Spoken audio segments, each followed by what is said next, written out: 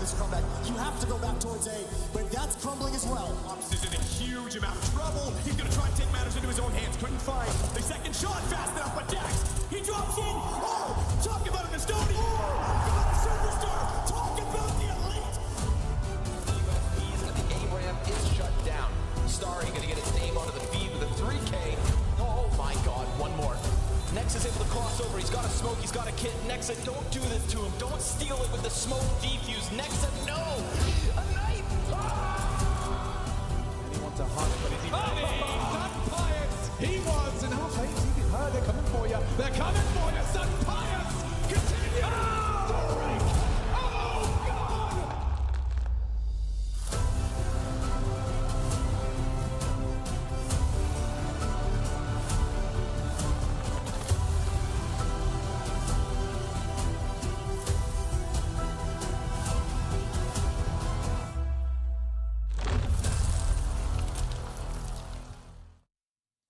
And here we go. Welcome back, everybody. It's the CAC. That's the Counter-Strike Asian Championships. My name is Tracer Anthony. You might know me as Stunna, but most importantly, what's going on today is going to be our first round of the playoffs within the CAC itself. The year being 2023. We're glad you're joining us. We're happy to have you. Good morning all the way from Romania.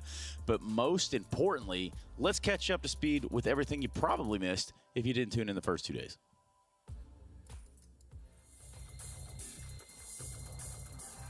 Let's begin the journey of the Dragon in China here in Shanghai. We've got Ence versus TYLOO kicking off on Nuke. Best of one, CS2, Jason.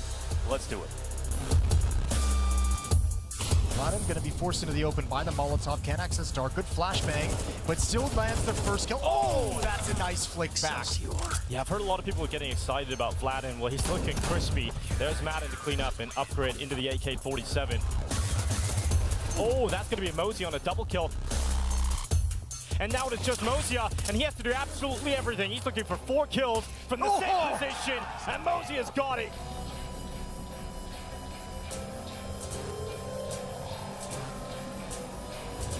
And now Playmat's trying to try and break them again. He does it once more. Playmat on the triple. This man's a bulldozer.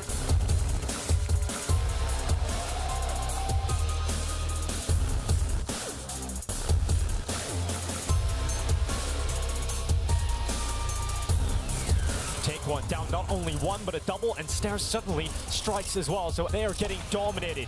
None of these advantageous positions are going their way, and so Pyjamas has to drag them kicking and screaming. Surprise, fix the plan, bits out Astralis, now looking for Playmath. Maybe just getting another one here. Devices inside of the red room smoke. Yikes. Ships in the night. Madden's behind him. Hello, there's the night kill.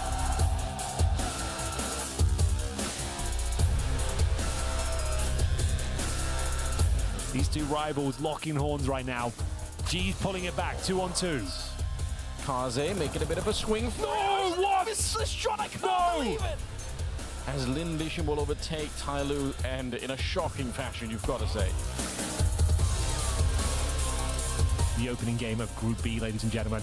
MOUZ Sports goes without saying, the absolute heavy favorites here. Oh, just as it clears, what a flashbang to set it up. That's a cool little trick. Fortunately, trying to get it back there, line up for him. Oh no!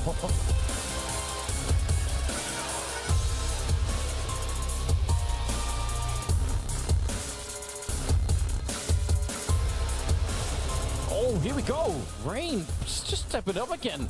3 versus 3 all of a sudden. That was supposed to be a 1 round for NIP. They had it all set up for themselves. Rocks next in line. It's all on S-Tag 1 versus 3. FaZe making their way in towards that upper bracket against MOUZ Sports in the next game. He's got the health for it. And actually, they've gone to check middle. Now he knows. He can do the footsteps, I think, of them running a bit closer. Oh. My God, he's just lining it up. He's so making it easy. Great shot from Karrigan. That's more like it. Karrigan's going to have to be the one to get it over the line here. Gets the first kill, looking for the quad now. The kit's being picked up, and Karrigan gets it across the line. It's taken out by the AWP. But there's no other option. They have to go into the B site. And the Marek finally strikes in from Cave. It's down to just Maxter, desperately trying to fight between multiple positions. Looks back to the ramp, and now just a 1v1. He pulls out the pistol, and Maxter gets it done.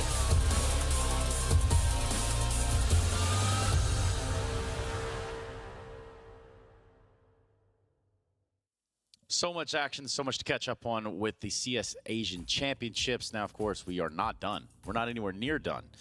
Well, I guess we kind of are. It is a quarterfinal kind of day, and then we do have a show match, but we also have our guests here. So if everyone could just please type in the chat and say, hello, good morning, Mr. Bleg. Good morning, Mr. Pimp. How are we? Good morning, Mr. Trace. I'm feeling great. I'm feeling fantastic. Yeah, I'm Playoffs now. honored to be a guest here at your show, Trace. It's fantastic. The Trace show. Yeah, I wouldn't necessarily say that, but I will say it's a show of sorts. And in that show, we find ourselves sending teams home. We find ourselves going through brackets, all the motions of A, B, and now we have the playoffs. So really and truly, Jacob, how have you found your time here in Romania? No, it's been fantastic so far. I think the tournament has been of great quality. The games have been fine, been fun as well. And the city of Romania here in Bucharest, I think we've enjoyed it. Yeah, I think Bucharest is a great city. Of course, you know, sadly we're not there all the way over in Shanghai, but it's looking fun. It's good to see all the fans out in full force as well. You know, just swarming all the players, making them feel loved. Yeah, you just showed me something very interesting on your phone. I'm going to leave that as ominous as it possibly sounds, because the brackets are up on the screen, aren't they, Jacob? Now, what do they say? Well, they do tell us a story of how Group A went down, and it was kind of sort of as expected. Maybe the only little bit of surprise we got in there was the fact that Astralis took down Ence so convincingly in that upper bracket final. Now in the lower bracket below, we had TYLOO going against Lynn Vision Gaming one more time in a game that was very close. One more time, and of course in the towards Group B, as some people might call it, the group of death. MOUZ and FaZe. We had FaZe opening things up with a 28-25 win over NIP. That is not a longest best of one in history, probably. Longest mapped so far in CS2 on LAN, if I'm not mistaken. And then an epic best of 3 against MOUZ, where FaZe were able to qualify straight to the semis. And of course, Wings Up had to say bye-bye. But the playoffs, FaZe, Astralis net themselves those semifinal berths, and then we start our day out with the quarterfinals again. I did say there was a show match at the very end of these 2 matches, so yeah, looking at the playoff bracket as it is, you know, Jacob, I think we've got what we asked for. We did. We have some of the best teams in the world entering the playoff. Astralis FaZe going straight into the semifinal. And then even today, MOUZ, you know, the second best team in the entire world as per according to the rankings. We get to see them play against the best Chinese team right now, so it's going to be sick. Hold that thought. Okay. Let's go ahead and get on the stage.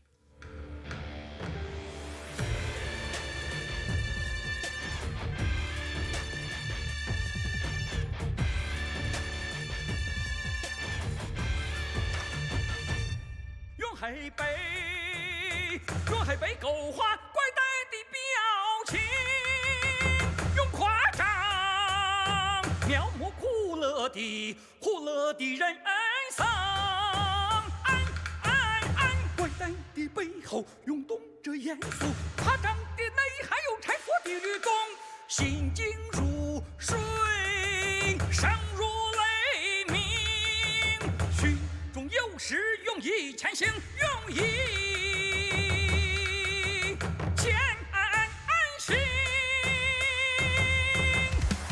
我不是我，我就是我，你不是你，你就是你，我们创造别样的人生。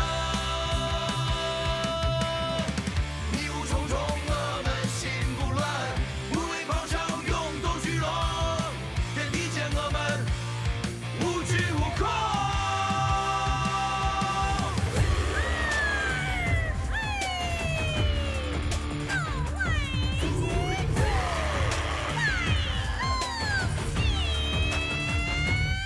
用雷击，用雷击发出正义的轰鸣，野火中铺开战斗的风景。正义的背后是生生不息，风景的内涵是纷争纷涌，团结协作，同振共鸣，勇敢少年智者必胜，智者必胜。我不是我，我就是我，你不是你，你就是你，我们创造别样的人生。邪恶混淆，我们眼不花，邪恶扬善，泾渭分明，天地间我们是反恐青年。我不是我，我就是我，你不是你，你就是你，我们创造别样的人生。邪恶混淆，我们眼不花，邪恶扬善，泾渭分明，天地间我们是反恐青年。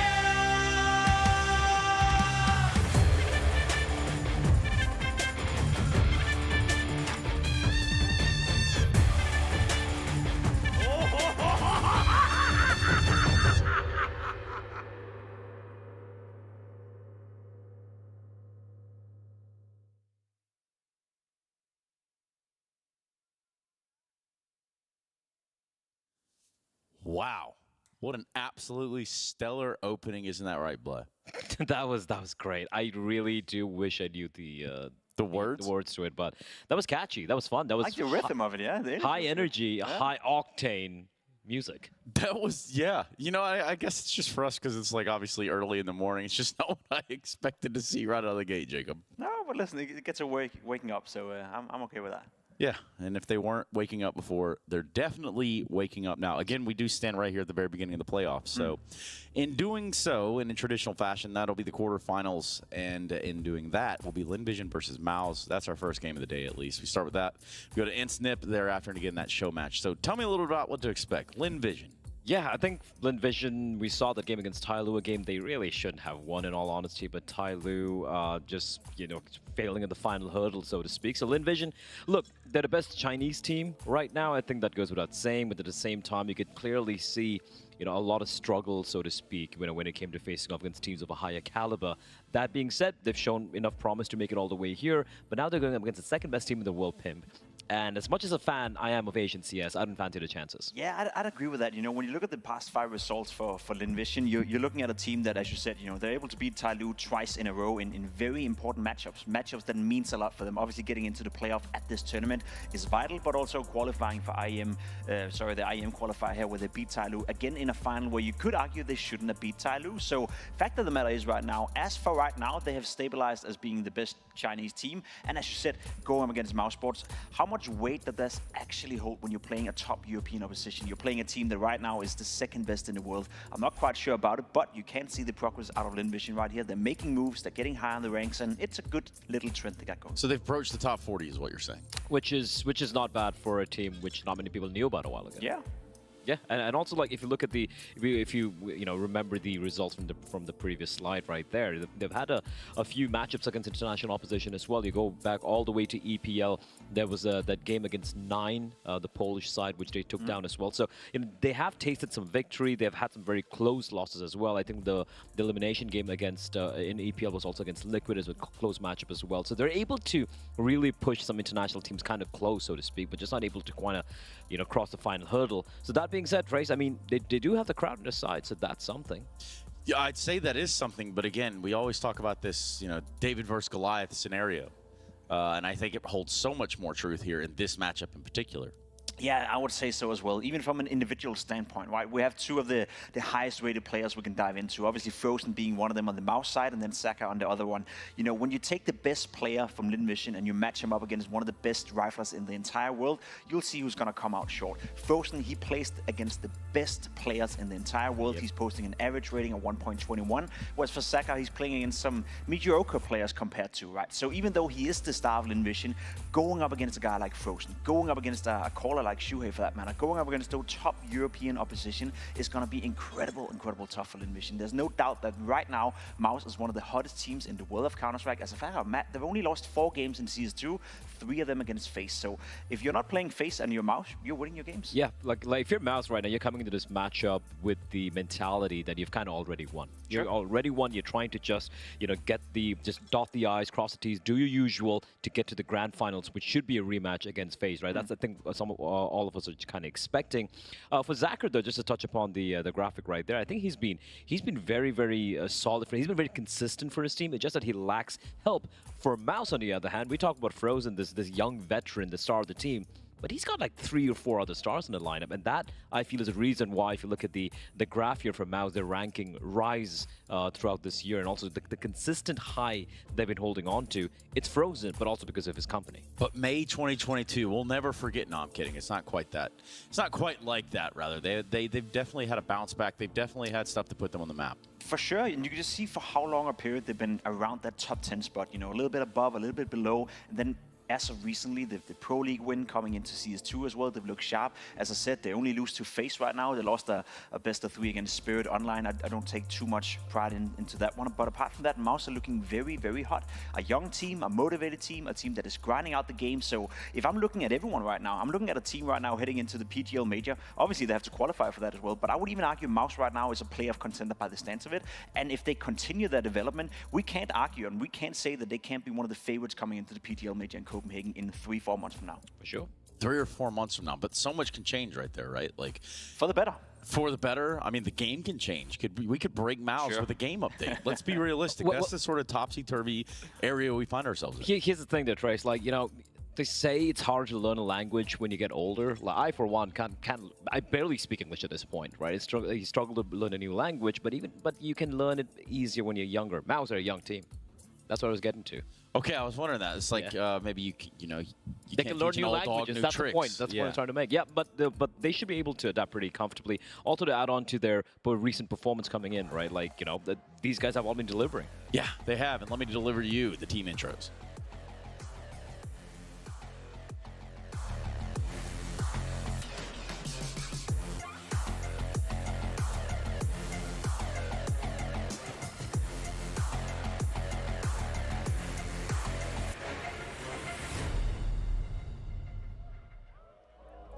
A flying start here in Shanghai as they turned wings upside down. Then it was a clash against FaZe, who continued to be a thorn in their side. A close fight, a lot of chances, but the same result as before. Now they must take on the best China has to offer on home soil without making a mistake. Being the favorite is one thing, delivering is another. 上海出剑及给予 Wings Up 沉痛一击，当在于宿敌 FaZe， 却依然让机会流失于指缝之间。而今将面对来自国内新王的挑战，他们是否能稳中求胜，涉险过关 ？Shanghai, this is MOUZ!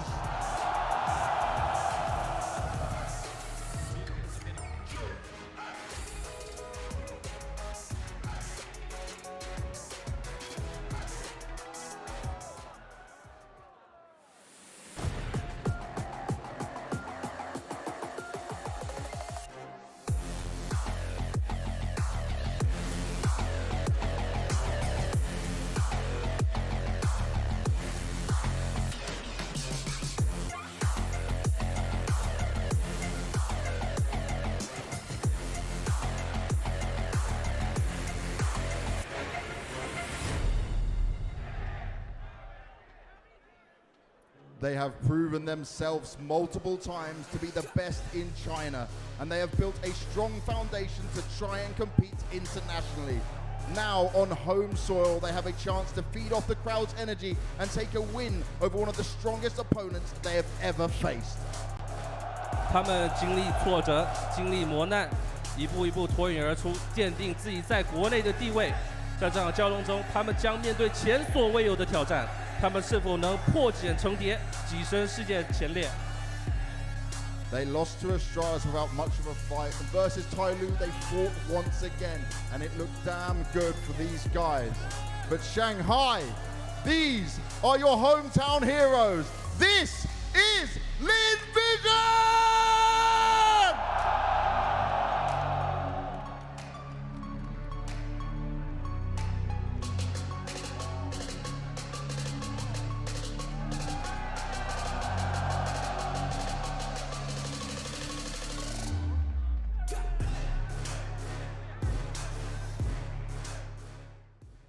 And the facts are there. The cold hard case can be made. It is Lynn Vision versus MOUZ. The winner will go up against Astralis in the semifinals. So at least there's that.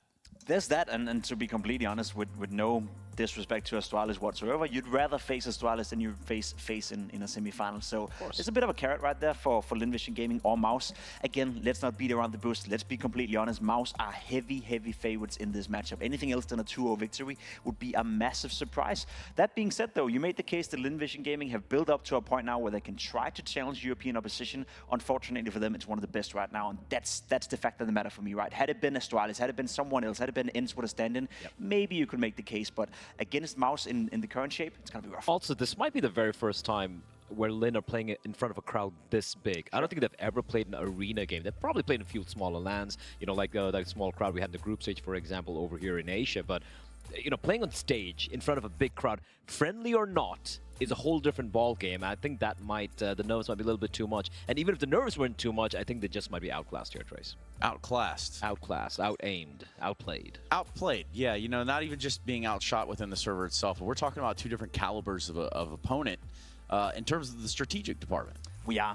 We're speaking about Shuhei, right, who were brought back into MOUZ Sports, who got so much praise for the Gamer Legion run at the Major. A lot of different teams were looking into bringing him in. He's a great mind for the game. He's a young guy, and he's very innovative with the way he's playing as well. MOUZ is a very proactive team on the server as well. They don't like to stand still. You have a lot of aggressive players in Torsi with the AWP. You have Frozen, obviously, as well, finding big impact. So there's a lot of different things Lynn Vision will have to handle in this game at the same time, which means that you can't win off by just having one player going crazy. We talked about Saka. We can talk about Westmelon, perhaps being the counterpart to that in terms of the fire department. We need all 5 players from Lynn Vision to play above and beyond what they normally do in order to control the chaos that MOUZ is going to bring to the server. Otherwise, there's no chance whatsoever. Yeah. Go ahead. No, I'm just looking at G, right? He's a star opera, so to speak, for his team, and he has been kind of delivering in this in the past few games, the past few tournaments I've played in. So I'm looking at him and Zachary as you would look at Torji. And we are looking at the vetoes, Blay. Yeah, man. There we go. Anubis taking out of the picture. That's, again, that sucks, right? If you're Lynn Vision, that's your favorite map. That's your perma pick, and that's a perma ban for MOUZ. So that's taken out of the equation. MOUZ are going to go for Inferno. They obviously have a huge advantage here. It's a map that they really do enjoy. The Overpass pick coming in from Lynn Vision.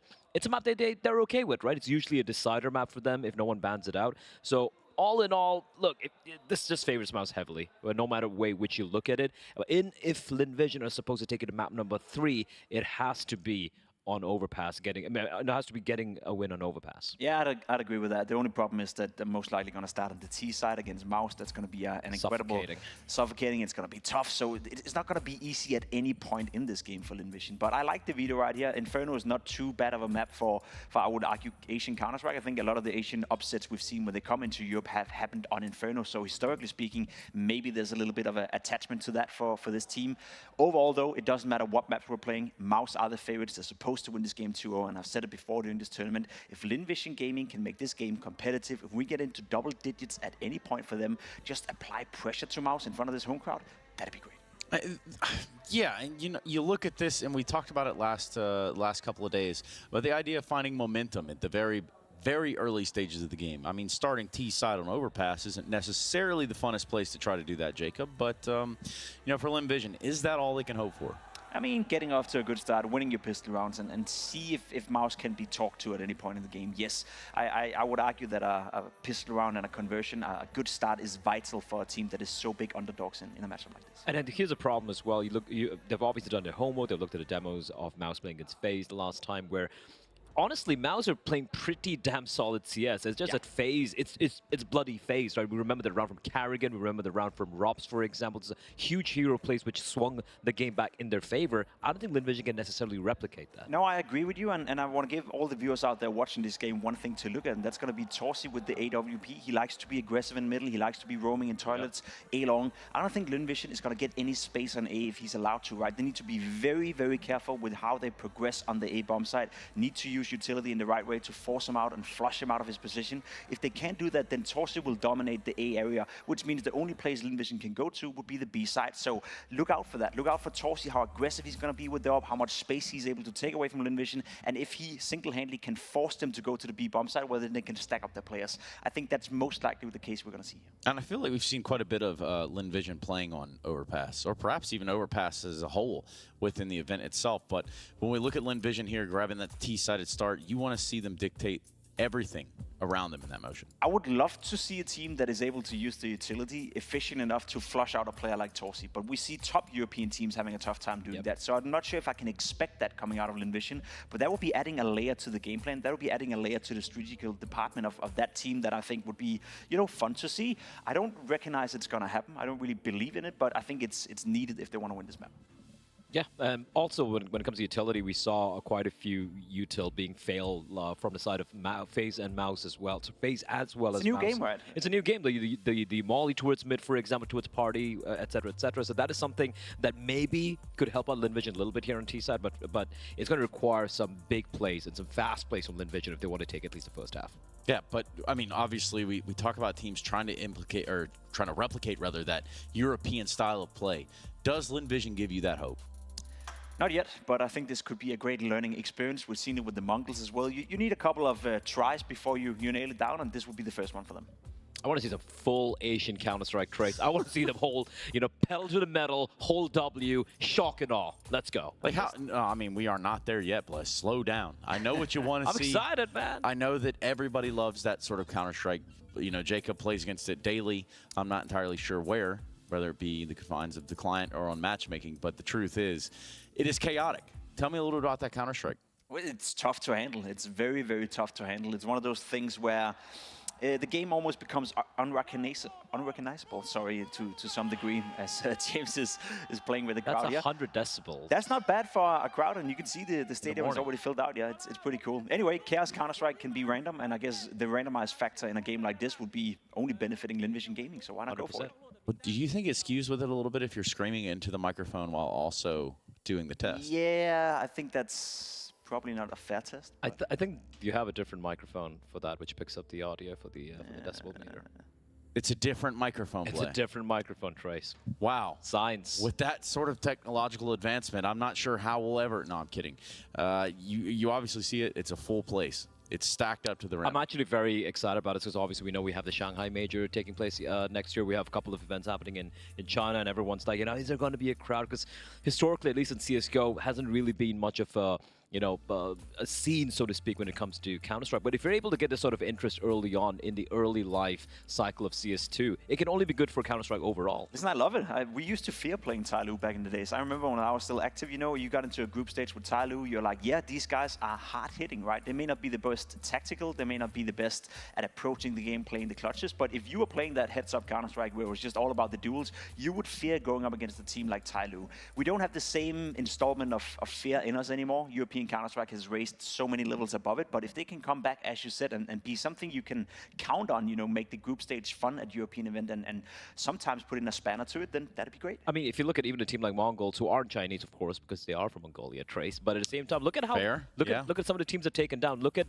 how they were one round away from knocking out Heroic in Cologne, for example, right? These teams are really raised the level overall, I feel, of Asian Counter-Strike, and just by, a rising tide raises all boats. Trace. Is that how the saying goes? I don't know. I have absolutely no idea. What I do know is this. What I do know is this. Put a percentage of how prepared you think Lynn Vision are coming in here. What kind of fight are we going to see from Lynn Vision? I think we should see at least a decent fight coming in. I mean, Overpass, it's a map they've picked, right? It's a map where they have a few reps on as well. And of course, Inferno, they have a chance. Let's hear from them. A very tough match, but I just want to ask you, how does it feel to be here as the hometown heroes representing China in a hugely packed out arena? 虽然你们面对很强劲的对手，但是你现在在主场作战的感觉如何？我们就感觉没有任何的紧张，没有那种怯战，就反而是很激动，很期待接下来的比赛开始。We're not nervous, we're not scared, we're extremely excited to play. Damn, I like what I'm hearing. So let me check this. How's your heart rate? How's the heart rate right now? Not good. Maybe after the game, boom, boom, boom. Alright， 那三叶，我们这里也谢谢你接受我们采访。那麻烦你先回去你的备战区准备比赛，好，祝你好运。那接下来大家懂的，接下来这个环节我们就交给 Bex。Shanghai, it's time for us to get into our first quarterfinal game. Are you ready? It's time to bring the hype! MOUZ versus Lynn Vision. Let's go!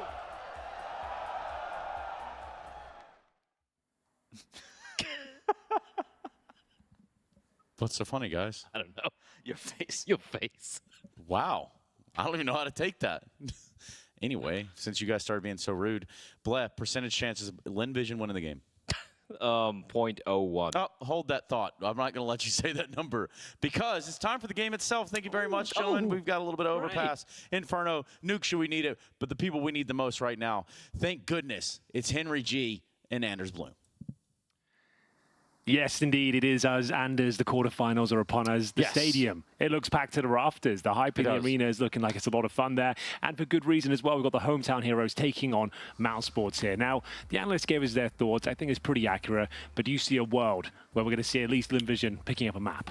I mean, the thing is, the TYLOO game might be really hard to predict off of because they've played each other so much that it's possible both teams are just playing a very different style of Counter-Strike. That's what I'm hoping. I'm hoping that Lynn Vision are going to come in here and try and play more to the level of their opponents here. I think it's super hard. Like MOUZ, like the guest already know, is such a hard opponent to play right now. But yeah, I've got my fingers crossed that it's going to be a different version of Lynn Vision because the one that we saw against TYLOO, I think is going to get crushed by MOUZ pretty quickly. Yeah, I guess the thing is that they've got nothing to lose. There's no real expectations here. They've got the whole crowd behind them. They just need to turn up and play their game, for lack of a better expression. And hopefully they just give us a competitive showing. I think MOUZ Sports are the clear favorites here. 2-0 is written all over the walls here. But if they can steal some rounds away, get a good start, and make them sweat, I'd be happy with that sort of performance. We just want to see these teams be competitive at this level and lay the foundations for 2024 and CS2. Yeah, I think that's probably another thing to really take away is that we haven't been keeping up with Asian Counter-Strike in the same way for a while. Maybe especially Chinese Counter-Strike. So I'd be really interested to see where they sort of fall right now and how much improvement is needed before we really get into the next year. I'm excited, Anders. Overpass kicked things off as well. Hell yes. It's a map that's had the full rework. It has a new lick of paint there. It still plays in terms of a tactical point of view, pretty much the same. But in terms of execution potential, you do have a bit more breathing room on the T side. And hopefully we'll see Lynn Vision bring their A game. It's going to be their pick. They start on the T side here against a stacked MOUZ. Their full lineup here. No nonsense with Jimmy not being in play like he was in Sydney. He's looking red hot as we get into this first map, ladies and gentlemen. The quarterfinals of CAC 2023 are underway as this is a big game. Hometown heroes Lynn Vision Gaming looking to put their best foot forward here, show us they can compete at this level and maybe make a run to the semi-finals as we get into the T-side pistol. They've got themselves a single smoke, a P250 for Starry, and that's about it in terms of utility. So we're thinking that's probably a heaven smoke, maybe in towards B, but we'll see as the round makes its way forward. You have got a bit of a short probe coming in from Zershan and Torji. I love this. Claims some nice real estate, Anders. Yeah, this is so important. I think in the past round, especially on this map, Just get a little bit proactive on the CT side, try and find a little bit of info. They've actually flashed over from inside of the B-bomb site to try and take all this space now. Right. I think Lynn Vision hears this, and now Frozen's going to be maybe put to the test. He actually saw the shadow. He's calling it in, and they are rotating back here. No one's checking. Good return from Amelia. That's important, but the opening kill here at the quarterfinal goes to Frozen as G gets taken down, and now they're trying to flash their way through. It's going to be Suhe getting a kill, but Starry's right back into it. The P250, it rings true, and they should be able to get a bomb plant behind this. Yeah, should be in the operative word. He got Exertion with a guaranteed frag towards a connector, and actually coming back. Oh, he's been spotted, and that's going to be the bomb. Rising Tor as we get Zaka actually bringing it back into a 3 versus 1. Torji now in a very, very problematic scenario. He said Lynn Vision needed a good start, and looks like they're on course to pick just that up, as we'll have Torji find Starry presumably, but the bomb's going to be going down towards B, so we'll get this first kill, no problem, but the bomb's going to be planted now. On the other side of the map, he will not have a kit available. He's got 100 HP in Kevlar up against Westmelon and Zaka, so obviously give it his best effort here. If he can bring it down to a 1 versus 1 quickly, he might have a fighting chance. Makes the jump straight down to the wheelbarrow. That is a classic mistake on this particular map. Oh, they're trying to hunt him down. It's a bit risky. What a headshot from Torshi, but it's not going to make a difference. It's Westmelon to pick it up. And at that call, that caught MOUZ off guard. Exertion, I think he's never seen anything like it. He was flanking them.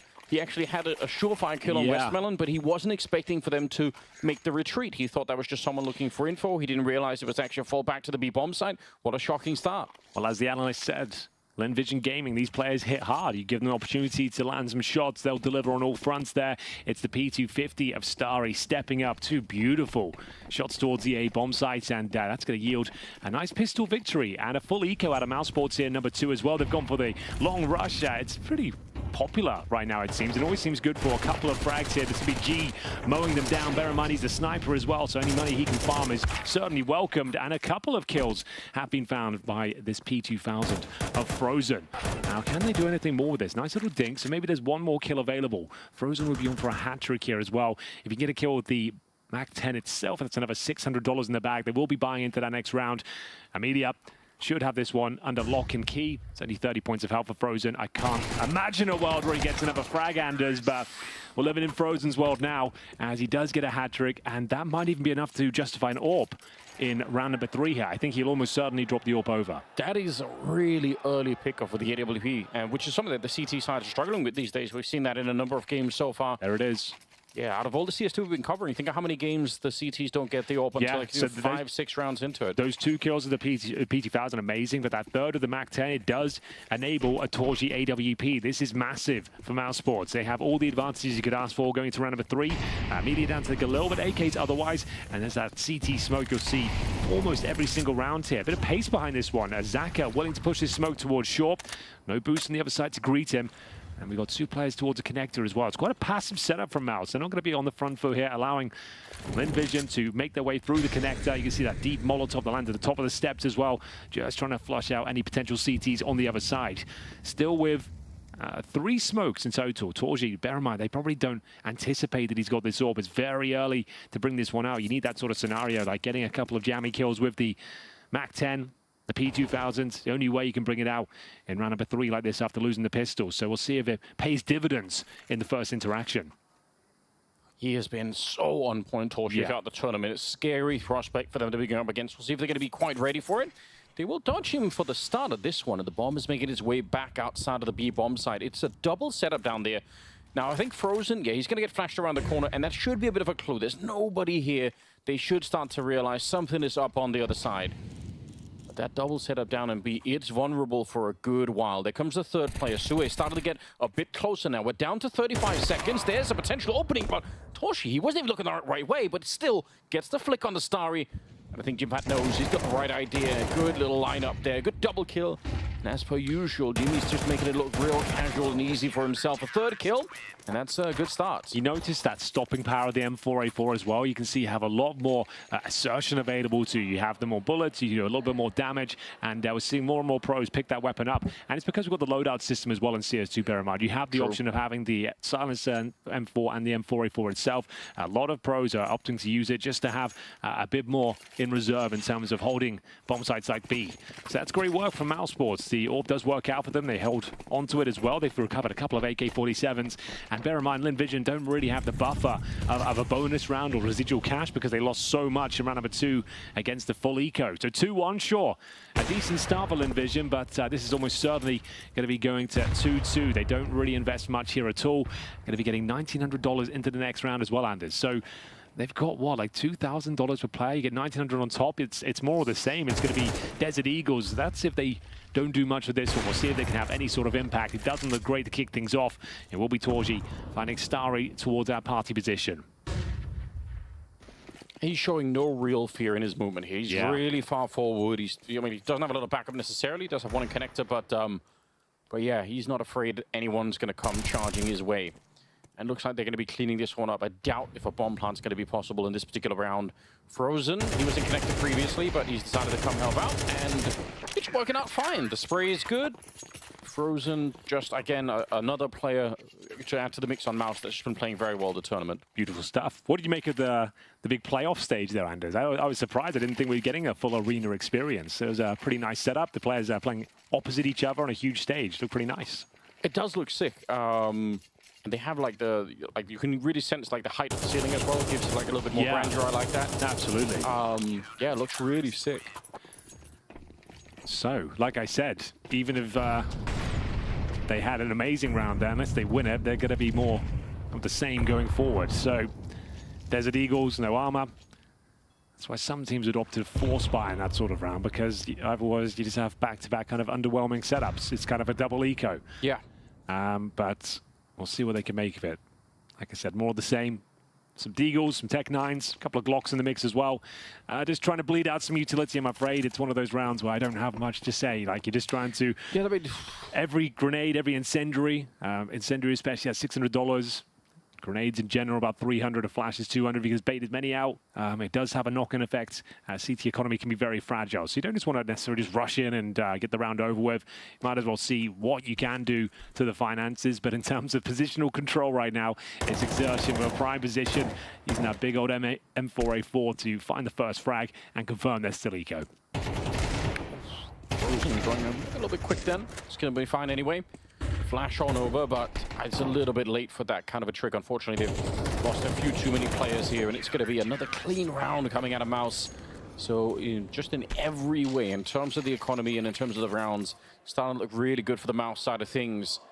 I would love to see a little bit. Jacob was talking about this on the desk about how you want to have that fear of the aim potential from Lynn Vision. It's something I think Jacob was talking about it in the past. You faced TYLOO in some of the group stage games in the past. That could have been a scary prospect, but you want to see that same feeling. Last time we saw Lynn Vision, I think G was the one that really stood out. Yeah. I want to see him. I'll be honest, though, they definitely got some good players and they can pack a punch, but they don't seem to have that superstar kind of quality in there, like that one big name we're looking towards. Yeah, you're right. G can have his moments. Zaka has very good stats coming into this tournament, but the level of opposition they play against, we haven't really seen either of them step up in a massive way to get a win in their belt.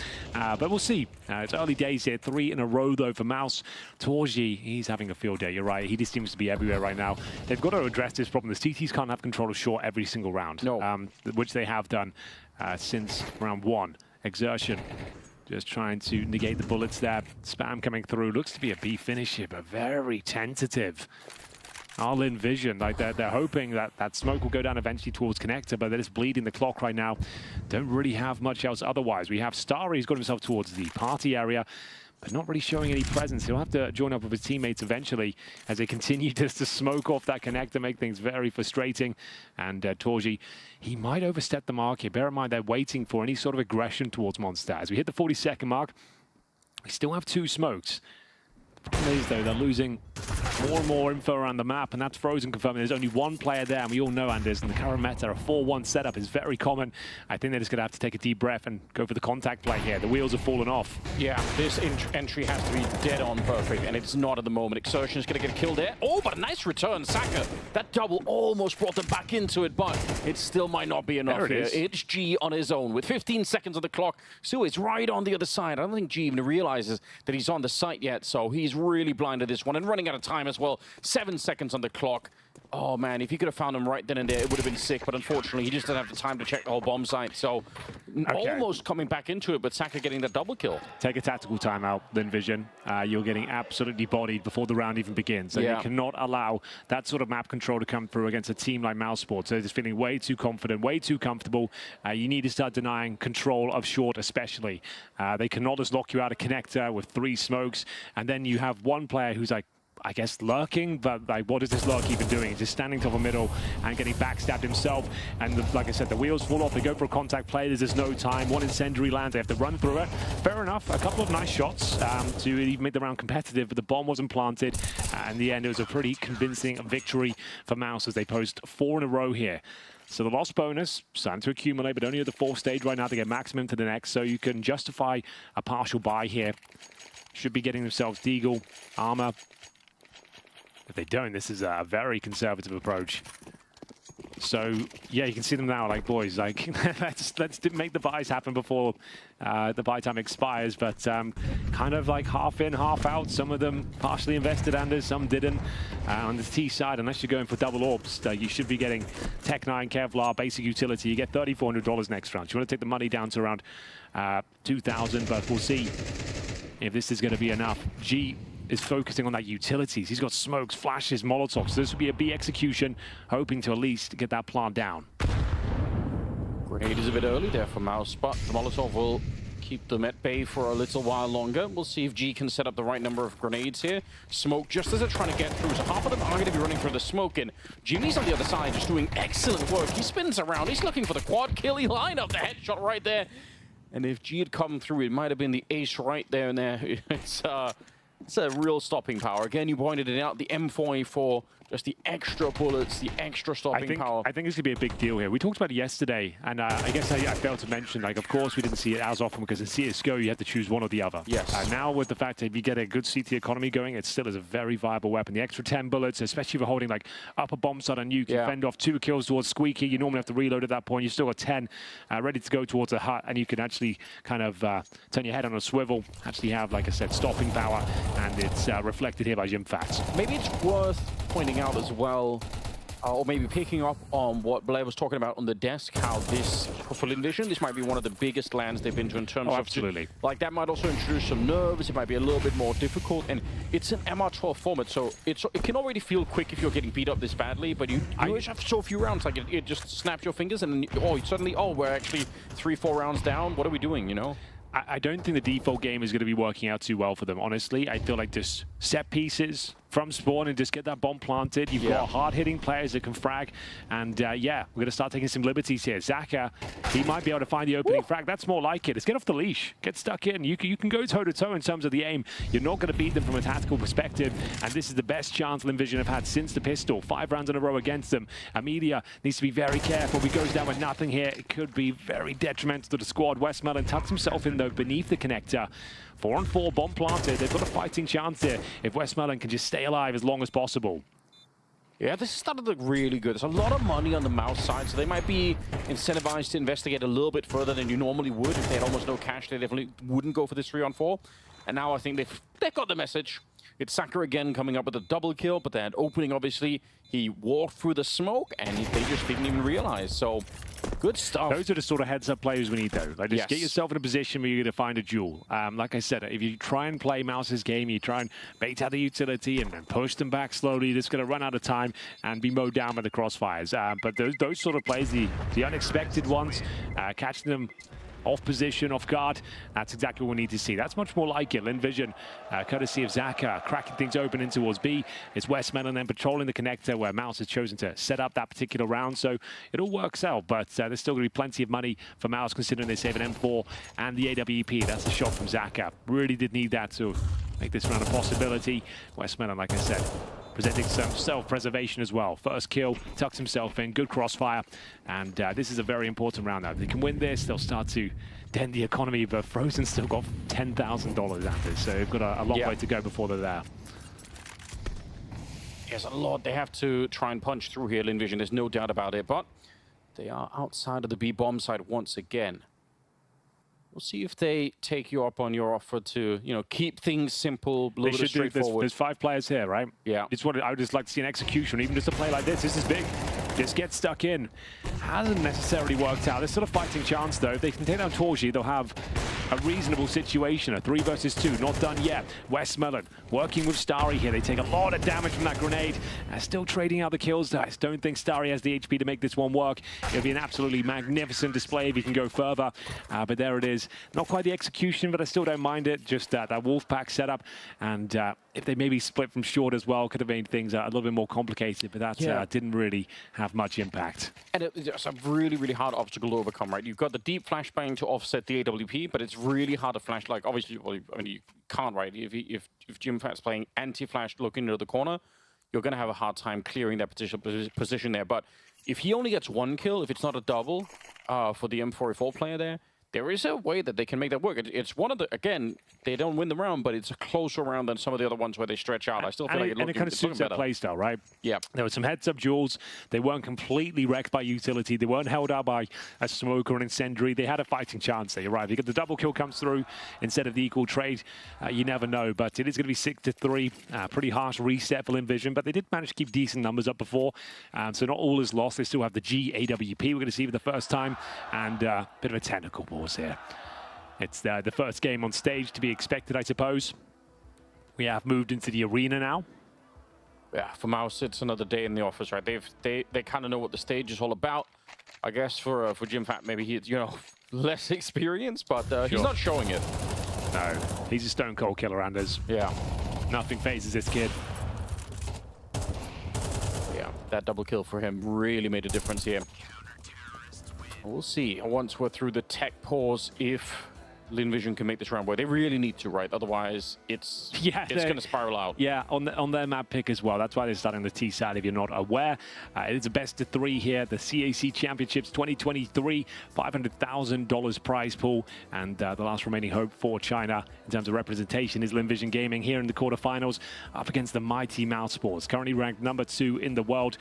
Didn't have the best showing at Sydney, but bear in mind they didn't have Jimfat with them. This is a chance of redemption to show that they are still a top team within CS2, and so far so good. They're up to 6 rounds here, 3 on the board for Lynn Vision as we get to the closing stages of this first half. I'd like to see at least 1 more round for Lynn Vision. Then with the pistol in the second, they'll still have a competitive chance moving forward. These technical pauses normally just a headset issue. It's normally just sorting out the in-ears, make sure the mics work, and hopefully we'll be underway momentarily. Up next as well, we have another quarterfinal for you. Some household names being brought into the server. We've got Ence versus NIP. This could be an interesting one because Ence with a stand-in as well. We've got NIP with, I don't even know what you'd call it, this kind of just, they're here. They're here with a team. And playing better than we expected, to be honest, right? So I guess that is something to think about. But you're right, it is a bit of a weird position for NIP to be in overall, which is just true for half the Counter-Strike scene at the moment, I suppose. So you know, we just all have to live with it. Yeah, all right. Frozen's got some fans. Yeah, rightly so. Great player, good guy. A little bit, you know, one of the people that sort of goes under the radar at times when you end up talking about, you know, interesting players in the European scene. In terms of like top players, like the best riflers we have in the game right now, he's not normally part of that conversation, but he's rising the ranks each and every tournament. We are back underway, ladies and gentlemen. MOUZ, Lynn Vision Gaming, 6-3. As the international squad are looking pretty solid here after losing the pistol, only giving up 1 gun round so far. And Lynn Vision have tried a plethora of approaches here. We've had the defaults, we've had the contact plays. We haven't had many set-piece executions. And G, once again, taking matters into his own hands, runs the gauntlet through the flames. And now might actually have an opening chance. Jimfat's going to check this, but it's a nice wide swing that doesn't allow the AWP to find the first pick, and they've taken a lot of damage on route here. Westmelon, G, Media, all taking so much without dishing out any damage themselves. I still love it as a risky play. Most player would like to say a calculated risk, really, running through the flames like that. I think it's a sick idea. There are so many maps where you can do that kind of thing on, and all it takes is for one of the CTs to kind of slightly forget about it, which you can easily do. You've got so many different protocols you're going through at the beginning of the round, like you're trying to stack the smokes right, or you're looking for the monster tunnel. So I love the idea, but didn't really work out the way that he was expecting. Missing the shot, and 50 seconds on the clock here, Henry. What have they got left? Still with 5 smokes, Anders. That's kind of wild. To be sub 1 minute, he still have 5 smokes on the T side. Suggests they're cooking something up here. Maybe a fake towards the A side of the map with these 2 players along, just trying to work out what kind of setup they're up against here. How much vision do the CTs have available to them? And, well, quite a lot towards long, it would seem. Starry gets nothing done. And again, they might just have to limp in towards the B side. They haven't used any of these smokes. They're just going to be walking in. This is nuts. Very, very risky. Flashes are coming through, and now the smokes are finally going up, but it might be a little bit too late. Kills are coming through, though, on the MOUZ side of things. Zaka and Emily are both going down. Westmoreland's too little too late. 10 seconds, you have to was walk not on a out. good round, unfortunately. I always try and find a silver lining, and as you know that. Yeah. But if you've walked into a bomb site and you're not deploying any smoke, this is what's going to happen. Like, you need to at least eradicate the risk and take some of the choke points out. Let's say Graffiti, let's say Heaven, let's Molotov the barrels. They just did nothing. They lost a player towards long. Not really sure what the intention was there. He just swung by himself with the AK and dies to the orb, and then that's what? That's your fake. I think it's fine for him to go long. The issue is when they flash that corner and don't find anyone, you have to be aware as the player that's swinging that you've alerted anyone inside of the bomb site that there's something happening, right? So normally the flashes obviously work to, to disrupt your opponents, but it can also work as a beacon for them to know when to peek, and that's exactly what happened, right? The Torshi's in there saying, oh, there's a flash long, I'm going to take a look. Just disappointed, I was kind of almost commending them, the fact that they've been so disciplined with the smokes, and then they've already lost the round. It's 5-on-2 before they smoke Heaven. Yes. You know what I mean? Like, let's smoke Heaven before then, shall we? Like, if this is going to be the case, surely let's use the utility while we still have a chance of maybe winning the round. But yeah, that's a pretty underwhelming one from Lynn Vision. Running out of time here. Penultimate round, 7-3, and they are going to limp in with Galils and AKs. More out of desperation more than they've got something they can really bring to the server here. This is starting to spiral. They won the pistol, they're 2-0 star. Straight up wallbang through the smoke from Shui towards the connector. Yeah. And yeah, again, it's just, they're doing these foot 1 setups, but the lurking player seems to have little to no impact. And staying alive is kind of half the battle. If you are going to be playing that 4-1, you really need to be a little bit more passive. But obviously get wallbang down, that's just really rough. I imagine that maybe Suri was jumping to find exactly it was towards short, to beg your pardon. It was through connector, so maybe, he could have jumped out, got the info, then spammed him down. I'm sure the replay will tell all. But here we go again. Back towards A. More contact plays here. They've got some decent map control at the very least, but in terms of Torchy's setup, like, these are easy pickings, Anders. This is just, he can't believe his luck. Like, there's no real pressure being applied. Difficult to get excited about the round because they barely do any damage and are just getting picked off 1 by 1. And it goes back to your earlier advice, which I feel still holds true, right? This kind of slow approach where you're waiting and you're sort of walking around the corner slowly, you could just tell that MOUZ is so locked into this game that you're not getting away with much here. All right, just don't know if he jumped it up, but straight up spam to take him down. What a rough way to go. Yeah, these are alarm bells now. Lynn Vision. It doesn't seem they've got a real game plan to counter MOUZ Sports. It looks like they're playing their own game, which would usually work against lesser opposition, but just look at Torgy. Oh my God, he's having a good time, isn't he? That is sick. And a good flashbang at least. It will recover the rifle, but the damage has been done. Westmelon down to 50 points of health after the spam through the wooden boards and exertion, chomping at the bit to get stuck in even further. I think he's got a guaranteed kill here, Anders, and that will be Westmelon taken care of.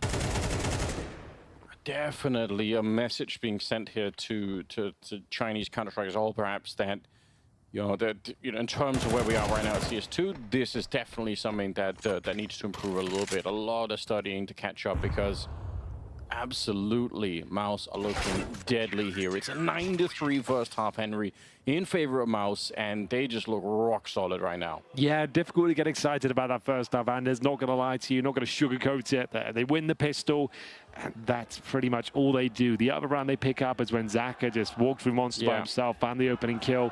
It wasn't down to strategic prowess or a great fake or an execution that really rocked their world.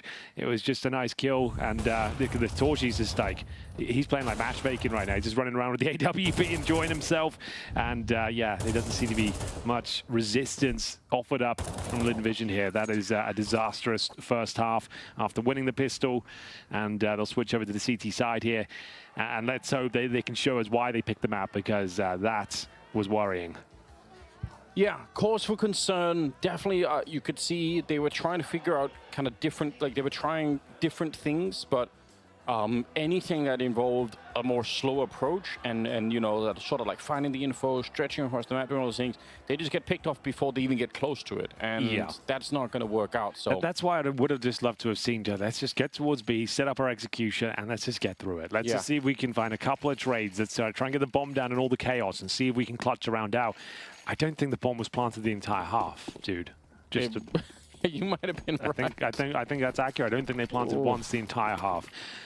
That is normally a telltale sign that this is not a matchup that will be going in their favor. But still, if they win the pistol and they can park the bus on the CT side, you never know. They do say 9-3 is the new 11-4. They do say that. That's a good point. I guess we said that a couple of days ago. But that's one storyline we can hold on to. That's about the most promising thing Lynn Vision have got going for them, is maybe some voodoos in the air, and the 9-3 scoreline can help them out. Yeah.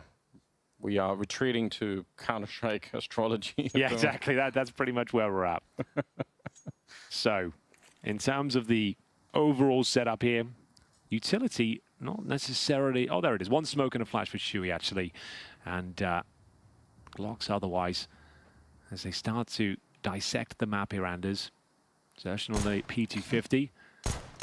Really pushing his luck there, but... You know, when you're this far ahead, you're gonna feel like, you know, let me just try and take this shot. Oh my God! See ya. Yeah, good night to Westmelon. That is gonna be, that's a spicy shot right there. Yeah, juicy shot. Takes a bite out of Westmelon. That's exactly right. 30 seconds though. So, in we go. This is like what you want to see, the smoke down spawn, the flash can going over. You found the frag.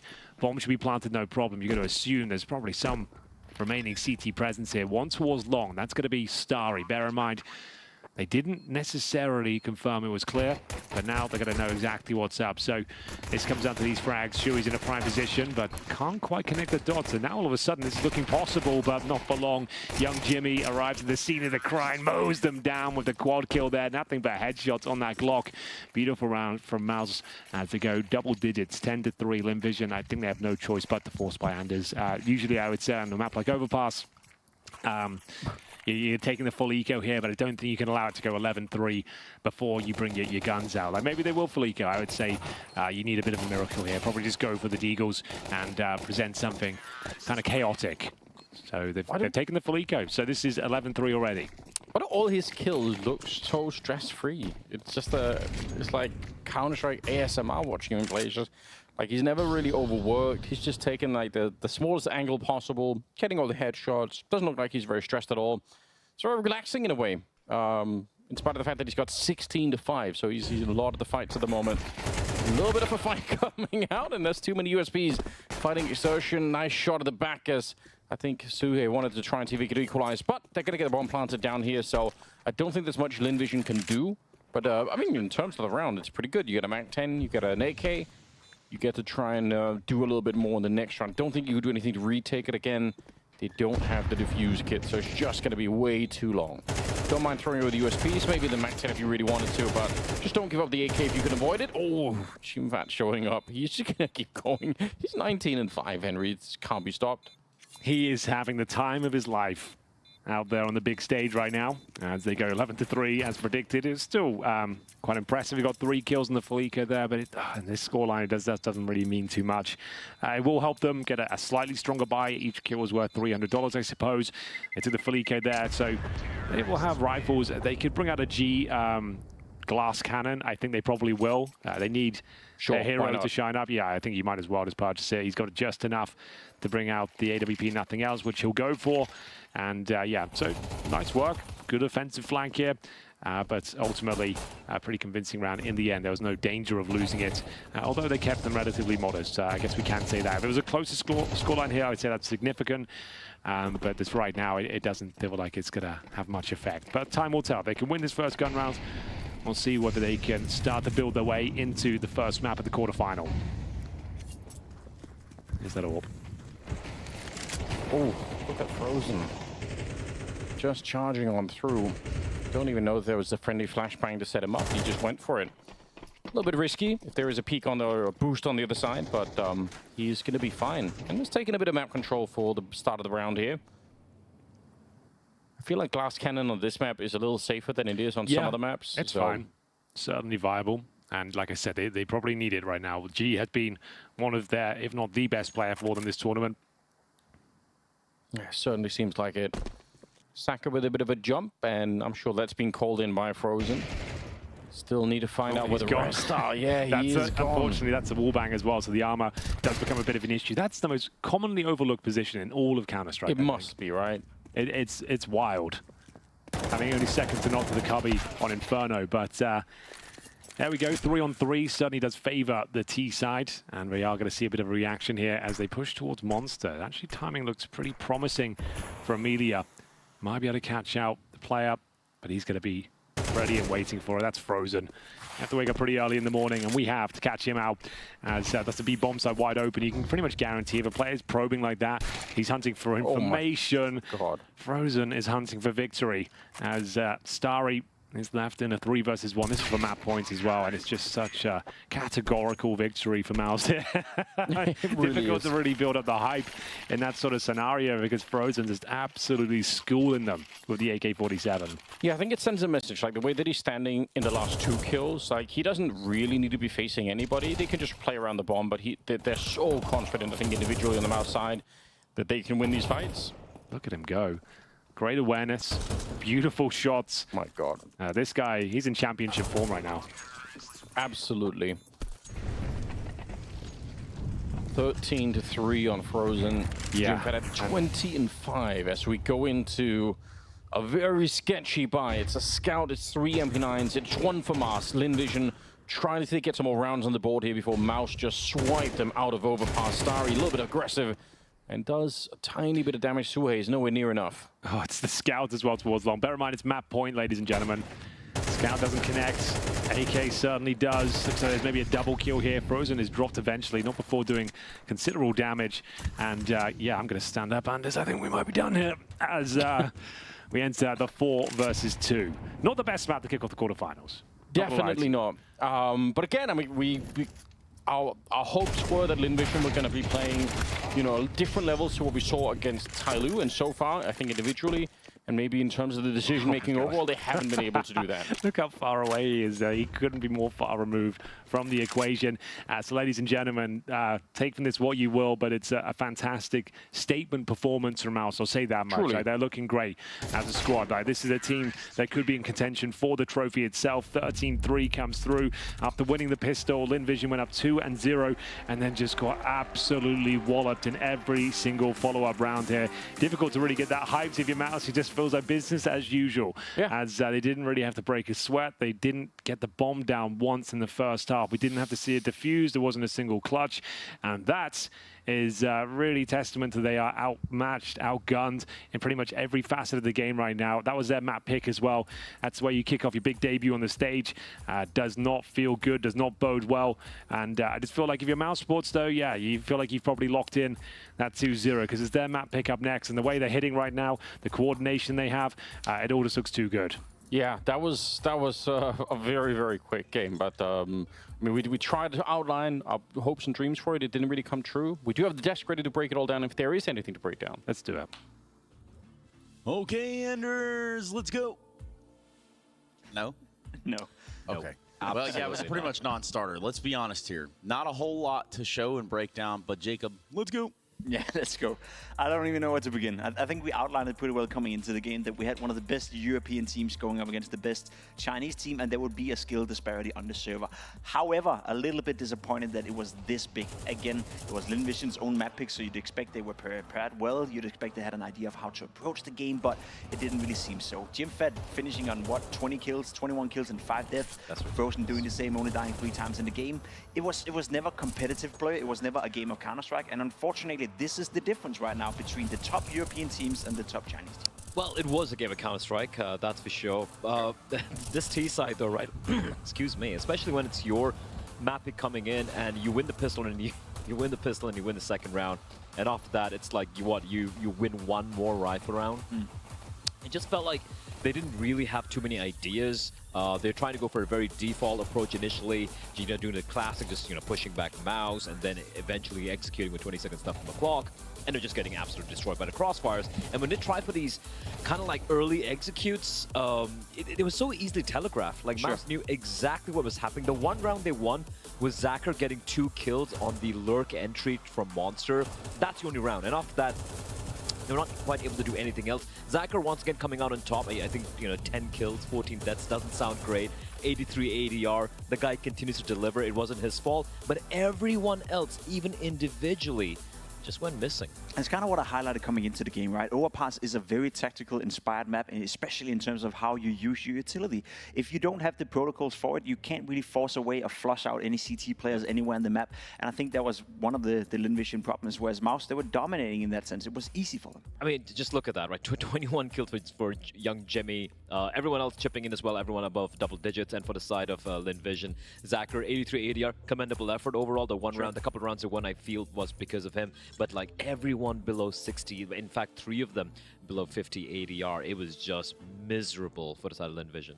Yeah, so I mean, we have to look at this, I'd say objectively, but the truth is the first map doesn't give us a whole lot of hope going into the second one. Not at all. To be completely honest, I'll be straight with you. MOUZ is a fantastic Inferno team as well. They win an awful lot of their games on set map. However, as I said, there's a historical context when it comes to Asian teams and playing Inferno. They have a pretty good grasp of how they want to do it. Yeah. The style they play somehow seems to disturb the European style as well, because we have seen down in the history that TYLOO have had success with it. We've seen other Asian teams having success beating European teams on Inferno. So I'm not ready to say there's no chance for a competitive game, but I agree with Anders and Henry saying that so far in this game, there's nothing that suggests that it won't be a 2-0. It's just a matter of how quickly even the Asian teams who are pretty decent on Inferno are the other guys. It's the TYLOO lineup right now, and of course Mongols and Atox and Mongolian teams. This team in particular, I don't think they've even played a single CS2 official yet, at least on HLTV on Inferno. For the side of MOUZ, Trace, 16-2, 16-2, 16-2s. They've been winning easy. But it tells me that Lynn Vision is starting on the CT side of Inferno. Surely I don't think it goes matter. A little bit better, Jacob. Yeah, normally you'd argue that's an advantage, right? I think in this case, I would probably rather start on the T side. You want to control the pace. MOUZ can do whatever the hell they want on that T side. They dictate the game. They dictate the pace. They dictate whether or not they're going to play fast, slow, or somewhere in between. And I think as long as MOUZ are in control of this game, Lynn Vision have no business doing it. What I would like to see from Lynn Vision is on the CT side, just play a little bit more aggressively, right? Take control early on. Listen, you have nothing to lose right now. Just go all in. Yeah, which is exactly what we're going to do, but only after this break. That's right, we need to go to a break. We need to come back. We need to see if Lynn Vision has something in the tank for their CT side on Inferno, or if it just ends here for them. Either way, there's only one proper way to do this. So, okay, let's go.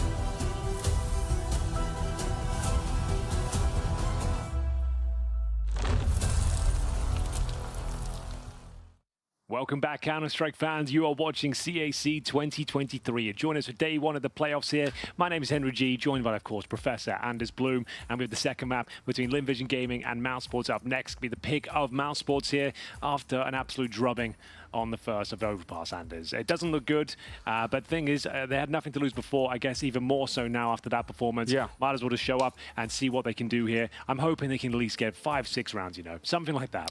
Yeah, it'd be cool if they could take the time that they've had in between map 1 and 2 to sort of go back and say, what are the few things that actually did work? And it was pretty much what you said, I think in the first 4 rounds, really. Do set pieces, like just try and follow through on something.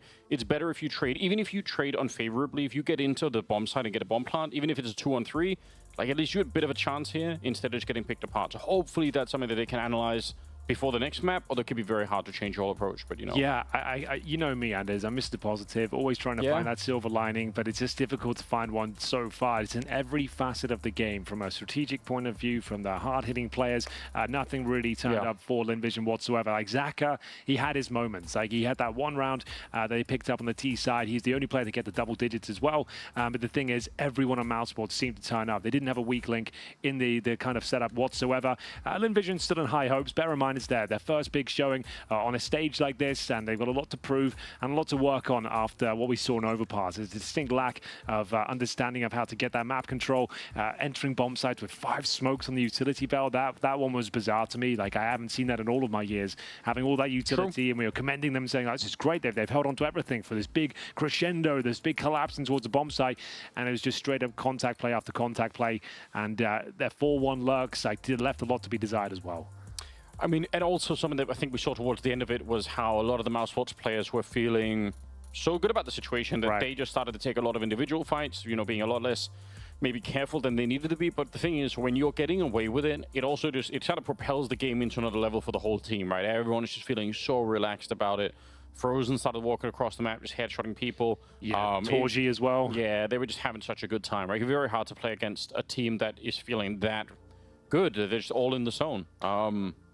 Well, I guess we'll see how it goes. I'm just, I don't know. I'm shocked by. I was hoping that we'd see, again, more of the individual firepower, that kind of stuff. That's what I was praying for, but I don't think we've seen it yet. That's what the Asian teams over the years were known for, right? When TYLOO would come to a DreamHack Masters or something like that back in the day, like you'd always think they're gonna take a map off someone. They're gonna cause an upset in the group stages. That's always gonna happen. We just don't really have that team. Like Lynn Vision, I guess the best representation we have right now. They seem to take down TYLOO more often than not when they match up. They played against each other 13 times this year, and it seems like they win the lion's share of those games. But it seems like they're not really ready for this level of play. Bear in mind, playing on the stage as well, it will have some nerves affecting them, but they said they were ready to go. They weren't intimidated by the fact they were on this home turf, and they've got the home crowd on their side. If anything, it's just going to raise morale. It should get them in the zone, right? It should get them fired up, that everyone's cheering for you to win. But the thing is, well, it's not like MOUZ seem to be hated in the arena either. I feel like Counter-Strike is just loved in general over in China. Yeah, I mean, that's probably, that's good news, you know. Hopefully, again, this could be inspiring to a bunch of the fans out there in China watching, thinking, you know what, actually, this looks pretty sick, and I kind of want to play like one of these players on the MOUZ Sports side. I want to try and see if I can match that level. We know that it's existed in the past, so I'm sure it can happen again. But yeah, for the minute, it seems like, you know, none of the Chinese teams so far that we've seen have really stepped up to that level where you say, wow, this is the kind of firepower that it needs. And also, to be fair, the European scene just has improved a lot since as well. You know, individually, people are just really strong. It's great to see MOUZ Sports as an organization as well, finding the way back into top-level Counter-Strike. If you look back to like 2019 when we had like Karrigan, Woxic, Frozen, they were winning championships. They were like a really decent team. We haven't seen it for some time, and now it seems it's rebuild and using the younger talent, promoting players from the academy team itself, the likes of Torji, of Xertion, of course, as well. And everyone just looks like they're so honed in. They're ready to actually maybe lift the trophy at this tournament. Bear in mind, over at Sydney as well, didn't get to see the full show. They didn't have Jimmy over there. They were definitely in the conversation to win that tournament, but without the full lineup, it left a lot to be desired. So I think that would be an amazing grand final if we could potentially see the likes of MOUZ being able to take down FaZe. But either way, we do have another quarterfinal up against this one. It's going to be NIP versus Ence. Now, that's going to be an interesting game in the sense where it's not really clear as to who will be the massive favorites, because Ence have a stand-in as well. But I don't know, NIP, like you mentioned, they've actually been relatively impressive. Yeah, better than anyone was expecting. Taking FaZe to quintuple overtime. Yeah, and if you know, honestly, could have won that game, obviously, when you're playing that much. And at the end of it, too, maybe a little bit of stress-free for NIP, too. They kind of know the project's going to be changing. Like, everyone's going to be playing the best that they can to show what they can do, you know? Sure. So that's going to be an amazing game. Hopefully this one starts to warm up, because if you are just joining us, the first map wasn't amazing. It was Overpass. It was the pick of Lynn Vision, and they won the pistol. We said they needed that good start. So everything was going in their favor. Yeah. If you went to get like a coffee at the start of that game, you might have come back and said, "Oh, it's over." Like, I don't. And then when they just didn't plant the bomb, that it seemed like from a tactical point of view, it is kind of begged belief as to why have you picked this map? Like, why have you chosen this like really technical Counter-Strike map to actually approach a team like MOUZ Sports on? Because they couldn't find the map control, they couldn't find space for executions. They'd have to fall back on those contact plays time and time again. It wasn't quite good enough, I'm afraid. And let's just hope it's them getting warmed up on the stage. Maybe they were nervous, maybe they were a little bit intimidated. And with MR12 as well, you have a couple of bad rounds. It's very difficult to recover, right? It spirals out of control. It really does. I think the Desk mentioned this at the beginning too, but it is unfortunate, obviously, the Lynn Vision get to face exactly a team like MOUZ or FaZe. It probably would have been more interesting if they could have faced, you know, either NIP or maybe Astralis, something like that. Just another team that's maybe going to be, you know, not quite as hard hitting. I do think some of these, you know, younger players on the MOUZ side of things, they're just so deadly accurate. Bear in mind, the winner of this game as well goes on to play Astralis in the semi-finals. So like that MOUZ FaZe final still could happen. That's still on the cards here. Astralis, what have you made of them so far? Do you feel like they could actually be a dangerous opponent here, considering they won their first 2 games and got a berth into the semis? Yeah, I don't think they should really be underestimated. Like, I think, you know, obviously another one of those projects that's, you know, we know something's happening. Well, yeah, they've kind of addressed it themselves. So I like that fact. Like, in Devices, like, kind of not just pretending it's not happening. He said, like, whatever happens, I think we've got a good team here. He feels like Stare and Buzz are amazing players, and they're going to continue doing what they can. But he also did mention their Yabians down. That would be an amazing addition as well. Like, he can only do what's available on the server to him at the time, and I guess it is focusing on what's in front of them directly right now. For me, like, the core of having BlameF and Device together is really deadly. Like, it's really sick to see them, especially not on all maps, but on a lot of the maps they actually are playing next to each other anyway on the server, especially on the CT side. And it's so hard to play against. Like, they are just phenomenal players. And I'm a massive BlameF fan. I feel like if he gets in the zone, like he seems like he's in career best form right now. He seems like he's really enjoying this project. It's the best looking Astralis we've seen in maybe 3 years, which is kind of sad to say. Really, it's been a revolving door of different players and young talent that hasn't really been harnessed. But either way, that's neither here nor there, ladies and gentlemen. Your quarterfinal continues between Lynn Vision Gaming and MOUZ Sports here. It's the pick of the international squad. They'll be on the T side here. Inferno himself, a couple of flashes and a smoke. They like to bring out a P250 every now and then, but it looks like we've got Glocks across the board here. Zaka, I guess he was the best player for Lynn Vision in that first map. He just spots towards second middle, trying to get a bit of information. But slowly but surely, we're starting to make our way towards top of middle and apartments here. So very common strategy would just be smoking towards Moto, flashing over, going for those apartments, and just trying to swarm the bomb site here. It's a very passive setup from the CTs. You can see they've absolutely given up middle and enabling those crossfires. And the first player has been spotted. That's going to be Zaka in the apartments. And the danger with playing this passively is, obviously you don't know what's happening, but also you can be vulnerable to some of these flashes that might be coming in. So we'll see if any one of them are going to land. Smoke is down towards Little Pit, and Starry, that's a good stoppage. Straight in Jimmy's face takes the dualies to him. G going to be picking up Sue as well. Starting to look a lot better here. Zaka, one of the few people that were really hitting some shots on Overpass, coming back into it, and it's just Torshu and Frozen left. 2 versus 4. Now, the round is not over yet, but Lynn Vision have a good read on what's coming here. Just play it safe. Yeah, don't face too much.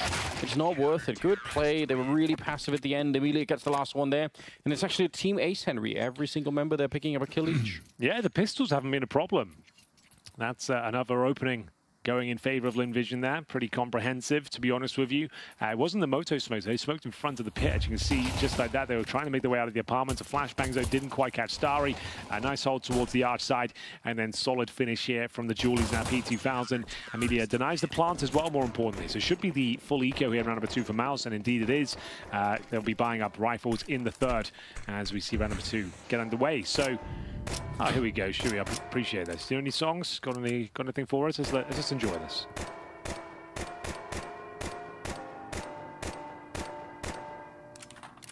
You'd recognize the tune? I want to say it's Christmas related, but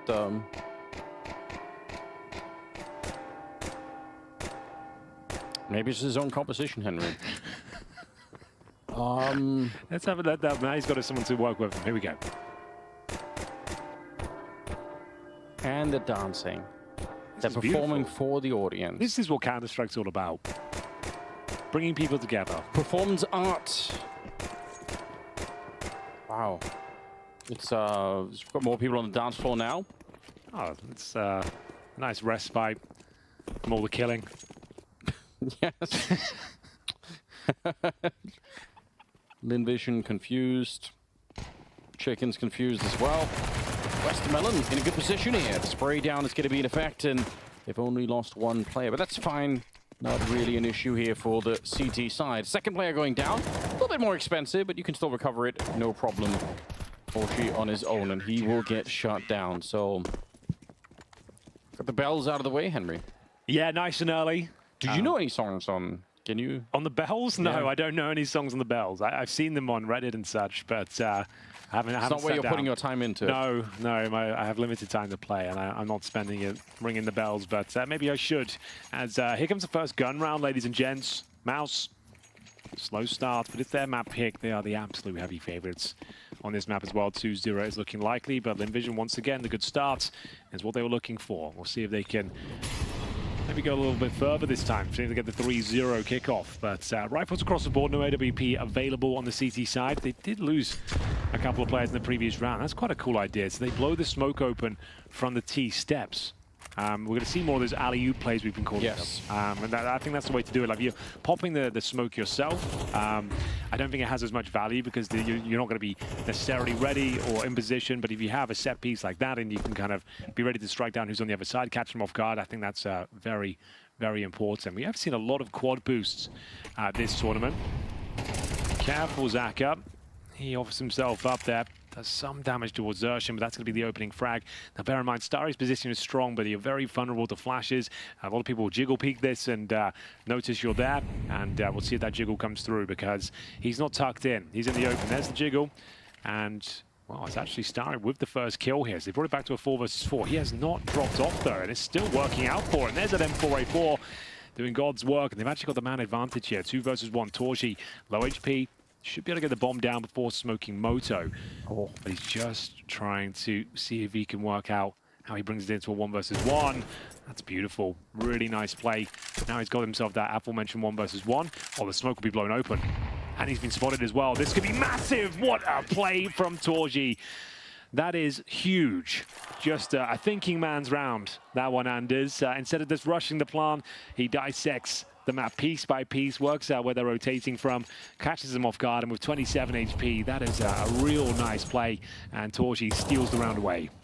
And also, I think playing a little bit on some of the inexperience here on the Lynn Vision side, because when the bomb isn't planted and you're a 2-on-1 like that, there probably should have been a call coming out on the CT side saying, hold on, the bomb isn't, like, he's had 10 seconds, he hasn't planted the bomb yet. Just take a deep breath. Don't just run through the middle. I think it's just the fact he just played it so well. He knows the fact he put down the Moto. Smokey just suggests, I'm using this to get a quick plan down. It's just really smart. And unfortunately, this is where things start to unravel for Lynn Vision. That was the best chance they had ever to get a nice, strong start here. 2-0 is great, but winning that first gun round, they had a 2-on-1 advantage. And Torchy on low HP absolutely schools them. And for now, it is going to be the eco, so not much to report, I'm afraid. MOUZ should have some open runway just to run away with this one. They found the opening kill in the form of Zaka. It's Media who will be under a lot of pressure here. I don't know what he's hoping is going to happen with the P250 at the back. No, Kevlar shows a bit of presence here, but the B-bomb side is wide open as Frozen confirms with the back 10 that oranges are clear. And at this stage, it's a bit of an ace stack for Lynn Vision. So this round's already over, I'm afraid. Yeah, not much that I think Emilio could have done at any point, unfortunately. So it is what it is. Going to be a tied game at 2-2, with the rest of them just kind of hanging around on the other side of the map. I don't really blame them. Not much they could do if they start to show up anyway. But yeah, that last round was beautiful. The grenade into the smoke is just, that was the... pitch perfect. It's what you wanted to see, wasn't it? Yeah, like, It did damage, it uncovered the CT, and he also had the protection of the bomb site box as well. And on low HP, the only target available was his head. So he couldn't have been in a better spot. He couldn't have approached it in a better way. And really impressive clutch there from Torji. And the hunt is on. You can see that the bomb's planted, sure, but sending these MAC 10s is absolutely fine because, sure, you've got nothing really to gain for taking these players down. But if it's the MAC 10 picking them up, that's $600 per kill. Certainly worth it. And Westmelon does well to get one, but the AK will be recovered. And it's not really a problem, to be honest with you. If MOUZ were watching the game that they played, that Lynn Vision played against TYLOO, they would have seen that stack happen quite a bit on that quad side, right? That's something that really worked out well. So, so I wonder if that's something that they're going to be thinking about too. Just, you know, maybe they spend a little bit of time looking over that game, because that should be something I think MOUZ will be hopefully aware of. Because you mentioned like a lot of different ways to clear it out. And they kind of did a little bit, but you know, you can throw way more efficient grenades. Here's a little bit of a mid push coming out. Starry, he goes down, and Sue is good for the double. That's absolutely worth it. Oh, it was a nice idea. The CT's trying to play on the front foot here, present some aggression, but unfortunately met by the bullets of Shui. A double kill with the Galil. 4-on-2 here. Still a chance with Zaka in an interesting position. He's only got 11 bullets in the magazine, though. Might need to just peel back and reload. And they've got both CT members here on the A side of the map. Well, yeah, I guess you don't really have much info to work with. Hoping to steal a kill away. It's another 4-on-1. 3-2 locked in. Westmelon, very, very tight position to be playing at the moment. Does get the kill on Exertion, but actually they're going to respect it a little bit and make sure that they really win the round here. Jimfat still in the middle, looking to see if he can win that fight, and he almost does. Yeah. Yeah, but the thing is that the round is over. The Westmelon's best chance now is to save the AK-47, and that's not going to happen. Jimfat will take him down. And the AK himself, 3 players survive, and that was a weak buy to say the very least, Anders. It has to be an eco once again going to the next round. So yeah, it feels like the exact same start of Overpass. They win the pistol, they get the 2-0, and then slowly but surely, MOUZ just take every single round. But crucial difference, we did have bells. We did have the bells. And the dancing. Yeah, bit of dancing. Just to raise morale. Seemed to have worked out for them. As mentioned, it is the full eco. Lynn Vision don't really have much to bring to the table. Maybe a couple of upgraded pistols at the top end. The Desert Eagle, they have a Starry as they go through the motions here. There's a player towards a sandbag. That's going to be Westmelon, but taking a lot of damage en route. Down he goes, a preemptive shot from Frozen, once again using that MAC 10 to great effect. Farming seems to be so rich. It's going to be ridiculous how much money he has after this round. He really wants more. Yeah. He's still hunting. He's going to get another like $3,500 on top of what he has now. So yeah, he is in the 10K club. Maybe that will be a feature of the, you know, in the future. People will take musical timeouts, Henry, on this particular map. Like you said, so. Raise the morale. Like one of those dreadful office exercises where you have to do, like, you know, walking meetings or stand-up meetings. Walking meetings? People do these things. Oh, really? I haven't worked in an office in about 10 years, so that must be a new age thing. There's a lot of the stuff going around at the moment, yeah. I'm sure the people who've experienced it will know what I'm talking about. Haven't yet had anyone actually ringing bells during a meeting, but you know, people do what they can to try and spice it up. They shouldn't. Should just abolish meetings, to be honest. Most of them waste of time, so... It's a hot take. I don't even think it is. I guarantee you, for anyone that's, you know, it's working in an office environment, I guarantee that's... I disagree. I think the idea of working from home is actually not very good. I feel like people are people, and they're going to overstep the mark. They're going to take liberties. They're going to take more time for themselves. I feel like a 4-day working week with meetings and stuff and being able to generate ideas in person, I think is valuable. I don't mind being in the office. I just don't want to be called into a bunch of meetings where nothing happens. I feel like that's... Well, yeah, just have high-quality meetings, I guess. Like... Yeah, but I feel like that's not possible. That's my experience anyway. I don't have a lot of experience, obviously, but I'm just saying it triggers me whenever I spend an hour and nothing happens. We're at a 4-2 scoreline, Henry. Yeah, we do, and the guns are coming back out for Lynn Vision. At least they're fully equipped this time. They do have the AWP 4G. He doesn't have a helmet. Shouldn't be a problem as the MAC 10's been removed now, but this is going to be indicative as to where this one's going. Like, sure, it's a rough start, but yeah, they might be able to bounce back here. They keep playing this sandbags position. it's going to be baited in. But you can see once again Molotov now, and now scrambling back towards the bomb side. Frozen's got full control. Flashbang's going to come through, and oh, nice shot there. G will actually find the open up.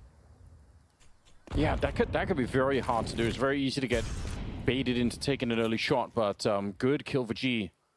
They need so much more of that. They need a couple of rounds that start like this. 4 on 5. You haven't given anything much up. Now, they are rotating pretty hard towards the A side of the map. Does look like it actually could be a B split. So maybe this rotation to A is not going to be that bad if they can shut one arm of it down and still keep B alive. Maybe it's going to be working out. Oh my god, Exertion with the headshots. Coming through 2 strong kills. Jimfat's making his way around the corner, and this is very bad news. G alone, chicken in front, but that's not going to make much of a difference here. They're trying to see if they can jiggle out the shot once again. He's tight on that one. Walks into Torshi. I don't know if G could have done anything more. That's a hard round for him to try and stay alive in. Oh, there is a fly in the ointment, though. Zach has done well to find this sort of progress up towards Banana. Now, Torshi did just check it out, but he seems to be high alert that a player could be here on the other side.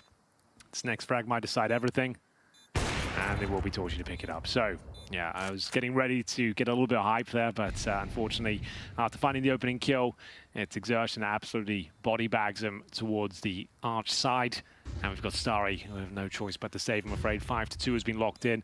Could be a very quick series here, Anders, as once again, they've won the pistol and then lost 5 in a row. Yeah, it is repeating itself a little bit. There's no question about it. Exactly what happened on Overpass. Like, yeah, literal exact same outcome. And well, there we have it. It's going to be MOUZ with another very comprehensive round. There are no fish in the fountain here, are there? No, they're not. Why did that happen? Why did they remove the fish? I don't know. I guess it didn't really bring much to the proceedings. Like, they were just there. It's a new map, new lick of paint.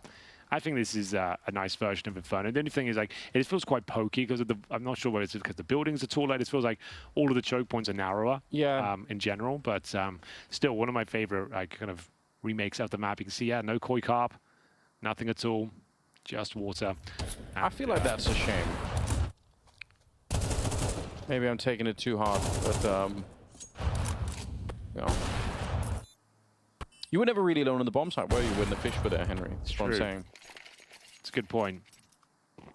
Wow. And now you have feet. You could actually put, like, you know, fish bars, like a real thing. You have little fish that sort of like nibble at your feet. Can't do that now. At your feet. Oh. Yeah. So, all right, we'll get back into the action here. Anders is enjoying himself, and we are going to see that Mac 10 for Frozen. Bear in mind, this is a brutal time to bring it out once again. It's another eco. They're reading the economy very well. It's a safe rifle at the very least, but unarmored opposition in front of them. There is a chance of Westmelon, I suppose. Oh, that's good shot. Here, yeah. Oh my god! You can see that this is a little bit silly from MOUZ. Like they're walking through 2 smokes and just hoping no one's there on the other side. Like maybe it's fine, but that wasn't required by any stretch of the imagination. But here we go. They've given up an AWP and a Mac 10. That was such a stylish kill coming up from Westmelon. That second shot right through the smoke. That looked really cool. All right. That makes me a little bit more excited now. See if they can actually finish what they started here. 5 versus 3, but they still have a bit of a disadvantage. Starry steps up, and they're walking right into it. You could see Amelia's thinking about it too, but you don't want to be giving up too much right now. 40 seconds. Still a 3-on-3. There is a bit of an element of surprise. They don't know about G. They're not sure where he is at the moment, but he is right up there in the A apartments. So he's going to be picking up a gun there, and down to 30 seconds. Still could be that apartments play. Unfortunately, they're going to lose Amelia on the one side. And now the question is, can he find the right timing here? 20 seconds. He does get the headshot. That's the bomb on the ground. And a 2 versus 2. And now maybe a little bit of panic on the MOUZ side. Maybe. Or maybe not. My God. They just wait for it. 10 seconds. They're not even worried about the clock running down. So Westmelon's recovered the AWP. I think he just throws it away because he knows he's probably not going to win this round. And he doesn't want to give it back to them. Which is like such a gutting feeling to have. It's just like, I guess you might as well even just save it at this point. Like, why are you going for this? Yeah. You're not going to win. Just go save the AWP, I would say. But giving it a go, you've got no kit, no chance. You're now giving yourself up. And yeah, I think saving the AWP was probably the best bet here. Yeah, especially because MOUZ can probably, they can rebuy it. Wow, okay. blocking the doorway. Yeah, I would think that would have been the better port of call. They can still buy one into this round, but G's still got $7,100, but there was almost zero chance of him winning that round. It got a little bit problematic for MOUZ. It was a 5 versus 3, but well handled. Jimmy getting control of top middle. Like I said, it wasn't really required that they went through those smokes, and you can see what they're up to there, but no one anticipating the position. It's Westmelon with the secondary frag, but G managing to get an impressive headshot with a P250, but the headline reads 6-2. The money is absolutely fine on the T side as well. Jimfat has $14,000. Oh God, Exertion is having a field day out there. It's gonna be a media from the cubby. Brings one back and he's calling for the cavalry to arrive. It doesn't quite roll. It does reach him. Oh, he's gonna take a lot of damage. That's beautiful. Jimfat's out as well, and before I can even start breaking the round down and speculating as what we can be seeing, Anders, it's already over. Yeah.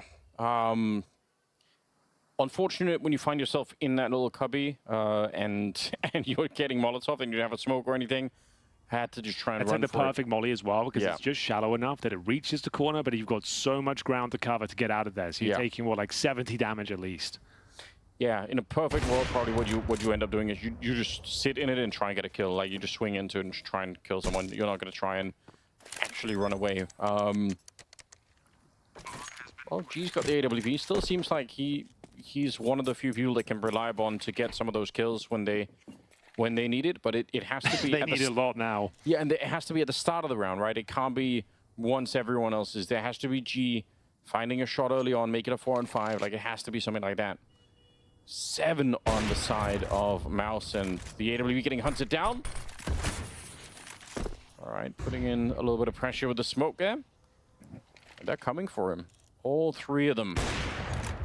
Every missed shot, it gets a bit worse. It's a good no-scope, but still don't think he's going to be able to save this one. Another no-scope! And now Frozen trying to chase him through the smoke. And actually, we'll maybe have to just let him go. Okay, then. We'll take it.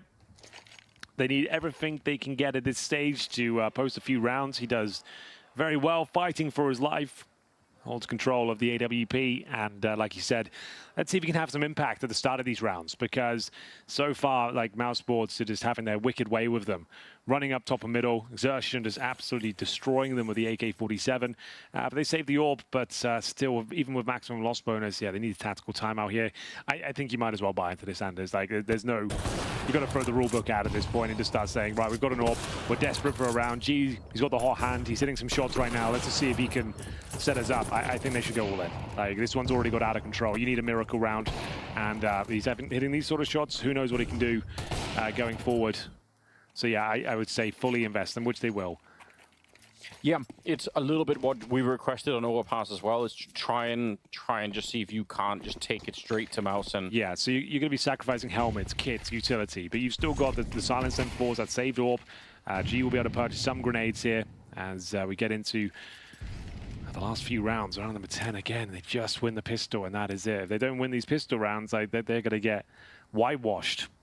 As we see that pop of the smoke once again. It's a really nice little setup they've got there, just to give you the jump on a potential AWPers on the other side. There will be one there. It's G this time. Bear in mind, they've gone for the 4-man setup towards A. They've gone for the quad again, Anders. Like you said, like, they've presented it a few times. It has worked more often than not, to be fair to them. see if it can this time again. Emilio on the one side. A little bit of a peek coming up there, but Saka might be a second too late. Starry, he's going to get a good couple of kills here. 2 versus 3. He's got the right idea, and he almost had the headshot there, but Jimfat will take him down, and the FaMAS caught in the corner here. Now. A lot of trouble, yeah.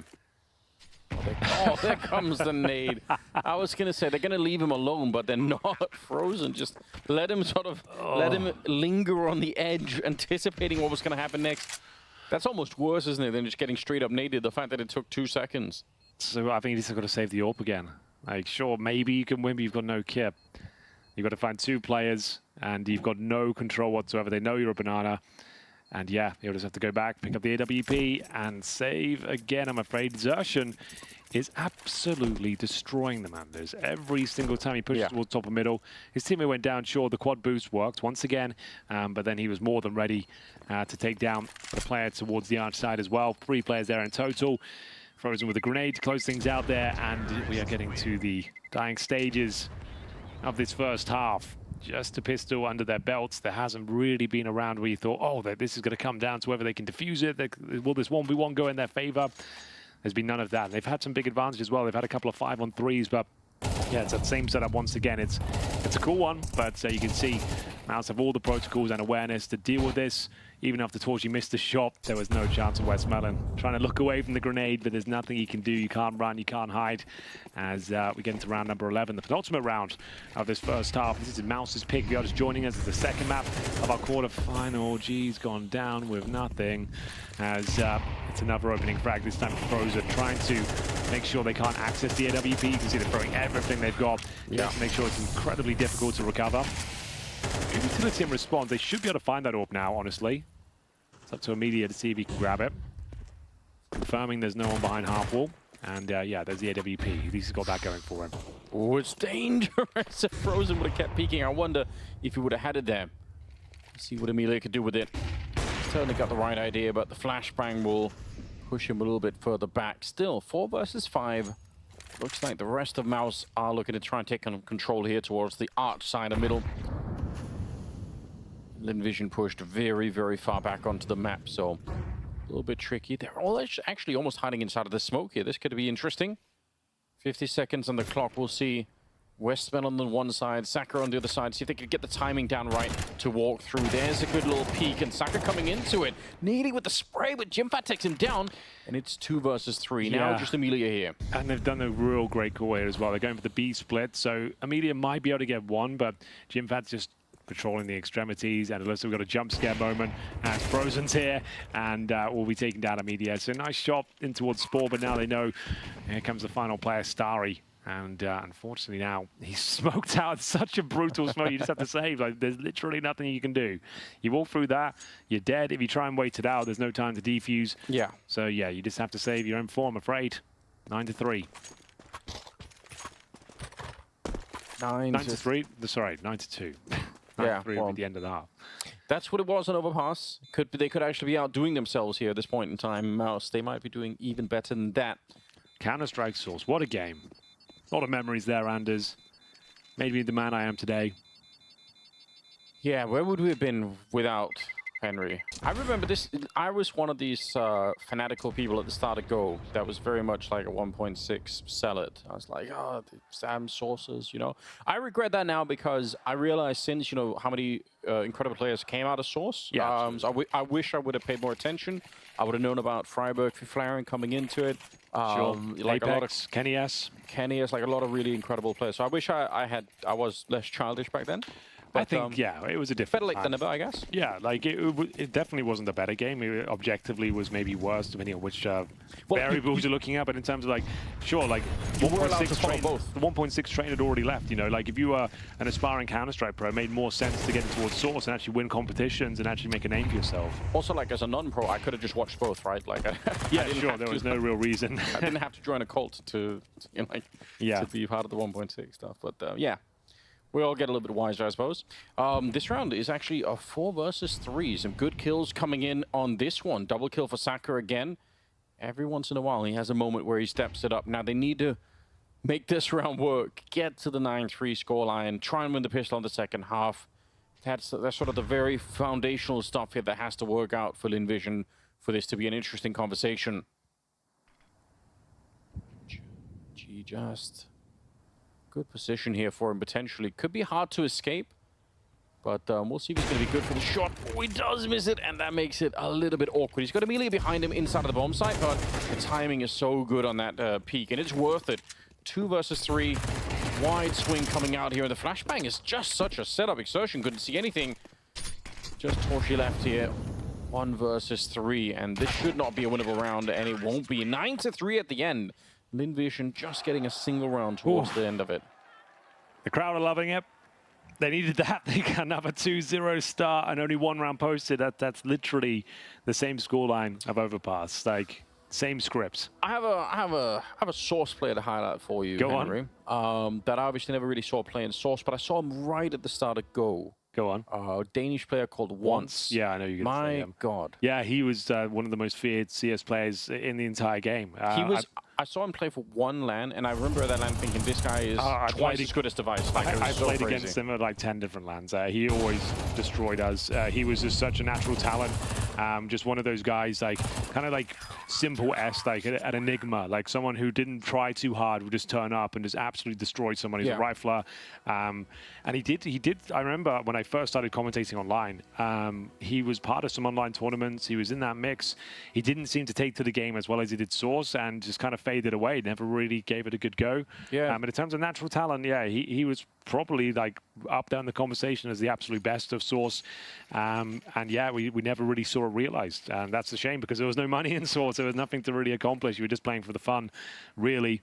Yeah. And he was fantastic at the local events and some of our bigger ones. But yeah, we never really got to see him shine in CSGO, which is a bit of a tragedy. Would have wanted to see him play like a couple of years ago. I want to see what would have happened. But obviously that's, you know, all in the past now. Here we are, Henry. Second half is coming up, and MOUZ are so close to getting to that the semi-final. They're going to be playing against Astralis, I believe. Yes, Astralis waiting in the wings, playing the winner. Presumably will be MOUZ at this stage. As Exertion flashed off towards Banana. Bear in mind, the Pistols have actually been pretty decent. Yes. They continue to beat so for Lynn Vision here. They've won the majority of them in this series. That's pretty much all they've won. But they've got a 5-on-4 to kick things off. It's going to be Starry facing off against this USP, and again, another clean headshot here. You see they've got the aim. It's whether they can close out and convert this round. They should be fine. Flashbang, and it's under Frozen, who needs multiple kills here. Not going to happen. And we have it, both pistols in the bag for Lynn Vision Gaming. Said win the last round of the half, win the pistol here. If they can keep this up, they can carve out a little bit more map for themselves. They have had no momentum at any point during this quarterfinal, so we don't even know what it would look like if Lynn Vision start to feel slightly comfortable in the game. Just have no idea if that's going to unlock something more for them because it hasn't been a possibility yet. Starry's got 11 kills, Westmelon's got 10 kills, so some of them are starting to wake up a little bit more. There's something happening now on the Lynn Vision side, which you have to hope that's going to be continuing. They can't really drop the ball at any point here. Has to be a long stretch of rounds coming through. It's a save, obviously, coming in from MOUZ. No real surprise. Emilia, it's fine. Why not go and hunt there with the Mac 10? Find out. If you run into the stack, you probably die, but who really cares? You get the bomb plant on the other side of the map, and you're going to win the round anyway. Actually, they're checking it out, so they certainly have the right idea at the moment. But yeah, it's once again one of the scenarios where the road back into this game is so long for Lynn Vision that, you know, you have to stack sort of, what if this happened, what if this happened, what if they, like 5 or 10 different things on top of each other. Oh, nicely done for Emilia. That's what you love to see. 3 kills with a Mac 10. Yeah, just what they needed. They'll get that 2-0 star once again. And yeah, if they end up losing this map, which is still looking likely, like the fact they've won both pistols and the follow-up conversions, like you should be with a decent chance at least make it competitive. They can't just leave this series winning, what, 6 rounds by virtue of pistols and nothing else. There has to be a bit more. Surely a few more twists and turns. We want to see something impressive, something to talk about here as the final kill comes through. And it's the clean sweep. But bear in mind the rifles come out next, and they could afford a glass cannon up. I don't think they'll go for it. On the CT side, it's not really required. They've looked so solid with the rifles, and this is where things could start to turn once again for Lynn Vision. Wait, did he remove the silencer on his M4 there? It's not impossible. I just saw him take it off. I'll be interested to see if he continues with that, but... Why? You know, but you can if you want to. Yeah, this is the test right now for Lynn Vision to figure out if this early little boost of momentum is going to be just a flash in the pan, or if it's actually going to mount into something more interesting here on Inferno. 9-5 the scoreline. MOUZ with the first buy round here in the second half, and trading smokes in the middle. Looks like a good idea. Emilia takes a bit of damage, but there's the flash to set it up, and Toshi's gone down. Sue, nice couple of kills. He's still got 4 bullets left. He can't even reload the gun there. And Jim had actually, for once, missing a couple of shots. This is looking promising. Absolutely is. I think they've done enough. These are the sort of rounds you'd like to see from Lynn Vision. Just like we said, make a call out of spawn, have an objective, go in as a 5-man unit and start utilizing some of the great aim we know you've got. That's much better, and I think you might even consider saving your MOUZ. This doesn't look good whatsoever as they get completely swarmed. Great little pincer towards the bottom side there. This round is not possible to win anymore, and indeed, Xerxes will be dropped as well. So there we have it. Frozen, last man to survive. It's going to be 9-6 all of a sudden. It's looking like they can make a game of this. Looks like Frozen just wants to get some of the exits here as... Well, Saka was low on health. Now he's dead. Westmelon also very low, so he's going to be exiting all the way out to B. And they find G at the end, so... Making it as expensive as he possibly could there, Frozen, which is, I guess, still worth something. Oh, absolutely. Lynn Vision up to 6, you know, this is a lot more encouraging. It's encouraging, yeah. They needed a few of the variables going in their favor. Like we said, the pistols and those follow-up conversions. They've won the first gun round. So it's about as good as it gets. It's the first time MOUZ have felt any pressure in this quarterfinal so far. We said Lynn Vision might have just needed some time to warm up and shake off the nerves of being on the big stage in the arena. And that might be the case. This is looking like their most impressive form yet. It's going to be the first time out, I think, of the series for MOUZ. Money's not great. They've got a frozen M4. You can like partially buy around it. With $2,000, you kind of P250 Kevlar maybe. Difficult to justify the deagles. You need to save around $2,000. Yeah. But we'll see. Jimmy with a double kill wasn't quite enough. Like we said, the pincer a little bit too powerful. Jimmy couldn't hold them off. And there we have it. Lynn Vision making a game of this one. We just said we wanted to be competitive after the first showing on their map pick. We just like it just for them to turn up and cause a bit of damage here. So as mentioned, maybe just a partial buy. A couple of players opting for pistols, Kevlar. Got some utility. This will be about Frozen, whether he can actually shut them down single-handedly. Yeah, which, again, individually, he's been playing at a really high level throughout the tournament, so don't want to count him out. Exertion setting up for the pop flash, so we'll see if the timing is going to be right.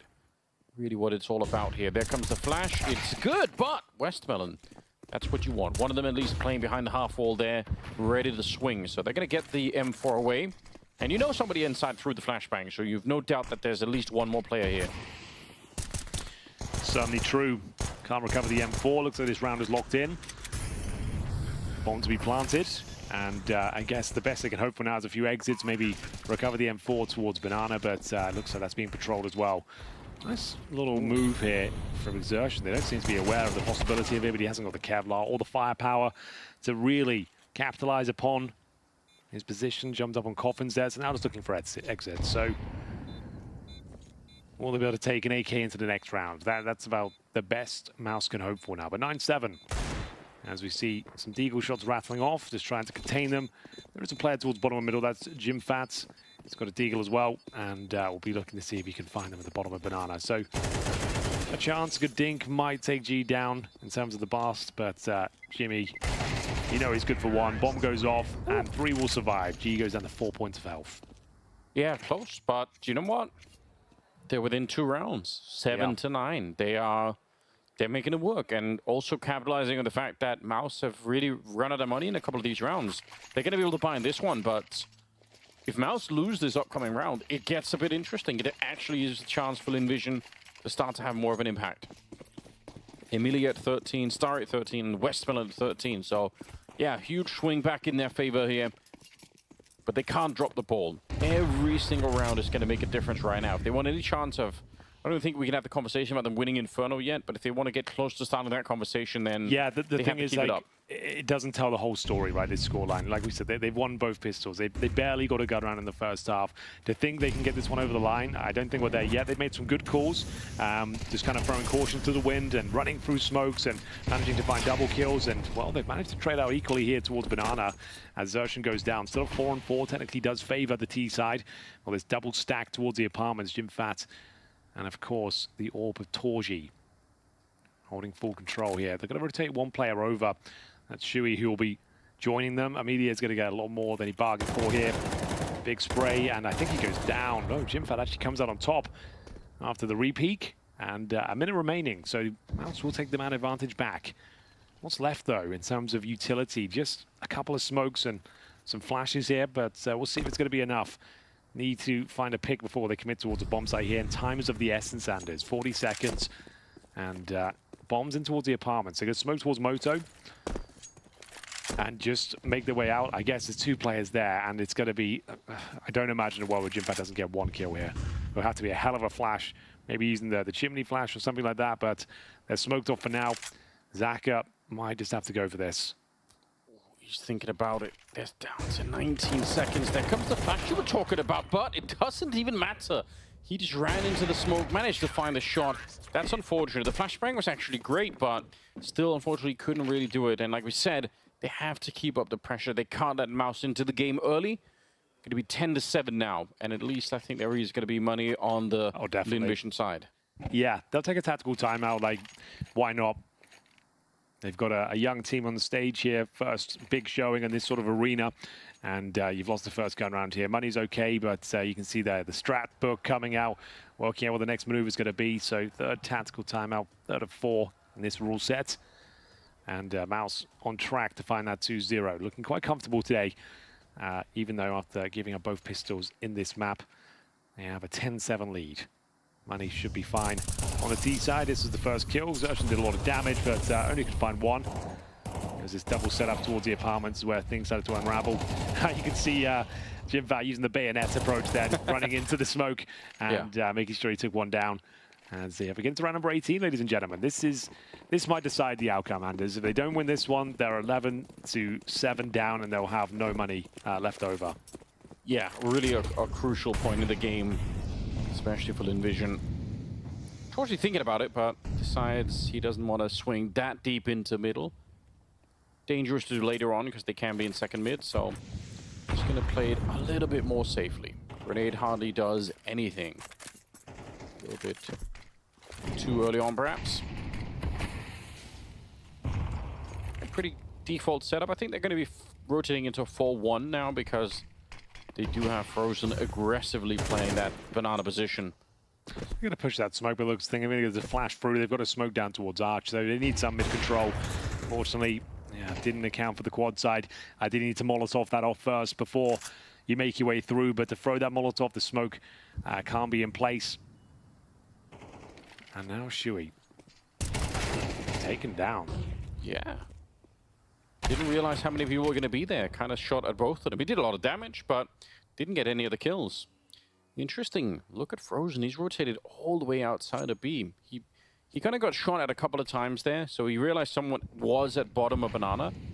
35 seconds. Molotov to set it up, and they're actually burning Jimpat quite a bit alive here. Now down to 30 seconds. He's still going to be able to get the kill. Might be more coming in for him here as they're low on health in front, and they line up just as the flash was coming in.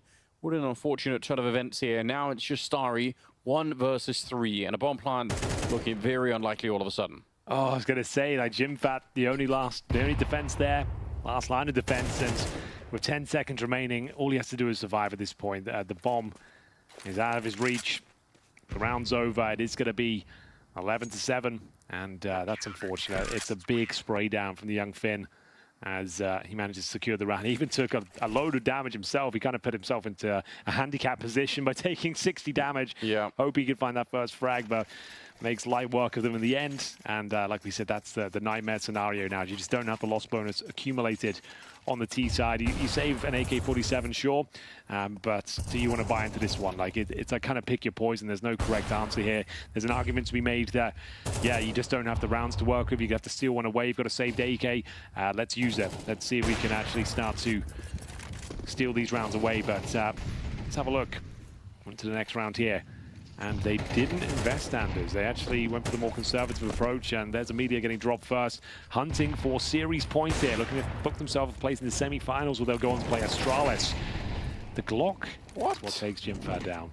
Like, you can see, like, they know they're in such a prime position. They are maybe overstepping the mark in some of these key scenarios just like this. There's no real reason to take all of these fights, but this is got the man advantage here. MP9 retreats towards the bomb site here, and they're just hoping one player will be here, and that is going to be the case. They'll segregate him with the smoke. If he just gets one kill, though, it's job done. Look at the flank coming in, though. Sui's already basically boxed them in on the other side, so tough position no matter what. But yeah, for Lynn Vision, it's only one way forward.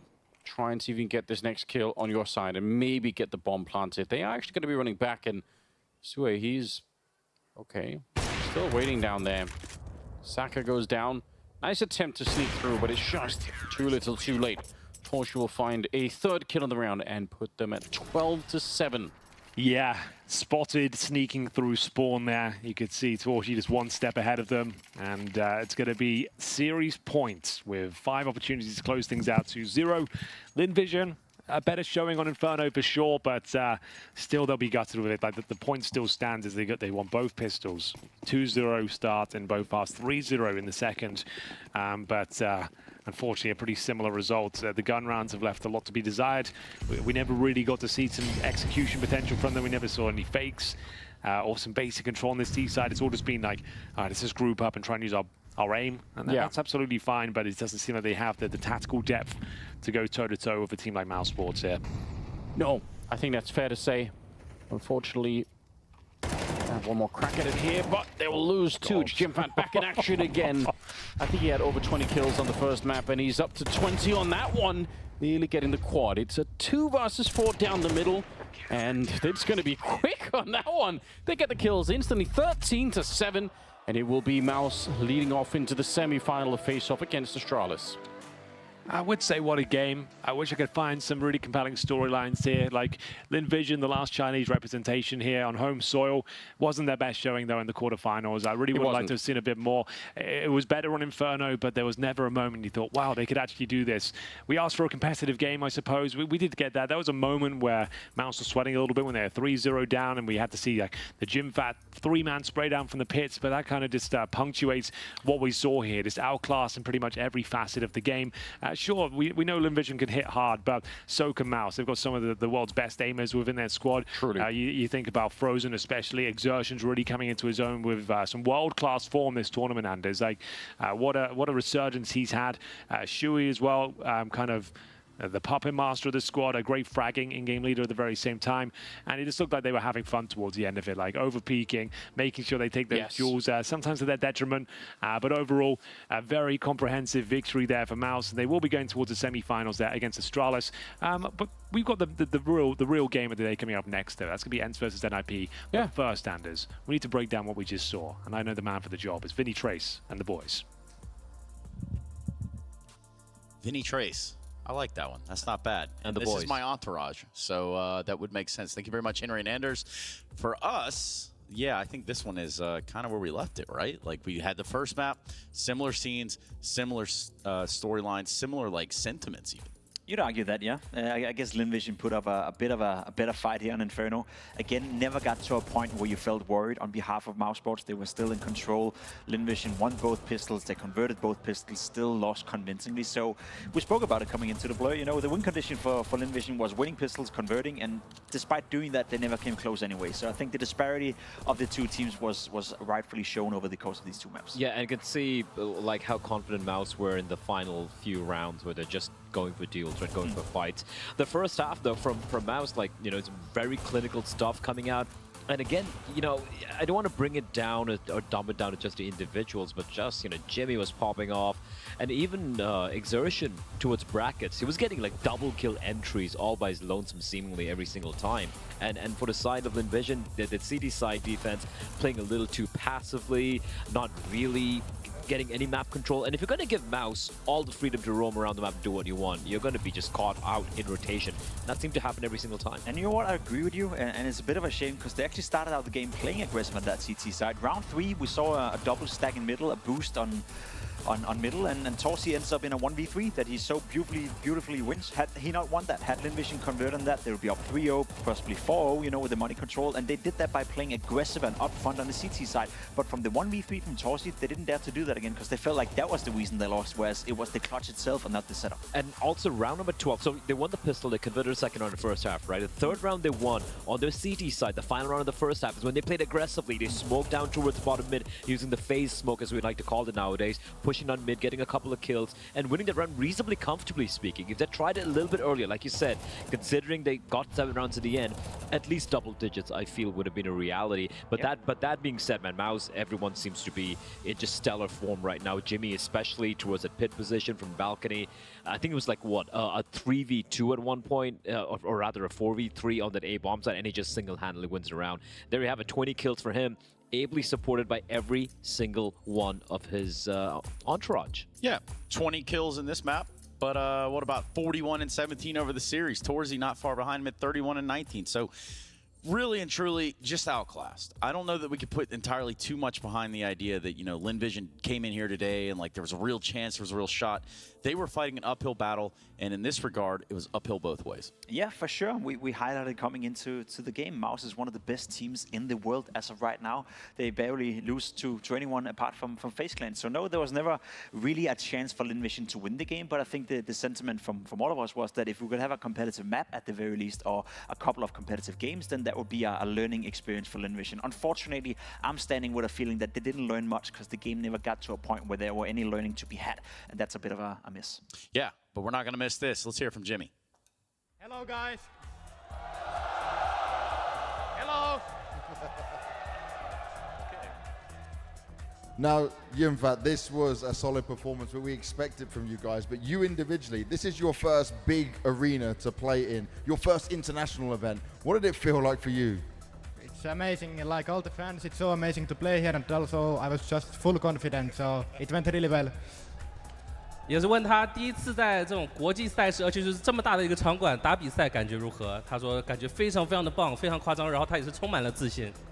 Now, talking about the game itself, we do expect this to be one that you guys come away with and win, but what do you do mentality-wise? What did you guys tell yourself when you go up against a team like Lynn Vision, who certainly at least had the crowd on their side? Yeah, I mean, we just knew that we are like better team, obviously, but they still can like upset you if you are not awake, so we were still like preparing well and doing like the basic stuff as we always do. But yeah, in the end we just played better as a team, I think, and we won because of that. 来到这场比赛，他们也是属于比较热门的一边嘛。那当下的话，他们心态上面是怎么准备？毕竟 LVG 是在主场作战，然后 Infact 这里也是说到，就是他知道他们是一个很强的队伍，可是呢 ，LVG 这边的确也是很有机会可以打败他们的，所以他们在心态上面不能松懈。Now, next game, your semi-final matchup, you're going to be taking on Astralis. Now, in terms of rankings, we're still learning about how everyone's feeling, but you guys should potentially come in as favorites. Do you feel like Astralis is a team that you guys can take down? Yeah, I think so, but I think also that it will be a really hard game because I think last time we lost against them in Cologne, maybe. I'm not sure if it's the last time we played, but I just remember that they play also really well, so it will be a hard game. But we have to do our best to get to the final, so we will do everything as we can. I love it.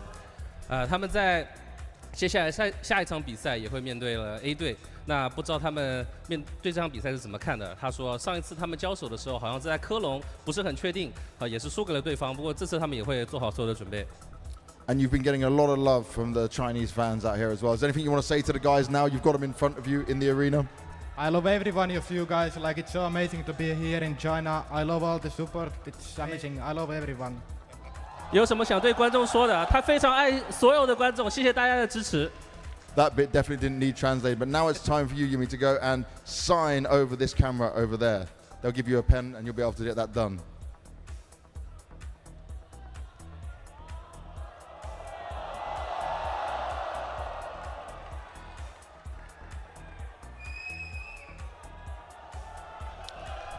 Shanghai, make some noise for Yimfat and MOUZ! 好了，那我们这场比赛也结束了，我们要稍微休息一下，等待下一场的精彩较量。我们一会儿再见。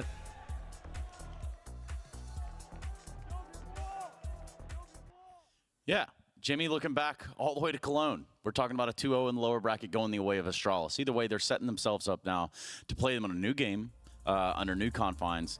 And what should be two different feeling teams at this moment in time. 100%. MOUZ is way better off now than they were in Cologne, and Astralis is way worse off than they were in Cologne. That was Astralis' honeymoon period, whereas MOUZ were slowly integrating Yimfat into the team.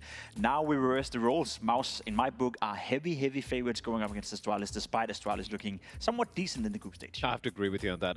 Again, I don't think Astralis really got tested playing against an Ence who were playing the stand-in situation as well.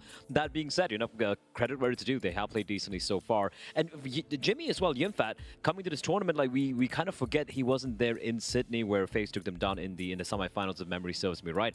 So the fact that he's able to perform at this level in front of a crowd, that's a scary sign if you're going to be going up against MOUZ later on. Yeah, and for MOUZ, you know, this is, you wanted to get your game in the playoff. You want to get out here in front of it and try to take ownership of it, and I think they did just that. For sure. Again, a clinical performance. Left no room for doubt whatsoever. It never got close, never got uncomfortable, never in a situation where you were daring for MOUZ. So a solid performance. Yeah, solid performance, which sets us up for a solid break. Gentlemen, thank you so much for your time, because when we come back, we will be looking at what is going to be Ence versus NIP. That's going to be our second quarterfinal, and you are watching the CAC. That's the CS Asian Championships. BRB.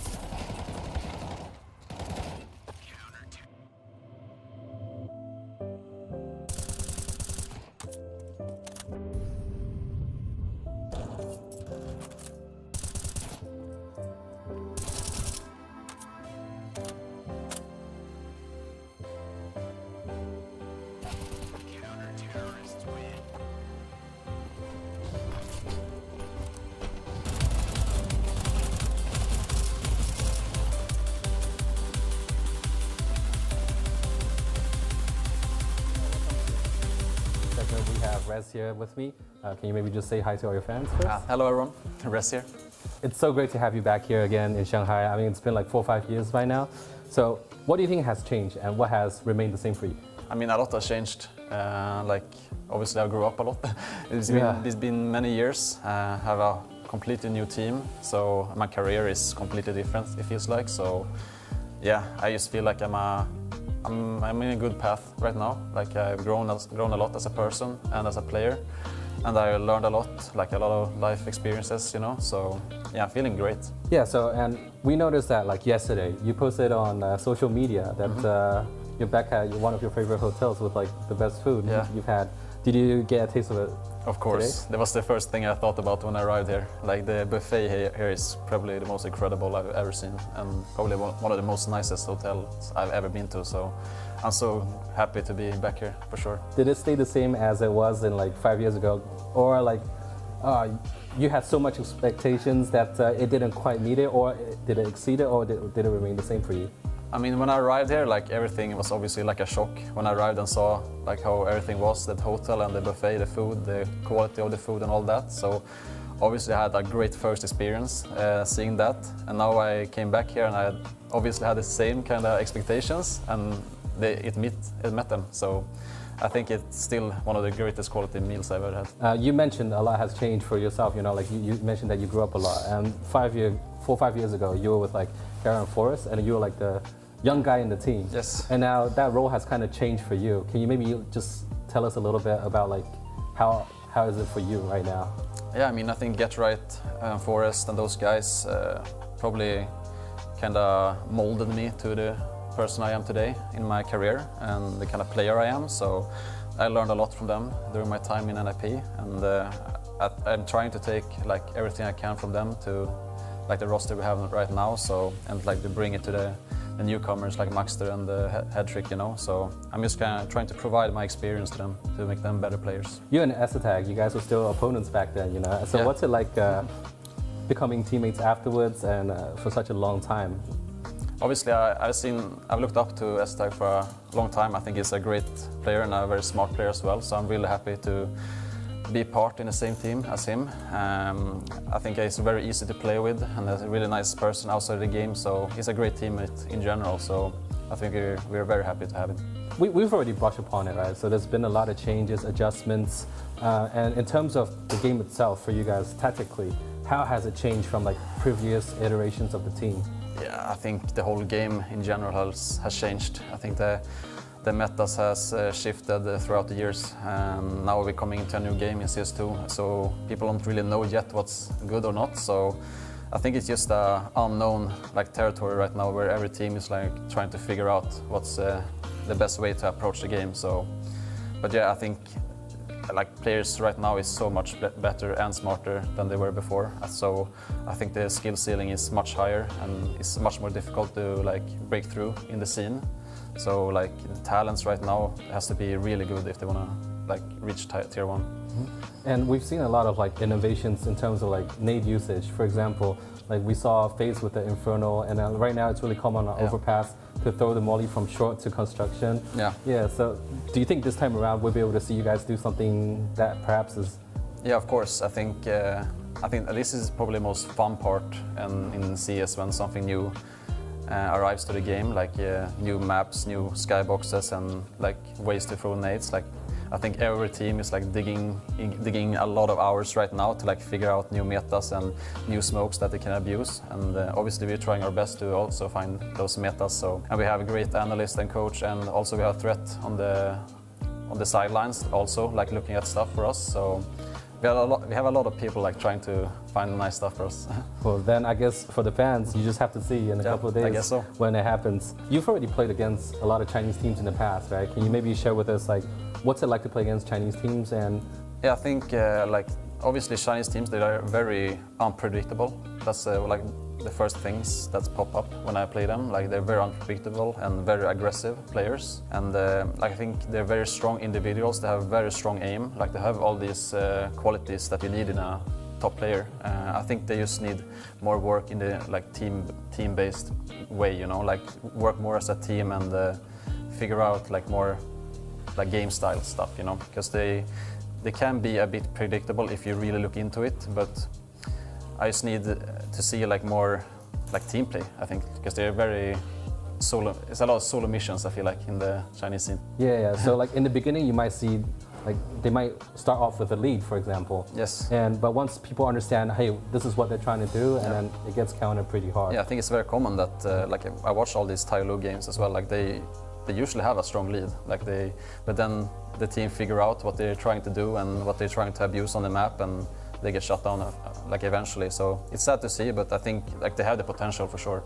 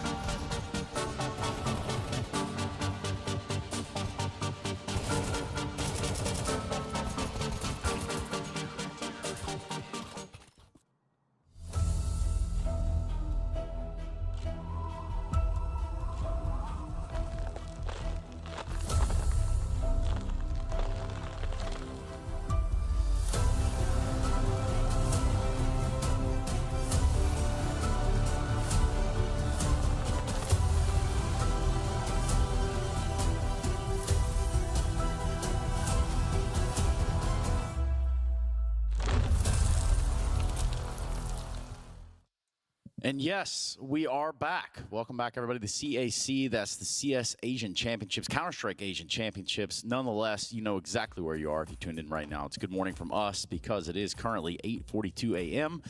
Now, not where they're playing. I can assure you that Ence and Nip are not on the morning schedule right now, but neither are these two gentlemen. They've come in just fresh face. They're ready to go. We got Maniac on the end. Bleh's been here about the entire time. So, Bleh, are you excited? I am very excited. Let's go, Trace. Yeah, just a little quarterfinal, Mania. Yeah, you guys already warmed up. Like, I woke up right on time to see the first series beginning. I was taking my time, drinking some tea in the bed, hoping for a banger of Counter-Strike. It's not exactly what we got. It was a little too one-sided for my liking. We had to respect the hierarchy on that one. But I think we're going to compensate with this game, which is about to be real close. Yeah, again, quarterfinal. Winner goes up against FaZe in the semifinals. So there's a couple of different takeaways, a couple of different ways that you could approach this.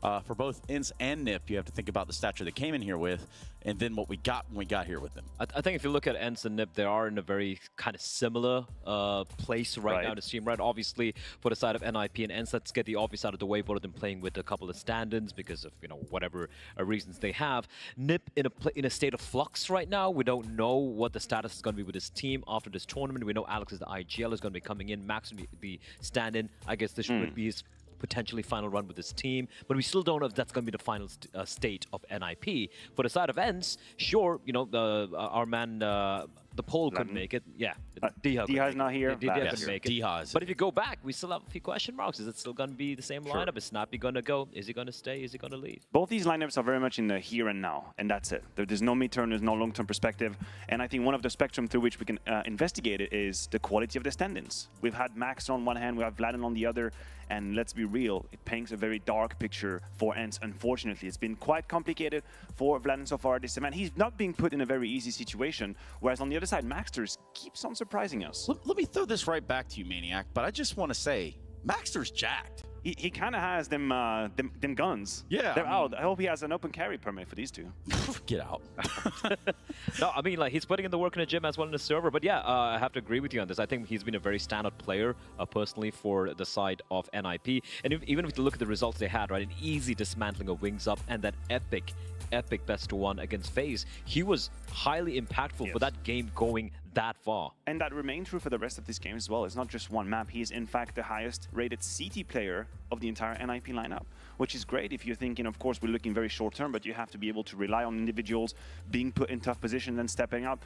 And on the other side, again, Vlad it's been real complicated. There were a couple of rounds here and there where he showcased a bit of savoir-faire, but T side, I think he's got 0.46 rating on the T side so far. I just want to put the caveat that they did get a beating from Astralis, and this will skew your numbers very drastically. But still, pound for pound, I will give NIP the edge when it comes to the stand-in.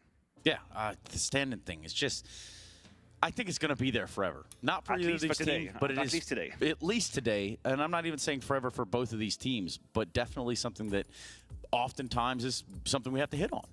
Yeah, for sure. And look, stand-in situations can happen, but then you have to work with it, right? Just look at MOUZ, what they had to do in Sydney. They had to stand in for young Jimmy coming in, and they still managed to make a pretty deep run in the tournament, eventually falling to what anyone can kind of agree on as the #1 team in CS2 does now FaZe. So it's not like, you know, just because you have a stand-in, you don't really have a chance. There's always a chance. No, you definitely have. It's just that for an IGL and for the beauty and the quality of Counter-Strike, not everything is going to be as polished as a team would like it to be, because they haven't run through all the strategies, all of the fives together. Maybe the roles are a little bit unclear. So something that they do rely on is entry kill. Is someone giving them a way into the round where then the leaders can handle it. You give an entry kill to Snappy, even without his lineup, he'll know a little bit how to handle out. And then Rez and Pyjamas are the two players for me that we have to keep an eye on. Their numbers when it comes to entry are staggering. They're just high up there, 1.6 plus rating for both these players. Pyjamas has been ridiculous, 35% entry attempt. He's the one that's going to try and unlock the situation, and Rez does it for NIP. So for me, the success of either of these players is going to command who is going to be in that good position to close the rounds, because both these IGLs can do it. Snappy, obviously, more than S10. What, especially for Pyjamas, what just jumps out to me is I was digging a little bit deeper because you brought this one up as to his T-side attempts when it comes to entries. He has 39% attempts on a T-side. 39%, that's art levels of insanity, but his success rate is 60%. He's winning 60% out of 40% duels. That is ridiculous. Now, this is considering the fact they got a beatdown from Astralis on 2 of the maps as well. So he's at least doing his job, and it's especially surprising because he's the AWPer. Indeed. AWPer. Sniper. MVPer. Well, in this opportunity, how about we say a little bit of something about... I know, it was abrasive. No, I like it. The real thing to me nice. is that watching kind of Max to run around and know what he has to do in the server is fun. You all right? So he was farming on that last map that we just saw them play. Yeah, look, the thing with Maxter I really enjoyed watching was when in that FaZe game, because there was so many rounds, we had an opportunity to see how we could really stand up against the FaZe guys. And towards the Jaguar position, or Cheetah, as the uneducated like to call it, right? Like, it was quite impressive. It was quite impressive how he was able to hold his own against FaZe. And at the same time, when they're going for the double control towards Cave or towards Jaguar, playing towards lane, he was playing so well in tandem with his teammates. And I'm like, all right, you're talking a lot, you're calming a lot, and you're fragging out as well. There's not much more you can ask from a substitute. No, and I hope he kind of keeps on going with that performance. I think it's always great when we have a player that is being given an opportunity just due to the matter of the fact, oh, we have a stand-in, we don't know our situation, Alex is coming in, you step in. And then, yeah, you have our attention for a little bit. There's just this moment where Counter-Strike's system stops and everyone's just looking at that one game. And we talk about Maxter. Suddenly it becomes a topic. There's a graphic about this guy. We talk about his clutches.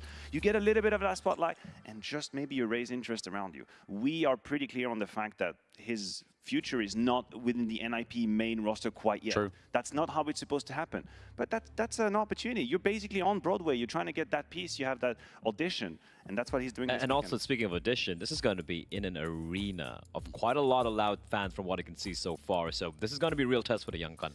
Yeah, it is. You have to think about Maxter. You could go down the woes and trials, tribulations of where NIP was or where they're going. But for the rest of NIP, what are your worries? Honestly, one area where Ence has a very stronger hand is the leading system. If we talk about Snappy, if we were to do just a quality analysis of Snappy versus S-Tag, I mean, You don't It's not need to have fair. a degree to let you know, guys. True. Snappy has been establishing himself more and more in the last few years as one of the greatest at his craft, one of the greatest at knowing how to play with different pieces, coming up on solutions on the fly, mid-round call. He knows how to do it.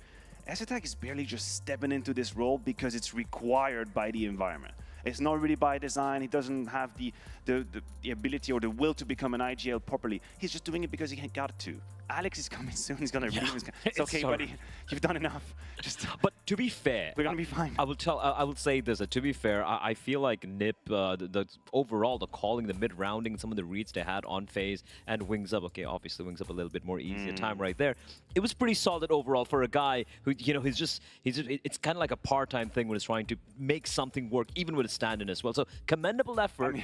Commendable effort. I know what you're trying to do. I know what you're trying to do, but we literally had Rez on interview stand and say, well, we don't really have any prep. We just communicate and we shoot people. I'm like, it's working. Okay, I mean, it's that's working.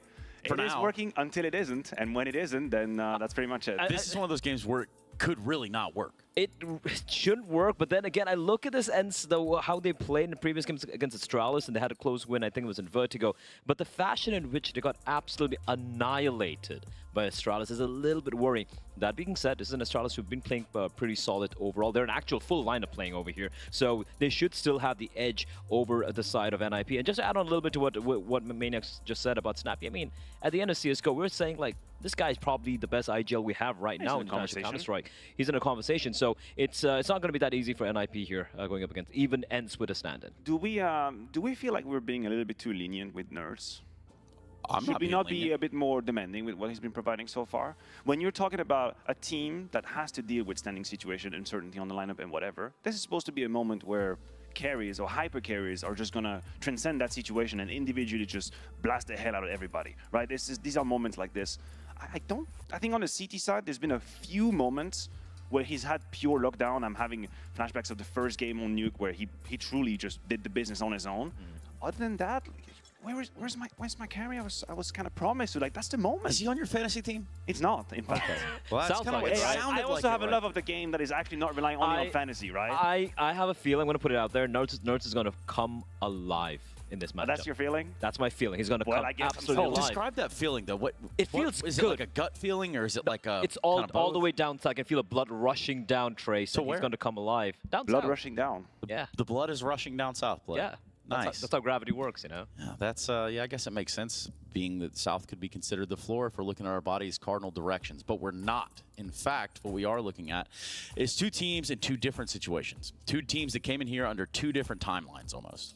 Yeah, but at the same time, like, you know, I feel the question marks around these two teams. There are way more question marks around the side of NIP than over Ence, right? Even with this cloud of, is Snappy going to stay? Is he going to go with Senpai? Is he going to go with him or not to a certain team, which I'm not going to bring up right now?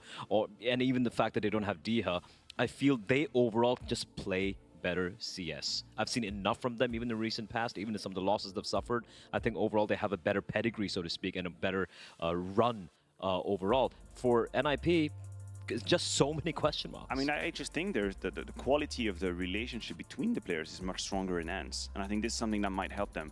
Yes, the future is uncertain. Yes, Snappy might be on his way out, but whatever it is they've built together this last few months, the results they've had, the success they've had, it's supposed to have created something between them. And just in this very moment, I think it's important to be able to say, hey, man, I know you might be going away. I know you might be going to a different team. That's fine. But just for what we have accomplished, like, let's go out with a bang. Like, let's get that W. Like, one last hurrah. It's like it's a win-win for everybody. Like, Snappy gets to go with another trophy on his cabinet. Nerds, whatever. It's good for everybody to have success. And I don't think they will just fall apart and basically go into like selfish, individualistic moves. I don't think so. I think they have.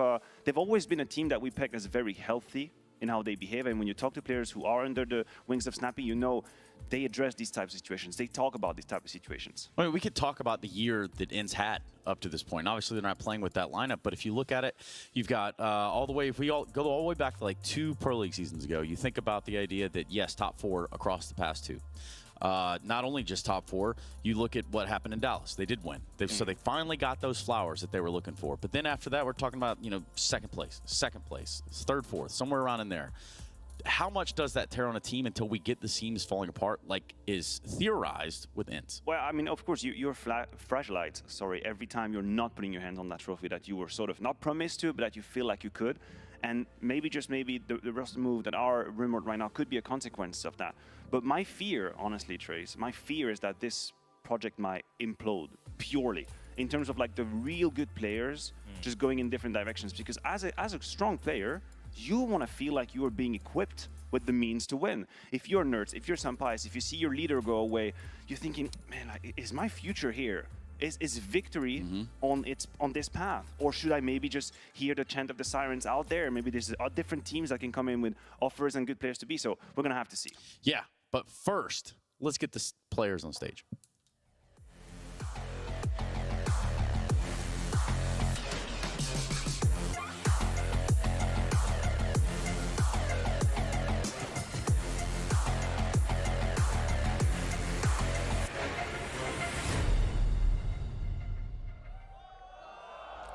Despite playing with a stand-in, they came into Shanghai still beaming with confidence, not struggling much versus the local side of TYLOO, before facing off against the dangerous Danes of Astralis, who dealt them 2 uncharacteristic map losses where they didn't put up much of a fight. Now they step into the arena where they usually thrive. 尽管阵容不齐，却依然无所畏惧。在战胜天路之后，面对丹麦劲旅 Astralis 却稍有力不从心。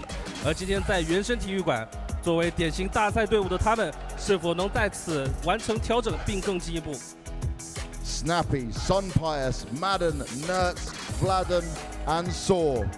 Shanghai, this is Ence!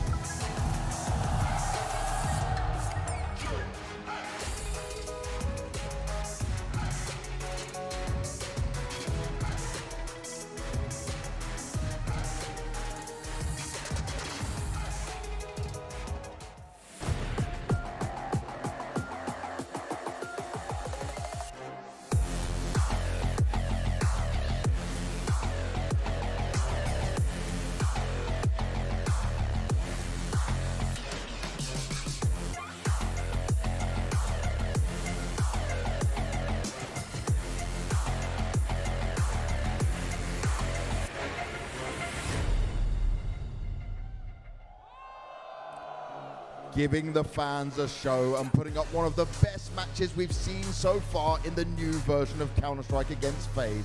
Not being able to close that one out certainly stings, but they did what needed to be done against Wings Up to secure this quarter-final spot.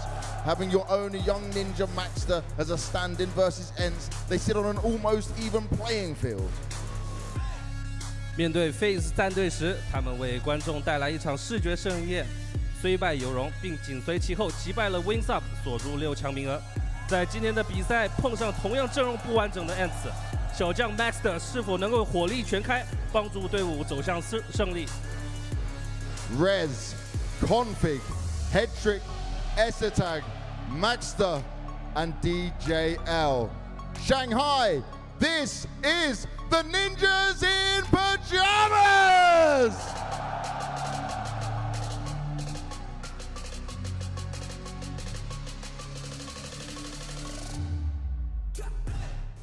Yeah, we've got them on the table. Got them on the stage even. Not much of a table, is it? It's a pretty big table. It is a big table. This is a big table too.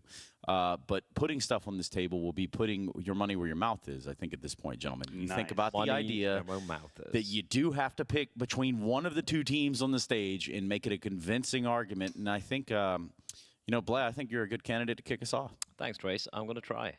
I think it's going to be Ence. It's not going to be easy for Ence, but I think it's going to be Ence because as we've been, you know, speaking about for the past 10 minutes, they do have the pedigree, they have the chemistry, they should have the chemistry. Also, I was looking at the interview which Nerds gave at the beginning of the tournament, where it's like, yeah, I know there are rumors around, I know we've got stand-up, but we're aiming for the title. Now, most people like to be very politically correct when they give interviews. They usually, yeah, we're just here to have fun and have a good time. Sure, but I want to believe in that. I want to believe that Ence are really going to give it their all. Do I think they can take down someone like MOUZ or FaZe? No, absolutely not. But I think the Snip, which is in a bit of a this vague space where we don't know what they're going to be, and even though they've had a nice couple of days in the group stage, I think Ence have enough to take them down. Remember you of something, Trace. We do not know the maps currently. We correct? currently do not. We currently do not. So that to me would be a topic of conversation. But how big of a difference? Because if we were actually talking about the 2 full-fledged teams, Ence versus NIP, I would give Ence any day of the week the advantage on a map veto. They're one of the deepest map pool that we have currently, and NIP haven't really messed around with neither Vertigo or Anubis. I do think NIP will have to remove Anubis and then will allow Vertigo. Yep. But what Ence did against Astralis wasn't really incredible. Like they did enough to get the W, that 13-10 victory, a couple of swing rounds. We had Sampai's incredible clutch as well, which we all reveled in. That was crazy. Is that enough? But at the same time, what is NIP's quality on Vertigo? So I'm not exactly sure if I'm ready to give a free map to Ence in that best of 3, which would sway my opinion. My problem is not problem, but like assuming Ence don't completely. Let's talk about our problems. Look, Let's not you go first. let's not get into that. But the problems for Ence would be, of course, we're going to assume that they're going to, at least on paper, be winning Vertigo, right? After that, if it comes to deciding map number 3, as you pointed out, they have such a deep map pool. Where can NiP go at the very end? If the final map is something like, I don't know, maybe a Mirage or an Ancient, do we really believe NiP can get that win, potentially? Yes, I think they can. I think they can, and the reason I say that is, when I'm on the desk talking about Ence, one of the few arguments, one of the few immediate thoughts I have is the quality of execution when they try and pick up the pace. Think about like the amount of good calls that Snappy has in tight situations where they hit you with that fast, whatever it is. Take Nuke, for example, fast A split, 2 through mini, 2 through door, and it's so wet, it's flawless, and then the frags come in. You cannot have that quality of execute with a stand-in. It's almost next to impossible because you have to choose the lesser of two evils. You either do a role for role change and then he's not going to be able to do the role of the player as good, or you put him in a most comfortable role, but then by domino effect you change everybody. Change everybody else. Exactly. So now we have the video coming out. That's the Anubis ban that I was referring to. Be vote. They go for that. There we go. They go for Nuke instead of Vertigo. I think they might be sharing the idea that we might not be able to replicate it, or they see it as potential third. That means we should have the Vertigo ban 100% coming in from NIP, and there we go. And, and Ence. Ancient, or Mirage, that we... Yeah, I prefer this. I prefer the fact they went with Ancient. I feel like they should have faith in what they can do in this map. Because Mirage, even though NIP have like a 0% win rate in the past 6 months, Ence haven't really had too many reps on that map. So, Nuke, yeah. It's daylight robbery. Daylight robbery. Daylight robbery. Daylight robbery. Dobby. To have Ancient as a third map, a map they've already played twice here, where everybody is very warm. Basically, they played 4 maps on it because they played 70 million rounds against FaZe. 70 million. There were at least 70 million, if not 699,000 billion trillion. Look, I'm looking at this Ence Astralis game just as a reference point here, right? Like, within the rights of Overpass and Ancient, didn't go so hot for Ence. Let's be realistic here. 13-2s don't indicate like a massive jump in success. No, it was rough, absolutely. And Vladen, look, I really don't want to keep attacking the poor boy, standing and everything. But here's the thing, right? He was struggling. He was struggling. Now he's playing in front of a crowd. This is an elimination game, right? It could get into his head. I feel just Maxner, considering the results they've had so far and the fact that they have, he knows this is his final run with his team. They have lesser to lose, I feel, on paper. He's just going to be feeling, I feel, a little bit more loose, a little bit more free-flowing, having a little bit more fun. But Vladan might be feeling that pressure, and that could make things worse. I mean, I don't know if he feels pressure. I just don't think the quality is there to do better. And I mean, it's not about being mean to the guy. He's been put in a tough spot, rather. Has to come in late. DH issue with the visa stepping in. Of course, it's going to be complicated. If he suddenly rises and gives us a much better performance, I'll be the first one to clap my hands and say congratulations to you, bro. But we haven't seen it quite yet. Why would it pop up now on the stage? Based on what? Hope. The floor is yours, guys. Hope it's a beautiful thing, Trace. Yeah, I think you're right. Based on what? I have absolutely no idea. You know what this tells us as well? Even if his stats aren't incredible, the work that DH puts in that Ence jersey on all of the maps is a little bit underappreciated, a little bit underrated. Again, I will mention it. He does not have the 1.25, 30 rating, whatever the hell. He's not in contention for MVPs, but let's see what they do. I'm not sure what's about to happen. Oh, it's the noise meter again. I'm glad we had to stop talking to see that. Yeah. But again, I'm just puzzled. You know, if you're yelling into that and you're holding the noise meter, I don't know. I like to see there's a separate microphone for the noise meter. You're contaminating the evidence. Of course, it is a separate microphone for the noise meter. But then this microphone is going over the PA. So anyway, look, that's neither here or there. I think, for either of these teams, they don't come in with that home field advantage. I don't think that that's ever going to be the case. I just have to look at an Ence who, I grab onto his summertime team. The crowd, Summer's over. The crowd seemed to be pretty fairly, impartial. They just seem to be enjoying Counter-Strike overall, which is something you'd love to cool see. too. Absolutely love to see. You can see Conflict just running out, the crowd having a great old time as well. High fives all around. You like high fives, Trace? Yeah. High fives.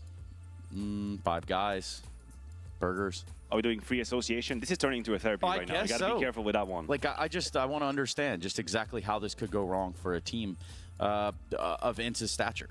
Well, even though there are 2 of them not here. You were asking me prior to the video where I was going to go with that. You went with Ence. I'll take a risk, and I'll say NIP gets the better of Ence in that series, mainly based on individual performances that we have seen so far. And how do I believe and how much I believe that this is going to happen again? I think NIP have enough. Coast to coast, pound for pound, I think they have enough. Yeah, perhaps they have enough in the tank, and I am ready to get the game started. We're looking at Nuke, Overpass, Ancient if we need it. We also have Ence versus Nip as a quarterfinal winner going on into play FaZe. That's what we're going to tell the story with Dinko and MOUZ. What a wonderful story it could be heading into the quarterfinals of the Counter-Strike Asian Championships. Great for Maniac saying that Nip are going to pull the upset. Sure. You following that? Yeah, it's got legs to it for sure. I mean, look, they touched on as well. The Astralis series with Ence was not a pretty one. It got smashed on a couple of maps, so there's obviously some weakness there. They touched on the stand-in situation. We know the upheaval was snappy as well. So things are all a little bit weird. It's just really hard to pinpoint, as the desk was kind of highlighting. It's really hard to pinpoint where to go with it because there's so many weird stand-in situations. I'll tell you what, though, we got everything. We got a nice Chinese crowd out there. We do. We got Dr. Banks with a sound meter. He's back. We got all the marks for a great quarterfinal. Yeah, Dr. Banks has ditched the robes. He's got the suit out this time. It's a big occasion. It's the playoffs. And heading into this game, I just feel like there's a giant question mark right on it. And I don't know where this is going to go, and that is super exciting. Yeah, that actually, there is like a compelling nature to it, because I think if you had both these teams with their full lineups, I don't think anyone would have any qualms, even with like the snappy confusion and upheaval situation that he might be departing the team. I think people would still be going with Ence, considering they've been a top 5, top 3 team for the past year and a half, 2 years. I don't think anyone would have any problems kind of going in that route. So the stand-ins have really changed a lot. And we're going to figure it out, because the desk was kind of highlighting a lot on Vladin and kind of some of the struggles he's been through. On the other hand, with NIP, Maxter's looked great. He's looked good in that. He's looked good in that team. Played his roles well on the CT side. He's had some great maps, some really important maps, some huge clutches as well. And now they've played a couple of tournaments with him as well. So he's way more acclimated. The question is, how much work was Ence able to do with Vladin in the day off? Yeah, it doesn't feel like Vladin would have been the first choice. It's more of a situation where he doesn't have, a visa issue getting into China. But we have got more information down on the stage. We've got an interview ahead of this quarterfinal. Now, Maxter, we do have an amazing crowd here, but for you, right, first bit of international experience. Talk to me just through your feelings and your emotions getting to this point here. It's amazing to be here. Everyone has been supporting us since we got here. China is amazing, and I love all of you. Thank you. 刚刚也是问他第一次打线下赛，然后又是在这么棒的一个场馆，有这么棒的观众面前，是什么样的感觉？他觉得感觉真的非常非常棒。然后他爱所有人，爱大家，谢谢你们的支持。Now you guys had an incredible game against FaZe, right? And you tested them, you pushed them, one of the very best in the world. How do you feel about going up against Ence, considering they're playing with a stand-in? Do you feel extra confident this time around? Every team this year is good. We don't underestimate anyone. We will do our best, and hopefully we will have a good outcome. I like it, smart. 面对了世界顶级强队 FaZe， 然后你们也是差一点击败他们。那来到这场比赛，对方阵容也不完整情况下，你是否会觉得稍微简单一点？他说不会，他们非常尊重每个对手，觉得他们也非常强。All right, Max, go get yourself sat down, get yourself ready. Thank you very much, man, and good luck going into the match. Give him some love, guys. First big arena event, steps up here and does an interview like that. I'm impressed. 第一次在国际赛场上面接受这样的采访，的确是非常有勇气的。那接下来大家都懂了，我们要来到我们最喜欢的环节。Now we're going to have some fun, guys. I'm going to test which side is going to be the loudest. So, guys, make some noise. And what about this side? Come on. One more time. All right, it's time for us to get into our second quarterfinal game. It is time, once more, to bring the hype! It's taken on an IP. Let's go! baby! Ence taking on NIP. It's the second time we're getting ready to get into this, and this time, we've heard a little bit from Maxter. And this time, this is the one. It was interesting to hear from Maxter, though, ahead of that, and, trying to win some support of the crowd. Whether that'll help him or not, who knows. But I'm sure it's exciting for him to play in front of a stage like that. Yeah, it's a new experience, right? And probably one he hasn't had yet, obviously. So yeah, there's going to be some nerves. Obviously, like the pistol round is always a little bit crazy. Like aim feels a little bit shakier. So he'll settle into it, I'm sure. And as we said, he's played a couple of events with his team already. So some of that kind of confusion and the uncomfortability that you get playing with a new roster for the first time, it's all worn away for Maxter. So as long as he can deal with the crowd, with the pressure of playing in front of the fans, which he should be fine. NIP Ence, and we have Ence starting on the offensive side of Nuke in this quarterfinal. As the desk said, winner of this goes on to play FaZe tomorrow in the semifinal for a spot in the grand final. Ooh, that was a lot. That was a lot, a mouthful, and perhaps that's exactly what NIP will receive of lead. As Senpai is at the front of the attack. Config actually gets a double outside of A main. That is a massive opener from the Ninjas in Pyjamas. Now the retake is on for NIP, and it's 3 in from heaven. The nade's ready as well. All 4, in fact, coming through the heaven side now. Dropping down into the side. Post plant is set up by Snappy and Madden, and Snappy has the distraction, sets him up for a lovely double, and now Rez left in the 1v3 total. Has got a kit for some extra time. But all these Ence players know they just need to drop back and not give him that opportunity. If he sticks it, that could have been a factor, but he is looking for that fight. Madden gets the information. He's no longer on that defuse, and it's starting to come into territory where Rez will not be able to win this one. Vladin and Madden sitting further back in a comfortable spot, not letting this one go the other way, and NIP will not be picking up this pistol. It's Ence that have the first of this quarterfinal. Yeah, great post plant setup. NIP tries to spring that retake, but Snappy's just in such a prime position and a difficult spot to clear out in the pistol round as well, where you don't have the utility, don't have a Molotov, don't have a couple of nades you can bank in there either. It went out towards the planter. Good job from Config, but you can just see how difficult it can be retaking, even in a man advantage. Even when Config gives you 2, when the site is already secured and the post plant positions are strong. So Ence take the pistol round, and a couple SMGs on the board, couple of rifles as well. Full buy for NIP in round number 2. Yeah, they've gone for the force buy, and this attack out from Senpai at the front with a MAC-10. Applying pressure, forcing that ramp player to run away, but Maxter can't get far enough. The MAC-10's already here, and that's the B-bomb site cracked open. Yeah, now they can just put utility down. There's a follow-up smoke over towards Decon. Config going to be blocked off by smoke. They hear the door open. He's going to pounce through. Yes, he will, but not in time to stop the plant. Just a second too late, and now the round is firmly in control of Ence. Yeah, you might even consider the save call now for NIP. You don't have the kits available. You don't really have a chance back into this one. Might as well take those pistols and scouts into the next round. Hope you can pull something off there, but that is going to be the 2-0 start for Ence. Yeah, and it's a very nice, simple call as well. Just a ramp rush with the pistols. Obviously, you risk kind of running into a little bit of a stack in that part of the map, which can be popular, but keeping it nice and easy, allowing the MAC-10 to use its mobility and its speed to get the entrance. And followed up with some good utility work. So 2-0, and NIP going to bring a scout and 2 deagles forward into the next round. I think Config with that pistol, and obviously that round as well, showing some confidence, being aggressive to the door, trying to make the difference.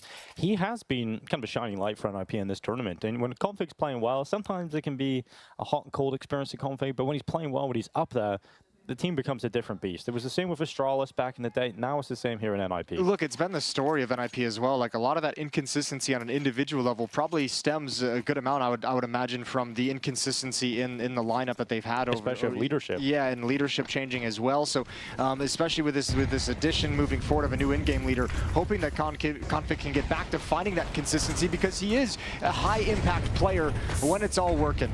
Vladin gets the opening kill. Upper bomb site is lost. Once again, nice, simple, easy calling from Snappy and Ence, an upper rush, and they're having no difficulties managing the situation. Yeah, this is what we've got used to over the years watching Snappy play. These simple but effective calls, and he's got the team to do it. They're very effective in going for that upper bust. A lot of these players capable of entering. And Rez, what a shot on the deagle. Damn, well, they need to protect that. That's an AK-47 on the ground, so Snappy's got to step up. Could One be a more second for Rez. one going down. It could be, but Snappy's got it. There's more to find, and he's alone in protecting this, but that's a beautiful headshot. Yeah, Snappy's fragging out. Here he is, lining them up, shutting them down. And it is going to be Ence left alone, taken out by Ence. So we head into the first gun round. Now, something we noticed from Ence at the start of this tournament was the lack of DH resulted in Snappy having to take more of initiative outside. And he was fragging out in that opening game. Sure, against lower opposition, but it'd be interesting to see if he can keep that up against NIP. Yeah, and you'd imagine they'd have a couple of tricks up their sleeves to help kind of sort of negate that when we switch over. A couple different setups with multiple people. There's that nice shot from Rez. Now, 2 AK-47s did get lost. The one from Sunpius and the one from Snappy here at the end. They weren't able to recover those, so 2 rifles hit the deck, but Ence is going to be more than happy with the ease in which they've started out 3-0. Opening utility salvo from both sides. A little bit of chip damage on a Sunpius and Vladin. Nothing to write home about. There's Nerds with the opening. Ence have the man advantage already. And that's something we saw in the group stage. Nerds was looking for that fight into the upper bomb site time after time with his AK-47, just getting a position over in dark to peek into the bomb site, and that's S-tag to take an early loss.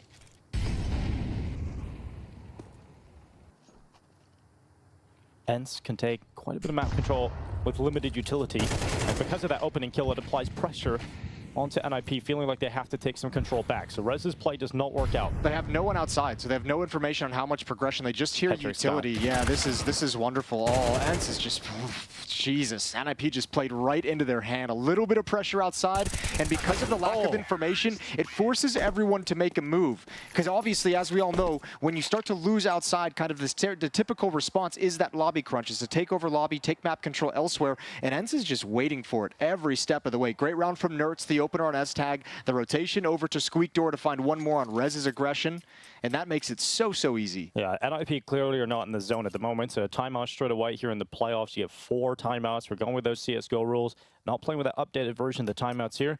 And for NIP, they definitely need it. It feels like they're completely off tilter at the moment, and that is going to allow Ence a 4-0 start. Not only that, but the money is starting to build exponentially. Yeah, it really is. Another anti-eco as well. You imagine NIP with a losing bonus building up, going to at least buy some armor and upgraded pistols, but these kills come too easy. Yeah, way too easy. But if we look at how Ence has played these rounds, fast-paced, rushes into the bomb sites, rush it to upper, rush to ramp room previously as well. Let's see what they go with here in round 5. Yeah, let's see what NIP have up their sleeve. Is there an aggressive maneuver? Is there a lobby crunch or an outside hit? Glaive smoke goes out. That should allow Rez to cross safely to front secret. You'll watch those double smokes come in. Those Henry G smokes that they've been coined. They're going to be lining up in combination with the main smoke. So Rez has got himself towards secret. But it's going to be cleared out by that Molotov. That's going to force him into the open. No one on top of Silo, close to Red to punish him. But it does force Rez into a position where he has to fight. Interesting, though. I mean, if he tucks himself in, they might not expect this position as they move up. Sunpius is a little bit dangerous up on top of the boxes, so they just get Vladin into position to play a late lurk. He doesn't have to do anything for some time. The rest of Ence is going to be the ones to make a move, and Vladin is going to try and exploit that after the fact. So this is all down to how patient Rez can be. And they were touching on the desk about Vladin and perhaps some nerves that have come into it. We've definitely seen that in the group stage. It's only going to get more difficult to manage your nerves as you get deeper in the competition. And perhaps he'll not clear that close box position, and that's exactly what happens. In fact, Rez gets aggressive, catches him, and that was an AK-47 to play with. But short-lived in his hands as Madden and Snappy start to bring a couple of kills back, and they'll cut through those pistols. They'll make sure Ence have 5. But Config trying to make the most of his flight through the smoke, and it's just stopped. Yeah, another good shot with the Deagle from Rez as he clears the outside corner. But nothing can be built upon after that. Those pistols, not enough stopping power to hold back the flood of Ence players coming out of Squeak Door. And it's just Maxter, hoping to get an exit kill, hoping to grab a rifle right at the end of the day. 5-0 start for Ence. Yeah, it hasn't been competitive. Sure, NIP, they didn't even have a gun round here, of course. But even when the rifles were out, that was the least competitive round. They lost no one on the Ence side. Maxter trying to keep them on the site, doesn't have the kit, so it's not realistic. Ninja, but they're panicking. They're running back into the site. In fact, it's actually working out for him. He gets another kill. Maybe he'll catch Snappy to the bomb blast here, and he will. So 2 extra kills on the way out. That's great. That's actually really nice for Maxter to bring that back. I mean, one kill for him, 1 kill on the bomb as well, taking down 2 extra players where it wasn't necessary, and that's that new gigantic bomb radius coming into effect. Even though he had no... Ooh, that's a good reaction. That's a snap over. But here was the flood out the Squeak Door. And P250 and Deagle just not enough to put a stop to it. Good cover provided by Madden to help Snappy activate for some opening kills. And we get back into the guns. Hedrick's got his AWP this time around. Yeah, to Frag as well, so he's certainly going to be looking for impact at round 6. Outside smokes deploy immediately from Ence. So this is going to be in space to Sunpius. Just making sure there's no boost coming in here where he can be caught off by possible purchase of the AWP from Hetrick.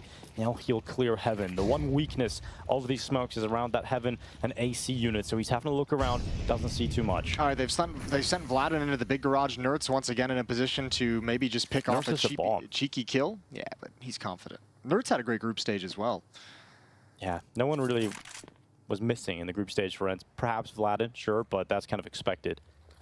I mean, this is a solid position. Once it's similar to the last one, just obviously way more advanced being in big garage, but you pause and you wait for your timing. You have an advanced position, so that can be a fast flank they don't expect, especially if all the attention is taken towards Secret. Vladin can really slip past the net. Yeah, difference this time is NIP are not offering up any of these opening kills. It looked like Config was about to do so onto Nerds, but the timing does not work in Nerds' favor. So he backs away. And now Rez getting aggressive into the scope of Senpai. Shadow detected. That gives the Alper all the time in the world to take that kill. Now Snappy running up through ramp, trying to split his teammate on this ramp room setup, but it's Hetrick that's held. And Maxter in with one, but the Vladin flank activates Slade, and that's nearly a collateral from Senpai to end the round in one shot. But it is the warning shot for Etzatag. He'll fall away, and Ence will take 6-0. That's so perfectly played from Ence. They did everything right in that round. The way they crunch it, Snappy even being sacrificial to take attention away from the players coming through the smoke towards ramp room, and then you have that late activation of Vladin's position in big garage to shut down the op, to allow the bomb to progress into the site, and another great tactical victory from Ence. 6-0.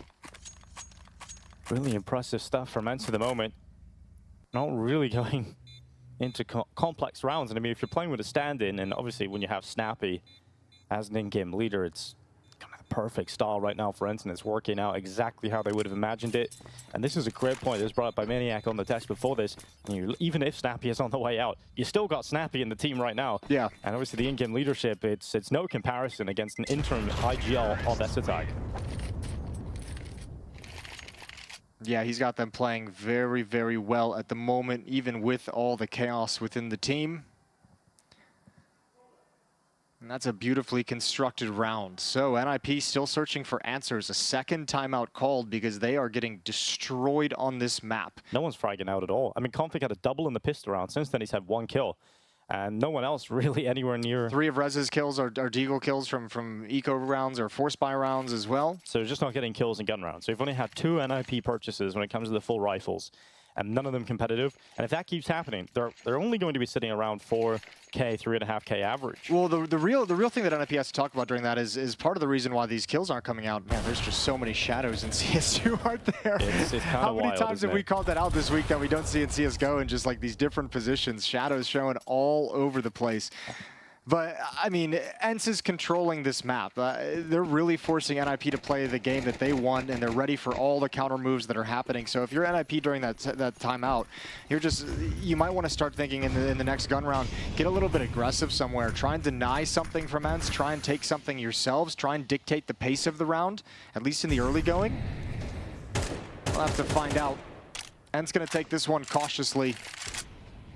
I love that you have the freedom and you have the player in the form of Nerds to just try and get openings. Just let him fight.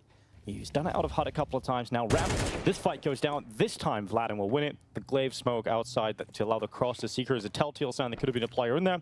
And Vladin goes ahead and clears out Rez. Yeah, he's looked much sharper in the early goings of Nuke than he has previously through the group stage. And I think a lot of it is Ence is kind of sending him alone. It's being like, don't even worry about trying to work with us. Don't even worry about it whatsoever. We're going to set up utility to get you in good positions on your own. M4 is up here. Good distraction from Config. Oh. There's the M4. Silence. And Etzatag's got a triple. Sunpius has to tuck into a corner. He's got Config strafing over and can't transfer in time, and it's all on Vladin. Etzatag's on for the ace. He's got all 4 kills in this round, and Vladin was last detected towards outside, so perhaps they'll consider Heaven soon.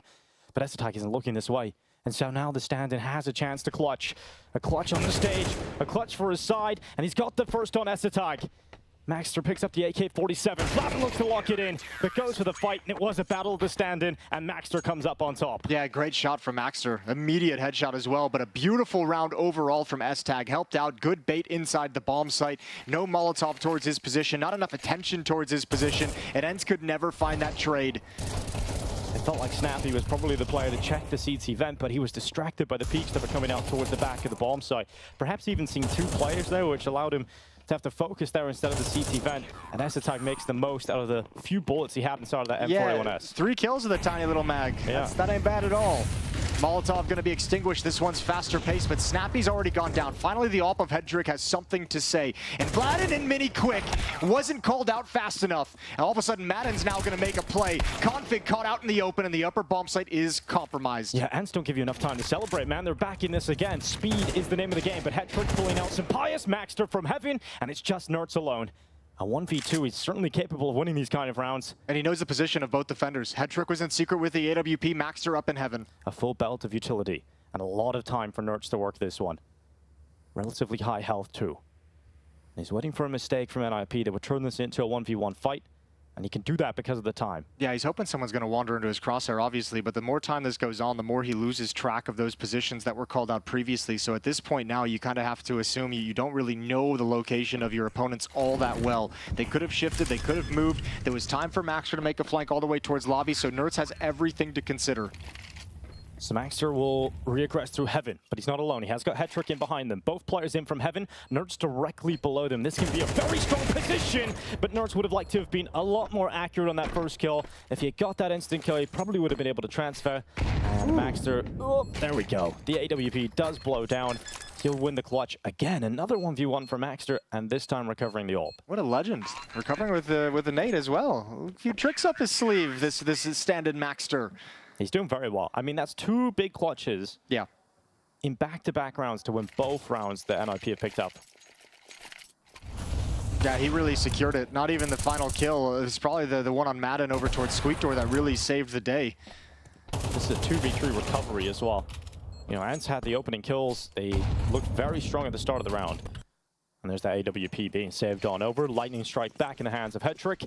And round 9 kicks off. Yeah, still so much money for Ence though. NIP was starting out in that 0 to 6 hole means a lot of funds for Ence. So NIP's got to come back into this the hard way. Now some aggression from Rez to deny these kind of outside lurks from Vladin that they've been experiencing. Wanting to shut that down. Oh, not able to do it. Vladin wins out on this fight. Yeah, Rez is getting kind of beat around by Vladin. Multiple times now, Vladin's won that duel, and he's got the space towards outside again, and this time towards secret. And we've seen him become an important late piece in these rounds for Ence.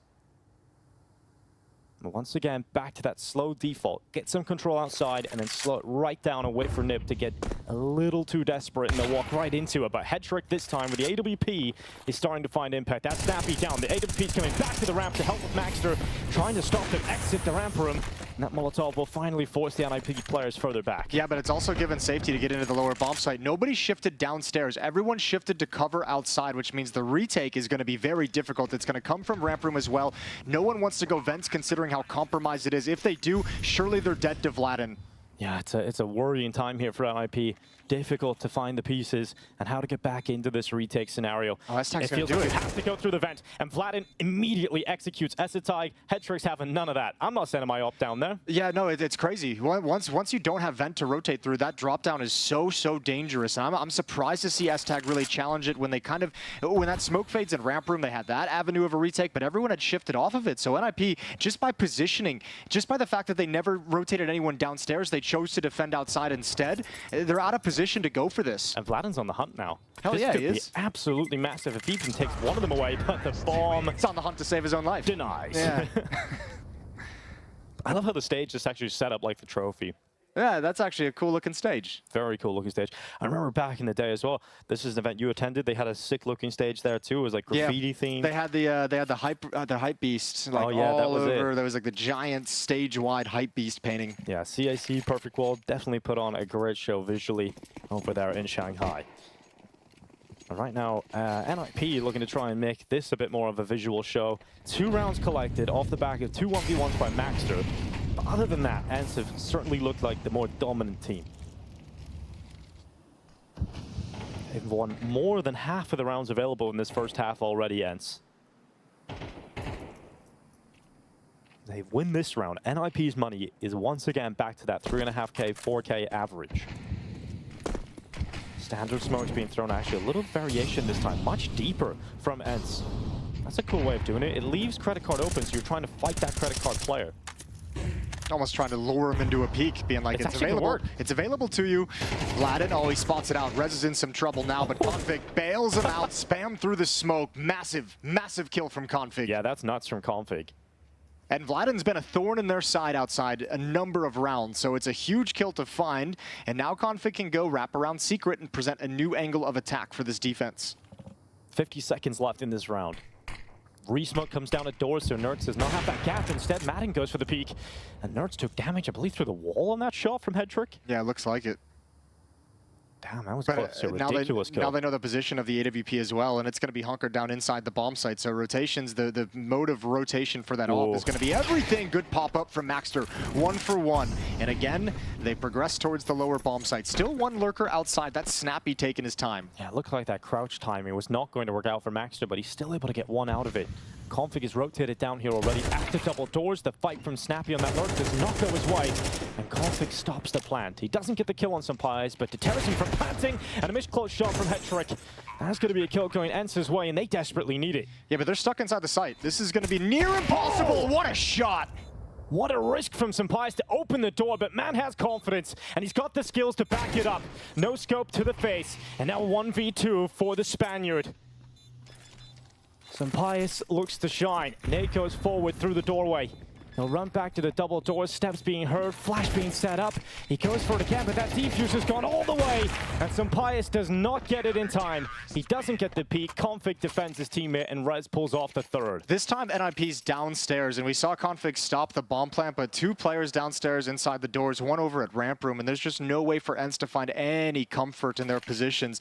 Had to take a massive risk on Pius with the incredible shot, almost alleviates it, almost takes it back into their favor, but unfortunately, the other player with the rifle just not able to find anything. Madden not able to find a good spot to defend anything, and his big risk goes the other direction.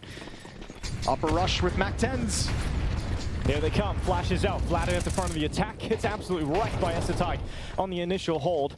And Config realizes no one's got outdoor. Utility slowed this one down. Yeah, but they didn't commit everything. They didn't commit everything! Config sees him just as he's coming out. Madden busted. Oh this time, though, Snappy gathers all of his courage and makes the run. I can't believe he has the gall to go for that. No bomb. He's just taking some attention, just applying the pressure. Now the outside play, Sampais needed to sink that one, but doesn't.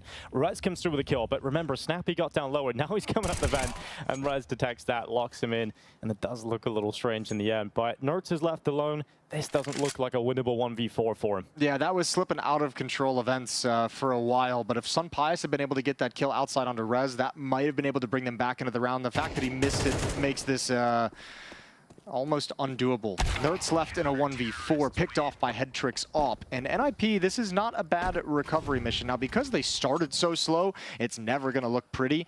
But if you're going to rattle off 5 of the last 6 rounds after starting down 0-6, that ain't bad. Giving yourself a chance moving into the second half. This half definitely could have been a lot worse for NIP. Ence kicked it off with the first round that they were able to pick up with that 4K out from CT Vent. And Maxter coming in with the clutch in the following round, and it has given them a platform to build off. But look at what they've done to the Ence economy, finally breaking it down so they have a mixture of rifles and pistols. And when I say rifles, I mean rifle. Sampais has the hero one. Yeah, singular. And he missed that kill earlier. Dead. There it goes. Immediately. Yeah. Config, NIP's been great at having this rotation towards the hall to support ramp room, but Nerds ain't gonna miss anything. Picks up the AWP off the body of, or the AK off the body of Sampais and drills Config. So 4-on-4. It's a little unlucky actually here for Ence to not have a double entry there on the ramp. They get Maxter down to 1 health. So very close to getting that second kill, but Rez coming back, spotting them walking through hell. He'll come from that with his team. As we'll watch the CT defense adjust accordingly, but that's an important fight to win for Nerds. That opens up the chance again to further this for Ence. Yeah, but Ence can chew a little bit more time off this clock and reposition because now their movement has been tracked. They found Config, Rez spotted them underneath Heaven, so the defense now knows that the Heaven wrap is a very real possibility that they can position for. They know ramp room 1, Maxter had already dropped down, probably don't know he's only at 1 HP. And they're going to go right at him, right at the weak player. And then it's going to be on Headtrick and Config to find a way to shift downstairs. It's almost impossible to see Maxter get more than one kill here.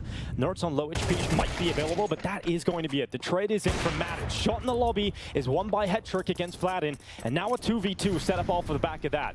Nip have no other option. They have to attempt this in the last round of this half. They have to go for the retake, and they've got utility available. This time it's Essetag and Headtrick. The one-bow combo coming through the decon door. It's Headtrick with another quick shot on Snappy, and Madden left alone. 11-5 in this half.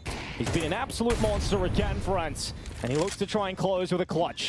Defuse being stuck through that smoke. He's not getting the position. He's not getting it, and that's Headstrick right through the smoke. Nails it for 5 at the half for NIP. What a recovery from the Ninjas in Pyjamas. Yeah, started to figure it out a little bit late in the day, but enough to make this really, really close affair. 5-7. They would have liked a little bit of a better start, but they'll take this. I'm scratching my head that 2v2, Snappy's decision to swing outside the smoke for the fight on his own. Yeah, it's a little strange, but I don't know. I really kind of can't tell you why. Yeah, but I feel like he could have maybe played behind that smoke a little bit. Maybe he's worried about it blowing open, but that swing in a 2-on-2, playing it individual, is that one made it a lot easier for NIP to deploy the Molotov towards the window, deploy the smoke towards the door, and get a nice, easy defuse. Other than that, this round, Ence fought really, really well for it. Headtrick started finding a lot of impact. I don't think we sang his praises in this half enough, but some really impactful AWP shots coming in once he got that AWP out. Yeah, it certainly started to dictate a few things towards the end, but I want to give most of the credit over to Maxter. He won those 2 1v1, or the 1v1, and he got the kill in the 2v1 retake and the ensuing round as well. So his performance in those clutches is really what got NIP going, what allowed them to kind of stabilize this half, build up a little bit of money, build up a little bit of a streak, and turn the tides. And not being a liability at ramp, which so often can be a problem. But here we are, 7-5.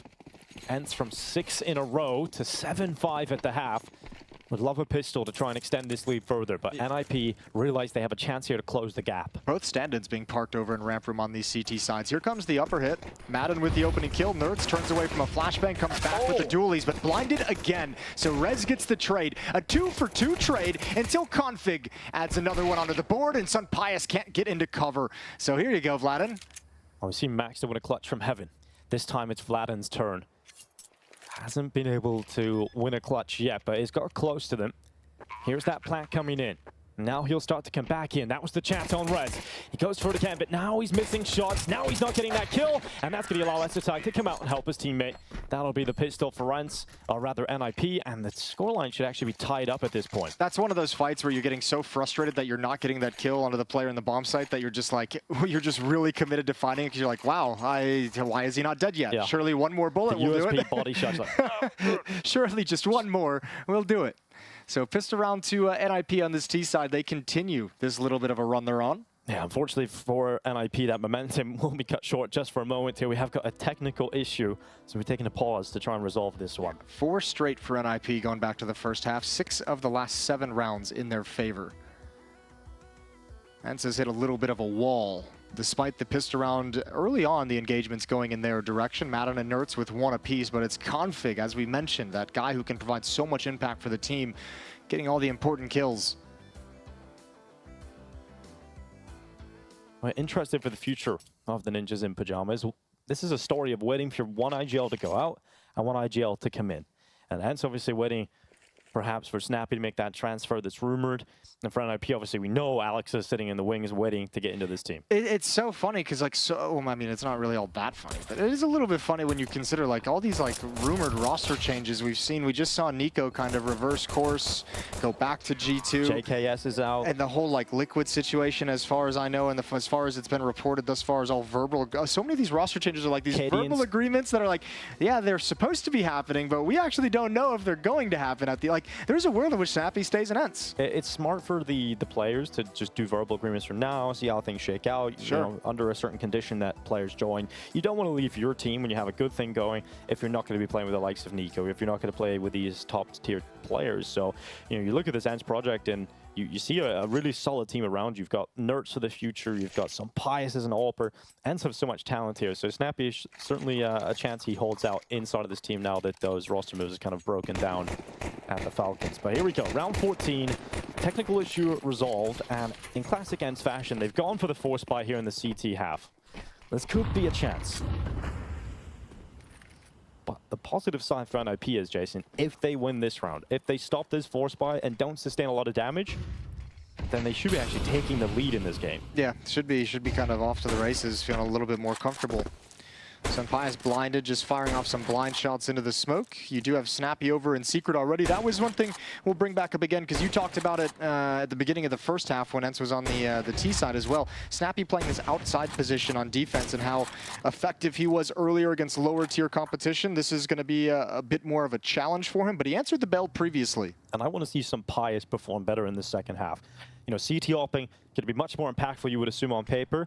And some Pyjamas, when he goes into these playoff matches, he goes to a next level. He goes up in next gear, an extra motivation, an extra percentage is unlocked inside of his brain. A lot of that's going to come down to NIP's utility usage. How good are your smokes outside going to be? How good are the flashbangs going to be to force him off the angle? Mini smoke going to be fading shortly, but they do manage to cross over it before that happens. And Pyjamas just gave up the angle outside. Oh, now he spots it. They've progressed so far. Ooh, he goes for the jump shot. I like it. It's confident, but it has given up position. Now they have to try and push lobby. Now they have to try and get in towards hut. The longer they wait in this upper bomb site, the more in danger they are of this wraparound, and nobody's addressing it. They don't have the weaponry to address it. Oh, this is not looking good for Ence whatsoever. This is going to come down to a huge failure of firepower for NIP, and that isn't going to happen just yet. Config and Hetrick coming in with a couple. Now Madden springs that attack into the lobby, but gets caught by Maxter defending that hut push, and it's just Vladin left alone. He may be able to pick up 1 or 2 here on the 5-7, and even that, he should have sunk that kill on Maxter. Can't believe Maxter gets away with that on 3 health. Yeah, he probably thinks he tagged him like once in the leg and just couldn't find the kill, but Maxter dodges all the bullets with that little jump out. 7-7, NIP have tied this up on their T side. And this is going to be frustrating for Ence, because you may look at this and think this is a very competitive game at the moment, but the scoreline may be even. But Ence had 6 rounds in a row. They were up 6-0, and now it's 7-7. Well, it's competitive now. You probably don't feel like it should be competitive with the way you open things up. Things have really kind of slipped away from Ence. It's been a game of streaks. Yeah, so we'll have to see. Ooh, a little bit of a jump from Madden, almost cost him his life. Unarmored pistols, so should be all fine no matter what happens for NIP. Should be able to recover any little hiccups that pop up. And Rez getting down secret relatively early into this round. It's got to feel powerful for NIP. And they've done a pretty good job in back-to-back rounds now of sort of dodging some of the opening spawn kills and giving Ence chances on the lower weapons. No one offering up easy opportunities here on NIP. No one offering up easy opportunities on Ence in this round. I don't know. I feel like the Zeus... I don't feel like this is the position. The kit doesn't have that range anymore, Jason. It feels like more often than not you're getting around 80 damage off the back of that. Well, it certainly sucks when they come outdoor instead, but Nerds is there. Double kill with the 5-7. Again, though, they should have the firepower to overcome any hiccups, and it's a good read. Pyjamas going to turn this corner. Easy one for S-Tag. He's got the bomb as well. Vladin, they know he's the ramp player, so likely looking towards heaven, likely looking towards lobby in a little bit. That kind of alarm bell inside your head is ringing. All right, man. Vladin, what we got here? Nothing. Absolutely nothing. It's NIP into the lead, as expected, once they were going up against that purchase from Ence, or lack thereof. And now we're going to get into the gun round. So this is now a story for Ence to do what NIP did in the first half, which is recover. And that's the name of the game now for Ence. Well, I mean, if you're from the Ence point of view, right, like this still isn't, like, from our perspective, it's like now they have to recover because of the streak. If you're Ence, though, this is all just kind of like part of the game, right? You lost the pistol. It's always going to start out slow. Everything's gone pretty much exactly how it should. And now it's about not having the slow start on your CT side that NIP had. Don't let them run up that 6-0 scoreline on you. Well, very similar smokes being thrown out by NIP that Ence were showing us in the first half. There's triple smokes, including the main smoke. Player down vent at the moment from that CT perspective. It's giving Madden opening up and a kill on Maxter. Config is the response here. Ence not applying pressure outside. Now they've got that, they're actually turtling up, playing a little bit more defensive. NIP trying to activate Maxter out of the door smokes to swing through with a flashbang. Good defense from Madden to shut it down, so everything slows for NIP as they progress outside. 3 players and a line by Redbox and on top of Mini. 1 minute left in this round. They have no more smokes to use, NIP. They have nothing to cross. That's a sound cue that will be given up. Snappy will have heard that drop towards outside, so Sunpius is going to be over towards the lockers with his AWP. This has all the signs of a round of suffering for NIP. They cross into the scope, dry into Sunpius, but the kill will not come in for the Spaniard. He'll go back and look outside again. Nothing there. They do have nerds downstairs. Look at the time though, Jason. 30 seconds. Bomb is still towards spawn. Yeah, I don't really know what you do. S-Tag has flashes if they want to try and go towards the upper bomb site, but they haven't been given any openings. I think you might have to. Yeah, it doesn't feel like there's enough time unless you immediately kill Vladin and get down in that B bomb site. So that's the call. And NIP are going for it. They're attempting it, but now you got to call it off. No, surely. yeah. 10 seconds. They're still going. They're still running, and they're going to die. Unless Rez dives down immediately, he has enough time for a bomb plant. Just about, but denied by Nerds. So tied up. Strange round from NIP. The clock certainly wasn't their friend. Yeah, I mean that's probably a couple of things, right? That's maybe like losing track of the time as a team. Obviously, you have the interim IGL, you have a stand-in as well. So a couple things maybe slowed that down as much as more than anything, though. It was the fact that they had 3 players outside with no smokes. You get one across that ran the gauntlet on Sunpius without that utility, but you don't want to risk the other one. So it just takes way too long for NIP to readjust. And Nerds plays that perfectly. There's a number of fights he could have taken during that, but he knows the bomb timer, he knows that the round timer is low, so just waits. Interesting T-smoke being thrown out there. Towards Silo, it looks like, or T-roof. Yeah, there we go. Theory craft that one. Ooh. Smoke? Okay, it filled in. Yeah, it was like, going to be a deadly gap, and nearly still so. Sunpius is looking for a kill out towards the top of Silo. This time NIP actually committing more resources behind those smokes, but resources into Snappy, who's already got himself at Secret.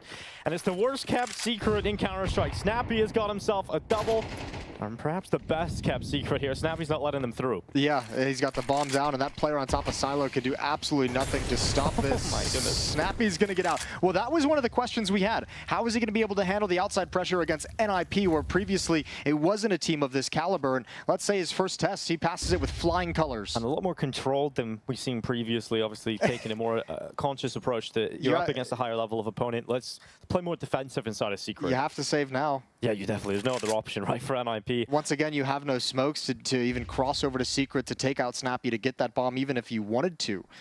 I wonder if that smoke was meant for main. It felt like they missed that smoke. It wasn't part of their execute this time, right? So they had it all 3 smokes towards outside in the previous round. I wonder if you can maybe get away with not using that main smoke, because we've seen NIP have the problem of not having enough utility into the late round.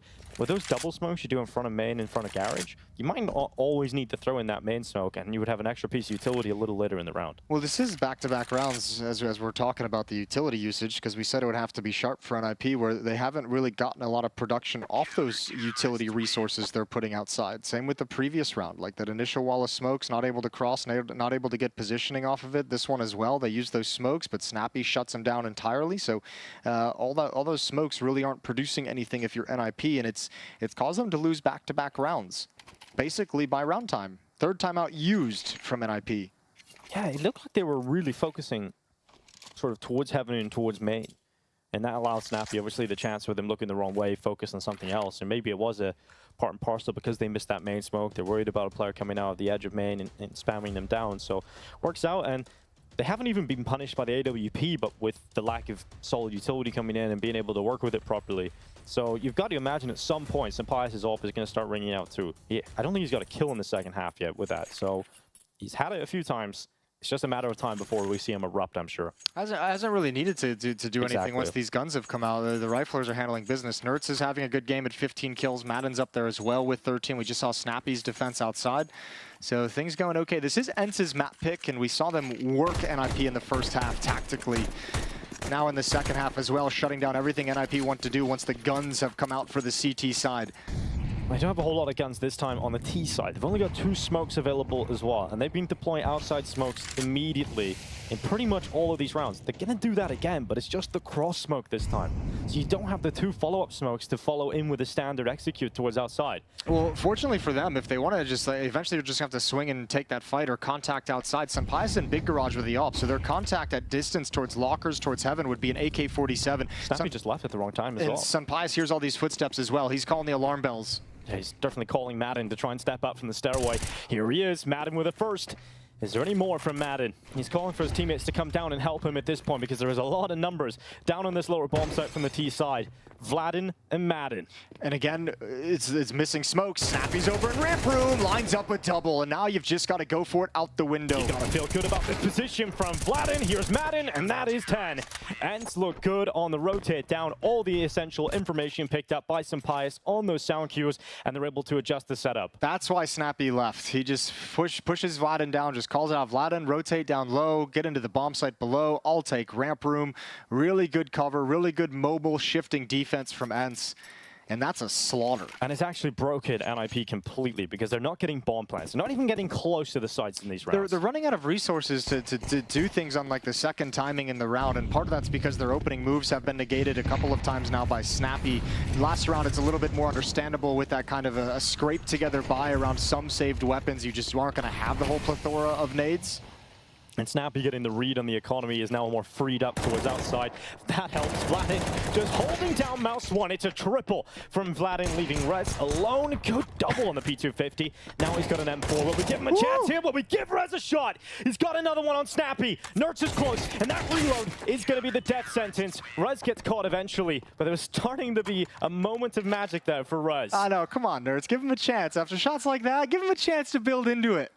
Good shutdown. You've mentioned Sunpius' name quite a bit, even that one rotating over. He's not prepared for the P250. It's actually really impressive if Ence get this victory in this fashion, and one of their best players doesn't have to deliver a good performance. You know, Vladin, good round here, obviously holding off the pistols, getting a triple, but really the most impactful player, both on T side and CT side, for the calls in the first half is Snappy, and now on the CT side, he's getting some crazy impact too.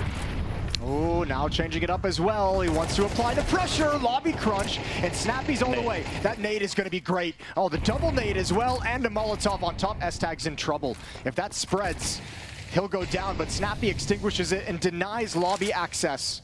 A well-executed lobby crunch gives them a 4-on-3. Now deal with that one, S-Tag. You know, deal with this. Well, how do you get yourself out of this position? Yeah, they're not giving him an easy game to call whatsoever. Rez has got Secret. You got one smoke available on the back of Rez. Sunpius is going to go for that peek outside, has just detected S-Tag, and that's the kill. Sunpius locks it in, holding for the second, should be able to get it on Hetrick. If Hetrick is to peek, and he's got Snappy covering off his other blind spot, which is confirmed to him, but a fantastic flashbang from Hetrick, allowing Rez to try and get one kill back. But he's traded immediately, and Ence will recover this round. It's map points on Nuke. Snappy's everywhere on this map. Secret, we've seen him outside, we've seen him rotate to ramp room. He's thriving in this role of freedom. Now we saw him push ramp room in towards radio, so he's just been everywhere. And just on top of that, like his individual aggressive playing right now, just the calling from Ence has been so wonderful. As I mentioned a couple of times, they worked NIP's defense on the T side for the first 6 rounds, tactically outplayed them. Now on their defensive side, they're denying everything that NIP want to do. They can't get anything done on their first move, and it's making it a very hard map for S-Tag to work. And the last tactical timeout used for NIP, they better have all of the answers inside of this one, otherwise this one will be done. Nuke is looking almost locked in for Ence. And this is the buy you bring to the table. A MAC-10 for Hetrick, Galil's on a couple of players, and 2 AK-47s. Sparse in utility and a few players too. What's S-Tag's call heading into round 21? Perhaps a call of DJL as well. They'll look at ramp, they'll look to challenge Vladin. He's holding down, and this time a wild spray that will not connect a single kill. So that's a chance for NIP. Yeah, this time he gets caught, just committed to the fight through the smoke. He might not have fully believed that it was going to be a ramp rush in that fashion. Madden has shifted down here, and he's had a great game as well. Yeah, he's had his moments, and he's looking for another one. Looking to make up for that of Vladin's mistake on side of the ramp, and that is a double from Madden to draw it back. A 3v3. Bomb yet to go down for NIP, but you'd imagine this turns into a retake at some point.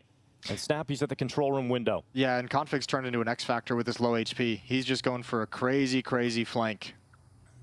Snappy needs to be careful here. Head Trick looking to take him out. Snappy's got the warning shot. Sampayas detects Config. And a quick shot from the sniper. There's that Galil. With an AK, he might get that kill. Yeah, Snappy getting a couple of leg shots tagged at the knees. Here's that bomb plant coming in. Flashes through the double doors.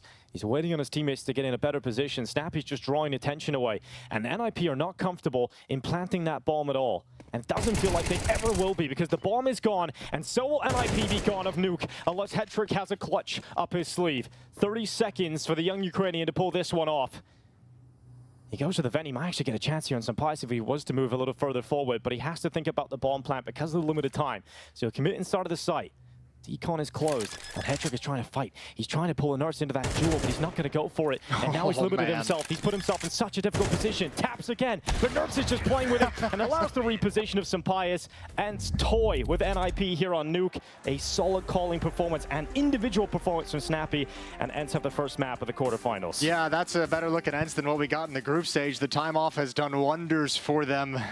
Vladin looked really solid as well over towards ramp room and on the T side in his individual plays. But yeah, the big takeaway is Snappy outplaying NIP on the T side with his calling tactically, and on the CT side, not letting NIP get anything going early on in the rounds and just choking them out. There was a flash in the pan for NIP in that first half, but second half, it felt even worse for them, right? They got a good start. They had everything you needed, the good conditions. You got the pistol, the conversions, and the force buy win. They had everything. Yeah, once the guns came out, there was no success for NIP, right? I don't think we really saw any real opening kills outside when they had those smoke walls up. Snappy shuts them down crossing to secret. Like they weren't finding any success early on. So Ence just did a great job of removing all their options in those rounds systematically. Yeah, well, let's hear what our desk has to say about map 1 of this quarterfinal. Yeah, Dinko, let's FAFO. Let's find out right here and right now, which is exactly what we had happen in the first map of the series. Yes, we look at NIP versus Ence on Nuke.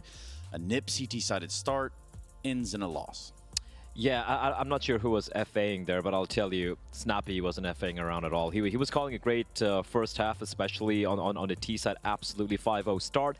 It did get a little weird. There are a few questionable plays coming out from them when they had the advantage come, I think, the latter stages of the first half. The second half, they're sure NIP, they win the pistol, they convert the against the force buy and the eco round, and it's close. Now it's tied up almost, or the 8-7 or 8-8 or something. And that's when Ence like, all right, boys, we got the guns out now. We're going to lock it down. Great work, great hold, and never felt like at any point, once Ence got the guns out on the CT side, that NIP had a singular solution. Yeah, I'm right there with you. I think there was an obvious discrepancy in terms of quality of the T side. Ence did marvelous with that start, and it was very well highlighted by the casters as well. Snappy had a couple of very good calls early on. He knew how to push that advantage. Financially speaking, got up to that 6-0 start, because once you move over to NIP on their T side, guns for the CT, and that was over. I think it was a little bit superficial what they were attempting to do. We had a numerous of occasions where smokes were lacking at the end, timer was lacking at the end, NIP looked a little bit lost, and I think it's a very logical win for Ence on their map pick trace. Yeah, and also the shout out to Snappy as well, man. I mean, like, yeah, we're praising his calling of course. He was doing fantastic work with the guns. You go back to the round where he was playing towards at the entrance of Secret, he gets 2 kills, force a save. Later on, he's pushing towards outside, being a thorn on the side of NIP. So not just for the calling, but he was the fingers choking them down there. Let's be fair. Do not take anything away from Snappy, because I do think individually he did even more than what we expected.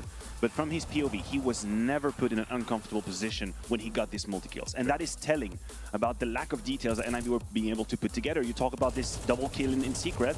He gets them for free. No flash. The Molotov and the flash come after he gets the double kill. So hell yeah, that's an amazing position to be in. And he strikes when he can. But what about the Dragons? What about the Dragons? Yeah. Dragons going. Madden Dragons. You could... Yo, but for real, Madden definitely put in the work here. I think that should go without saying, right? What I really liked from when I'm looking at the kill spread for the top 4 players, happy. like if you look at Madden, he should be happy about the trace. Madden, Nerd, Snappy, and even Velden, the kill score is just 3 kills difference. Everyone is chipping in. I do want to actually talk a little bit about Valdon, right? Yeah, that's fair. He was a ramp player. On the T side, Jason pointed out as well, they were like, listen, we're going to set you up for outside. We're going to have a few smokes here and there. You do your thing, you know? You play comfortably. You don't have to really comp too much. Just give a little bit of tidbits of info, what's happening here or there. He gets res so many times so it's outside. Sure, he might get traded out, but just him being alive was so helpful for Ence in his T rounds day 1.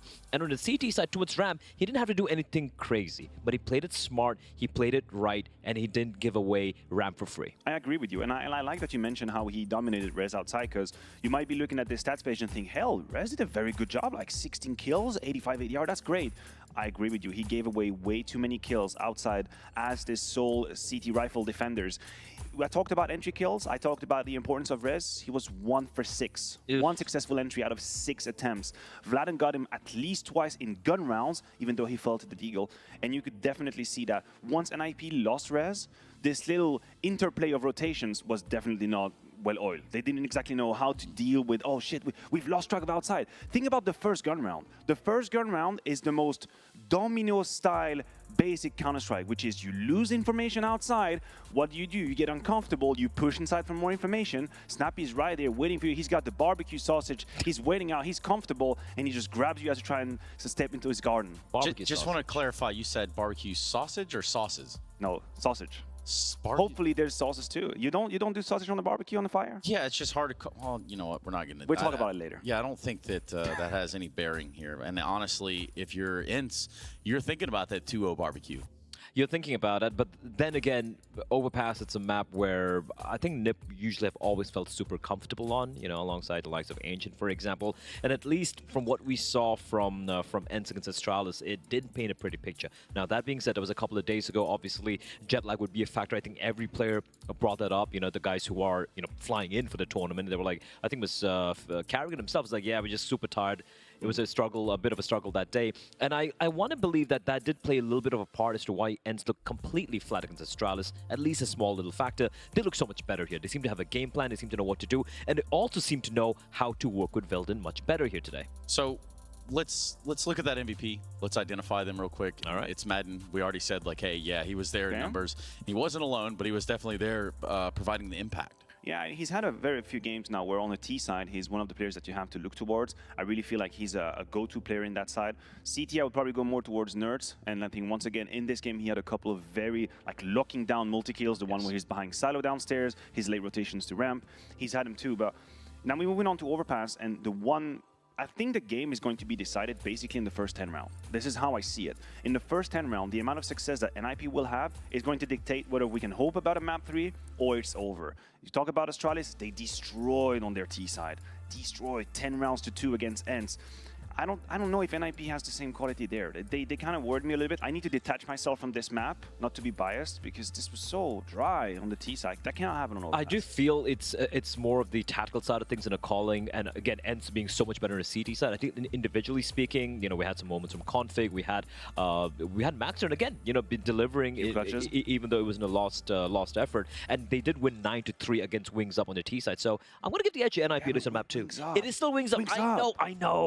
I know. You gotta take that into account, right? The quality of opposition and people being able to... But they look comfortable. That's the thing. Yes. Here is my problem. You play against Wings Up, and the snappy equivalent of Wings Up is in secret. He doesn't get flashed. Maybe he does multi-kill you. And then suddenly you're thinking, hey, man, high five. That outside strategy was nice. And then suddenly you play against Ence, and you have these utilities who are missed, and you pay the price. Like the IRS, they're right there waiting for you. If you're not getting tax, it's over. Whoa. Don't like that one, huh? Big words, buddy. You know what? That's how it works. Just quell that for the second. Just this second.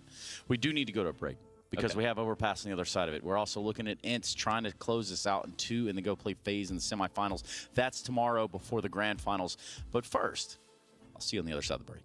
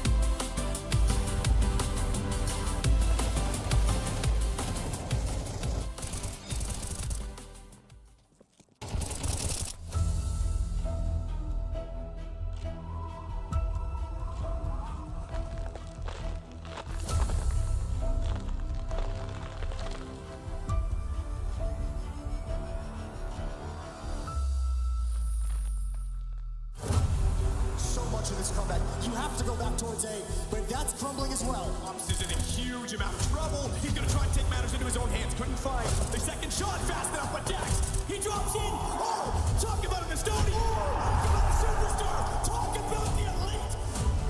The USPs at the A ramp is shut down. Starry going to get his name onto the feed with a 3K. Oh my God, one more. Nex is able to cross over. He's got a smoke. He's got a kit. Nexa, don't do this to him. Don't steal it with the smoke defuse. Nexa, no! A knife!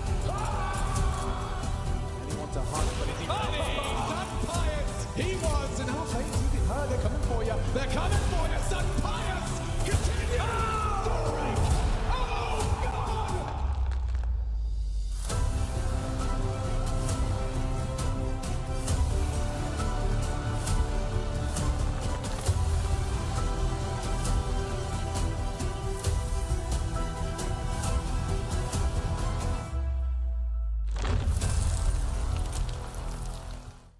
Welcome back to the CAC 2023. It's the quarterfinals here in Ence, one map up versus NIP. A chance to 2-0 this and head into that matchup. And in the semifinals, I think Ence looking pretty good coming into this game, Jason. Looking great coming into this game. Looking very great. A big change from what we saw on the group stage, and I think really the key to it, we saw Nuke, Snappy individually played great, but not even that. It's the calling out of Snappy. It's how much they seem to outclass NIP on Nuke as a team. If they can do that again on Overpass, it's over. Because you're kind of negating some of that individual skill out of guys like Config, guys like Headtrick, guys like Rez as well. You're kind of negating and taking away that factor for those players. So I think Snappy calling a great game and being able to outcall S-Tag is a huge factor in this series. Yeah, well, we might be seeing more of that coming into MOUZ as well here. NIP have got a lot of work to do.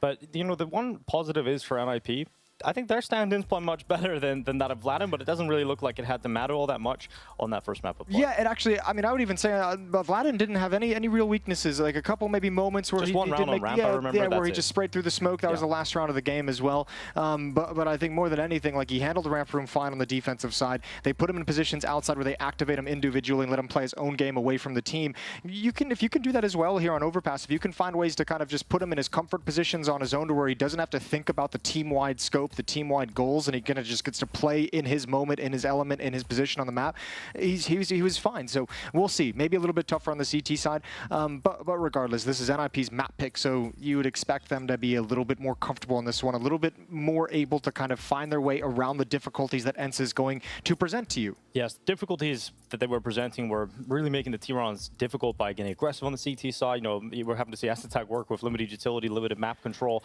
If they can disrupt the game plan of NIP, I am sort of intrigued to see how S-Attack gets them out of that. And I think that's the key word, is disruption, is the way that Ence disrupted their T-side constantly, the way that Ence kind of just was really tough to handle on their T-side as well. But more than anything, that's something that Snappy as a caller, it's been his trademark. He's willing to make those aggressive calls to disrupt what you want to do in those first, second steps of your T-side rounds. And man, NIP just got kind of bullied once the rifles came out on Ence's CT side. It was lobby crunch at a nice timing. Outside, Snappy getting doubles with the wall of smokes up. So many times NIP just ran out of utility before they could actually do anything because Ence was disrupting every play they made with those salvos.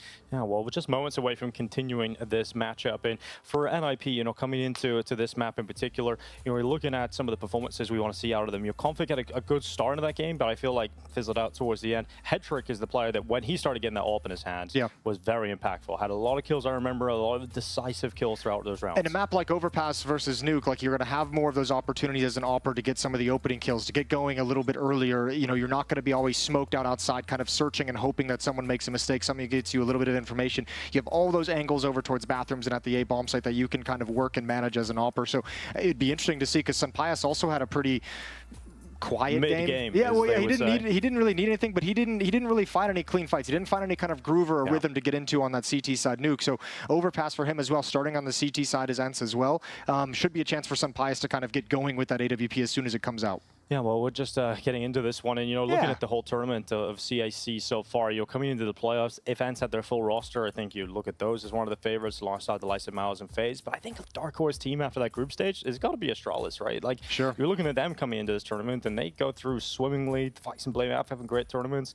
That could be a fun team to see down the line too. Yeah, they've been interesting to watch on this little bit of a rise that Astralis has been in. So yeah, you'd give them like a dark horse chance to take this, but it's still obviously the two big names that everyone is going to say is the likeliest to be in the finals: MOUZ and FaZe. FaZe looking really good in this transition to CS2. They had a really tough opening day to make it into the semifinals with that grueling match against NIP, and then playing a best of 3 right afterwards to have to make it all the way through in the battle that took. So they've just been chilling, waiting for their time to play the next game. Yeah, well, you know, Ence did have a stand-in last year at Dallas where they made the grand final, right? Snacks is playing with them. I think Snappy and Carrigan are kind of proven themselves as two in-game leaders that are very capable of playing with stand-ins and still getting a lot done with them.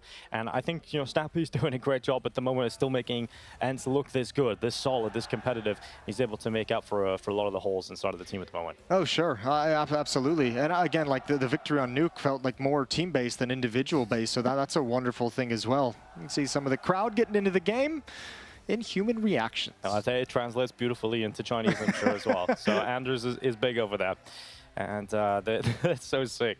The crowd has actually been really sick to see out there in Shanghai. It's really good to return to an event like this, obviously being kept away from events in Shanghai. It looks like next year is going to be an incredibly busy year for Asian Counter-Strike. But this is time for another matchup to begin here in the quarterfinals. Second map underway. Also, I mean, you wanted to take that wider scope of the event as well just a second ago. If you take that even talking about the Asian teams, all the upsets that we kind of were hoping for on day one, between TYLOO being able to upset, between Lynn Vision being able to upset, all that's kind of fallen away. So this event had like a certain level of interest and excitement around it, because it's like, what happens if those upsets occur? What way can this kind of bracket, these brackets and these groups be thrown into chaos when these upsets come out, if they come out? And obviously every single one has been avoided by the Western teams, so still a ways to go for some of the Chinese and Asian teams that we've had competing.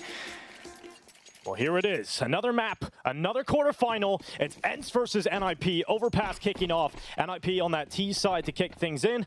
And we got Joel Beretta's out for Nerds. A flashbang available for Madden. But that's what they've got to play with for Ence on the CT side. Pyjamas looking to kick things off with an opening, and he is just going to be opened up by Rez. Yeah, got to be careful with that one. Heard the P250 ring out, stayed around a little bit too long. So, yeah, you better have something with these dualies, because Nerds is having 3 come right at him. Joel Beretta's in the corner, undetected, unleashes on one. Nerds is cleared out by Config. Yeah, he was hoping someone else would be just following that up real quick. Couldn't transfer over to Config. So the P250's doing work. Both opening kills. And Madden has no other option but now pushing out towards long. Both of his support players, both of his teammates at this bomb site have gone down. So he's going to get an angle out towards long. Snappy's going to try and set up a crossfire. Oh, P2000 at the ready. Snappy gets caught by that second flash. NIP were really solid at layering flashbangs in this game so far. And that's going to allow that kill and the space to be taken, putting Ence down to just 2 players. But Madden undetected at long. Now his time to strike. Oh, good shot from Maxter, sliding in with low HP. Vladden couldn't convert it, and the reload doesn't finish in time. Maxter with a triple kill in the round to help NIP secure the pistol, much like they did on Nuke, that T-side pistol round going in their favor. Well, much like Ence on Nuke as well. After losing the pistol, they've gone for the force buy again. Pyjamas go to the scout, they go to the 5.7s, they go to the MP9s, and Ence very capable of winning these kind of rounds, or at least doing damage to the T-side economy. Now, Ence are a team that have consistently done this. I think the meta is generally to save in this second round, but in classic Snappy fashion, he's gone for the more aggressive approach to the economy and to the game. So pulling out this force buy, let's see if NIP can handle it.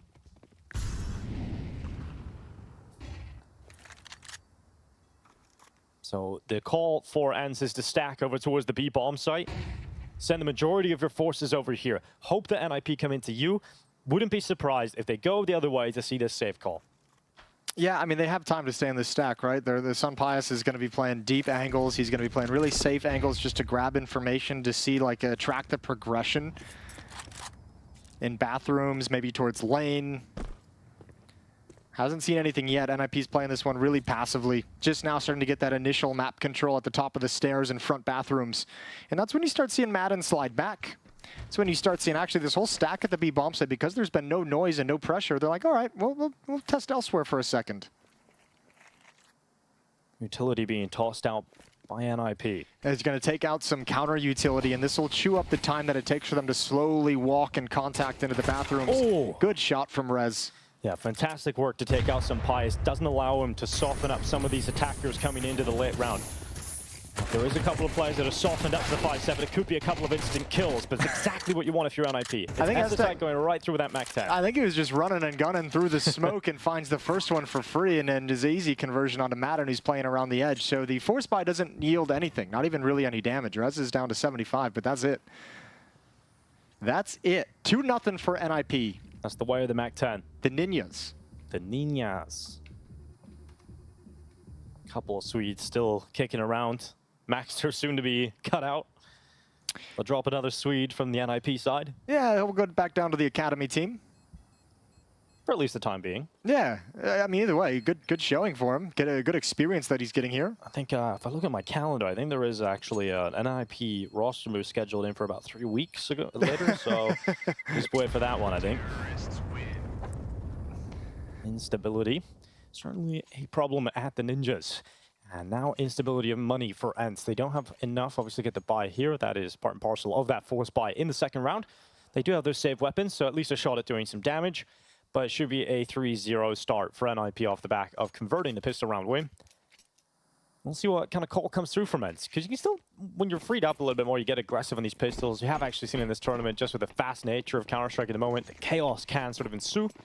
Let's see if Ence can get it rolling. But realistically, you want to see SSI pick up all the money in the Mac 10 with Maxter.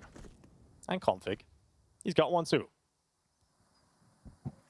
It does feel like in Counter-Strike at the moment, in CS2, the long position is really strong at the moment because the tree feels like it's impenetrable. Like, you can't shoot through this tree. Sure, well, not with USPs. Definitely not. And that's going to work really well for Senpai. So there we go. That's a kill on SSI. 1 for 1. They spotted quite a few players going aggressive towards long, and Maxter will get the easiest kill he could have asked for on Vladin. Yeah, Vladin, testing your focus, testing to see if you're not gonna be watching anything. Maybe you could have gotten some position, but a good kill from Maxter. Still very slow from the Ninjas on this T side. Still waiting to see if there's going to be any kind of a reaction. Once again, knowing some weapons were saved up after the force buy in the second round. Just seeing if any trickery is going to be brought forward. All they have to do now is make sure they clear their corners, but Ence have made a good read and a good call. Stacked over towards the B bomb site. Nerds at the pillar, Snappy at the monster choke point, and Sunpias back at Graffiti. It's just the weaponry that makes this feel too weak. You maybe get one here if you're Snappy, but you should get traded out. Flash is so good. So Snappy gets the one kill, trades come in, Mac hands go flying forward, and we're into the gun rounds now. So 3 in a row picked up for NIP. Yeah, not bad at all. And you still have that Mac 10 on config that he can pass over. He made a ton of money. 7,500 in the bank after he fills up his utility. AWP out for Senpias. And we really highlighted that as a weapon to look out for. Senpias, who couldn't find any kind of a rhythm with the AWP on Nuke. This is his chance on Overpass to have some impact, perhaps for the first time in this series. Wasn't really necessary on map number 1. It will be necessary here on Overpass.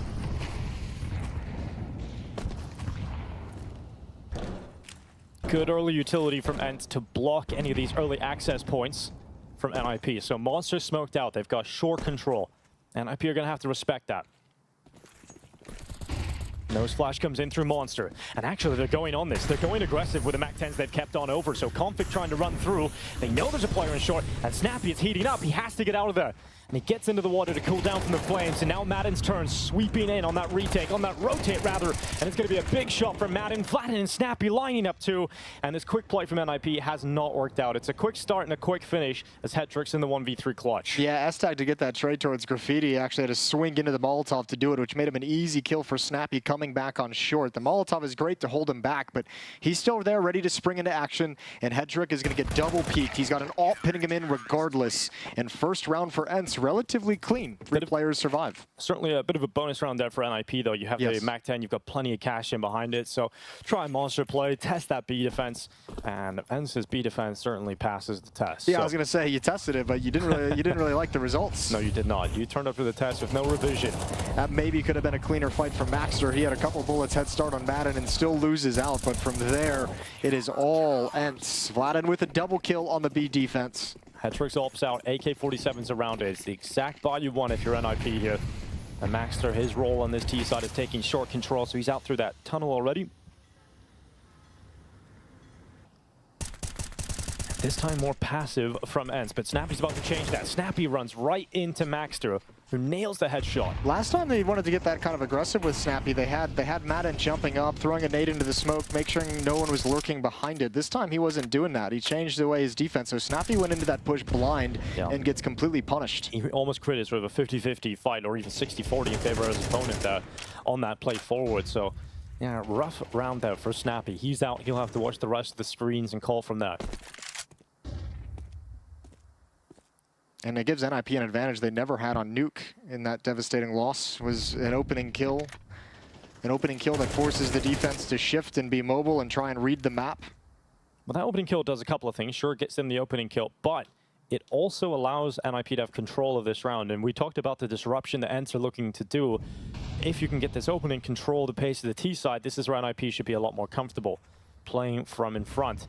And Config does not get the timing on Nerds, but we'll hear those steps as he runs back, as he retreats back into that A bomb site. Yeah, Config realizes he's got space to work with now. And he calls back the bomb as well. That was in T-spawn. Oh, he committed to that fight. Oh. No information gathered, but wins it out. And now he calls it out. Now he says, all right, I need someone back here immediately. For a fight between two of the best riflers we've got in this game, that did not look that clean, but here goes Rez out long. Nearly gets the chance, and Nerds dropping back. Good flash. Sampai's cancelled out again, and he might just go down completely here. Rez is with him. Sampai's gets one, and Nerds swings out to defend his teammate, and the Spanish sniper drops them as they try and make their way into the A site. Yeah, we wanted the impact out of Sunpius, and I thought maybe Rez would be able to see his head on top of the bin.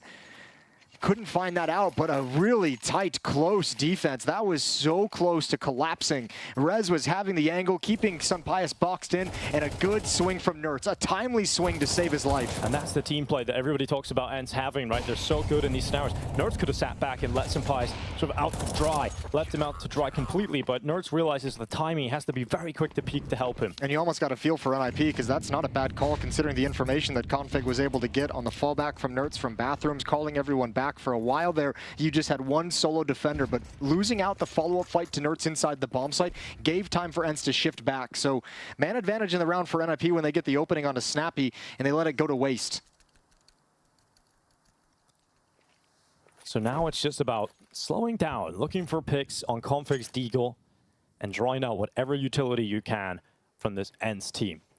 Because NIP are unexpected to get anywhere near the bomb site here.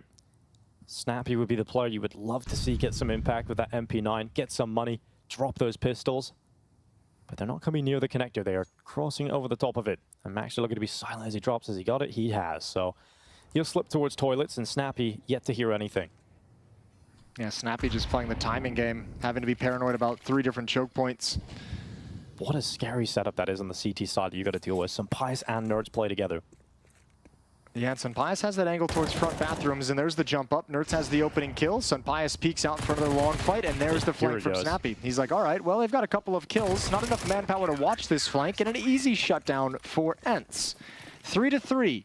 This is playing out much like Nuke on the CT side for Ence, where all the rifle rounds, once they come out, it's going in their favor. And comfortably so. You know, not getting into these clutch scenarios, having to break their money. It's comfortably in favor of Ence, you know, getting the openings a lot of the time here. But 3-3. Buyback from NIP. So they return to the rifles. They don't have the AWP for Hetrick. They've got to go full rifles here. We'll see what Estetai can call for them. what he can conjure here in round 7. It's going to be Sampayas, aggressive this time down long.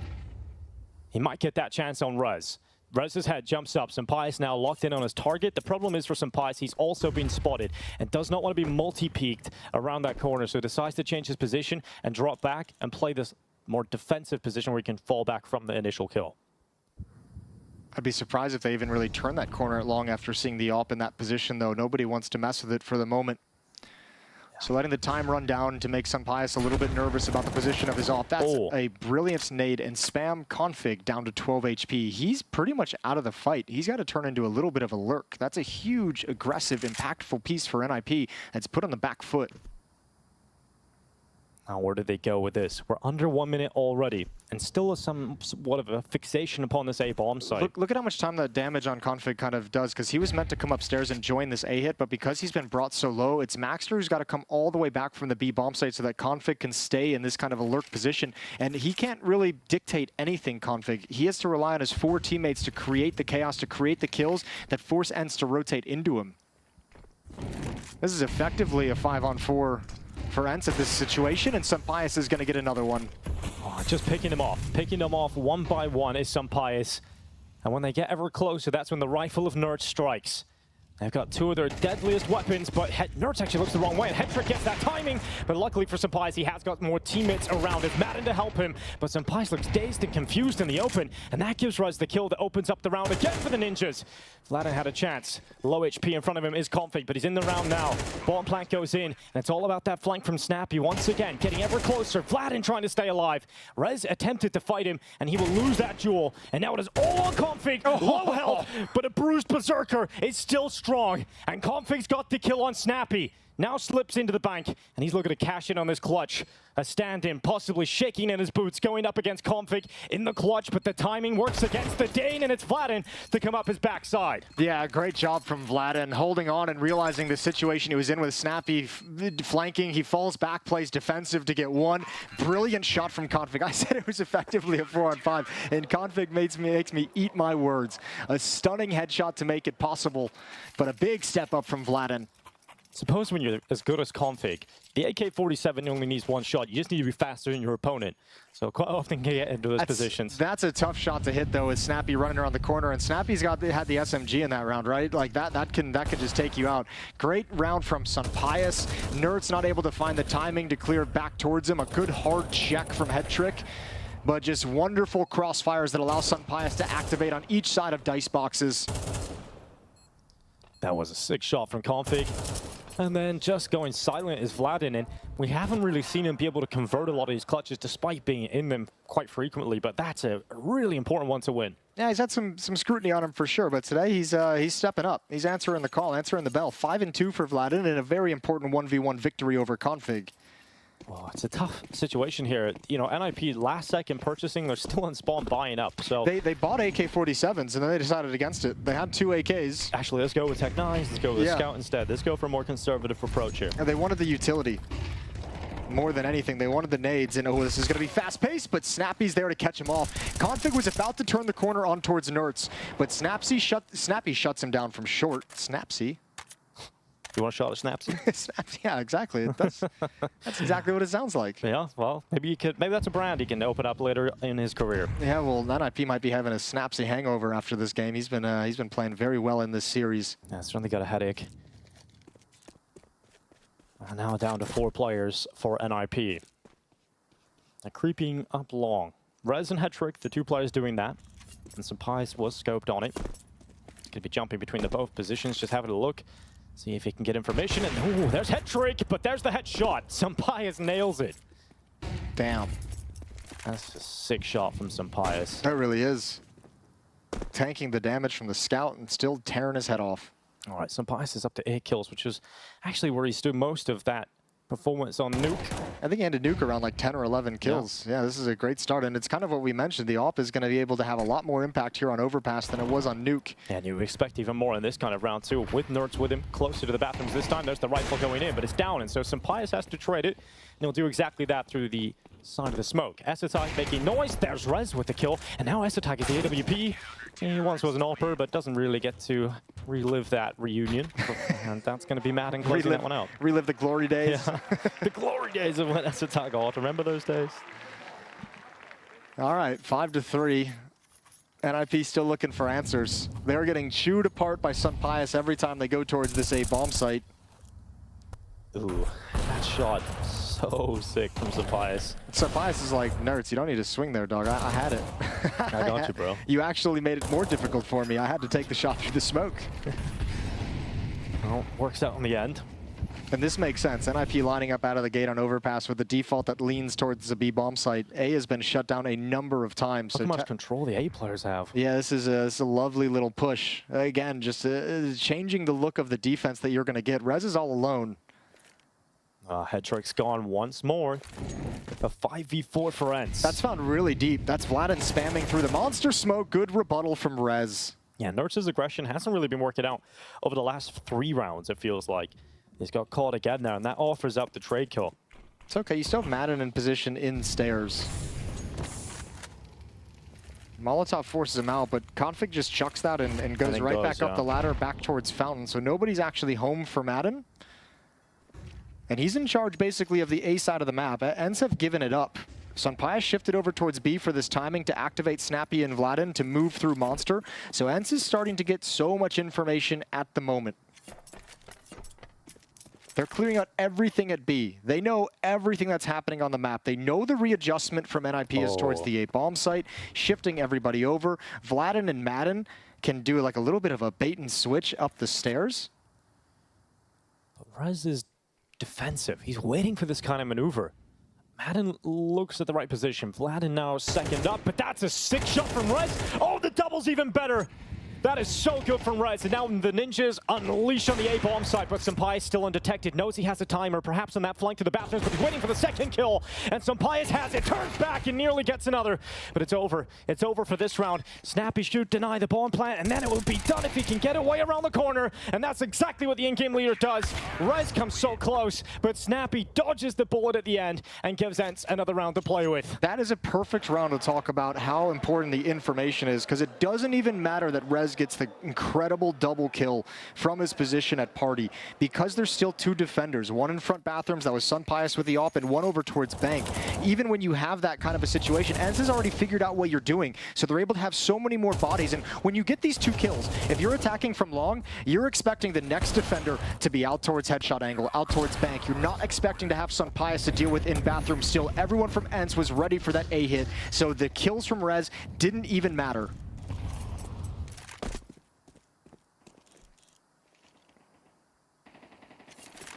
Sunpius' scope looking for the opener. Damn close on that flick down, but not good to be connecting. Perhaps it's Nertz. From the connector, he has had a tough time over recent rounds, but this time his maneuver works. He gets a kill from it. Now in a duel inside of the connector, worried about being split and crunched from 2 sides, so he repositions beside the paint buckets. Well, there's the silence M4. So NIP now know. know. Oh, what an entrance. There's the glory days from S-Tag Zolt. This round is working out. They have the information now. They know there's 2 players in stairs, and they attack forward into the A bomb site. And Snappy has got to try and recover, but Config has disappeared. Sick work from Essetag, making that work. AWP, and now in Rez's hands. Both players have had time on the AWP, and they're rerunning those glory days again. Config is gone. Essetag and Rez having to close this one against Snappy and Vladin. It's a tough round here for Ence to try and retake, but some ground here being made by Snappy and Vladin. But that shot from Essetag, he nails another one, and Snappy realizes he's damaged up. He ain't getting back into this round with the time limited, and it's Essetag on Rez, rolling it back, getting those ops out, and getting some massive impact on the T side. Yeah, NIP move quick in this round. They get up to attack that A bomb site very early on, and I mean, it's just S-Tag dry entrance with the op that finds the kill that opens up the bomb site, and so much of Ence's defense was sucked towards stairs, was positioned towards stairs. There was no backup at the A bomb site this time, so NIP find the gap and exploit it very well. Despite losing the first player, it's the ops that chew this apart. So nuts. Just making that AWP work. Good shot from Maxter as well. Really helped him take this one over the line in the end. Tips them over the edge. And Essetag has a bit of fun on the AWP, but that should be returning to the hands of Headtrick in just a moment. And a tactical timeout taken by the Ninjas in Pyjamas. Yeah, they know that one. They really kind of stole that one in their heads. They still haven't found the solution to this defense overall. It's more of the life raft that's been thrown out for you to try and swim back to shore. Yeah, and now they've got to figure it out permanently as the timeout comes to a close. We'll get into round number 11. NIP trying to get as close as possible to tying up this scoreline at halftime. This is a great chance. Ence has invested everything, and they've got a strong buy. They've got a good amount of utility, but they've got no money left over if this goes the other way. Another recovery from NIP in the first half of this quarterfinal. We've seen it earlier today. Just on Nuke. They're able to turn a massive start from Ence back into a competitive half. Weren't able to make much out of it in the second half, but they have to now on their map pick. So this setup from Vladin and Sampayas looks really strong. If NIP are to round this corner, there's a really good chance the scout lands some damage and Vladin finishes them off. And that's what they're hoping for. But a good flashbang takes Sampayas off the ankle, forces Vladin into a solo fight. And it's a 1-for-1 trade. He does his job pretty effectively there. Madden burned forward, but Snappy comes to try and assist him, and it's going to work out. The team play is going to pay off, so they 1-for-1 traded again. Yeah, deep Molotov in as well. But it's not reaching Madden, it's not spreading, and Maxter's investigating the B bomb site, which is wide open. Yeah, he's going to detect that real soon. And if Ence don't start readjusting, I mean, it's almost kind of too late with this position from Maxter. They're going to have to be aggressive out of the blue door.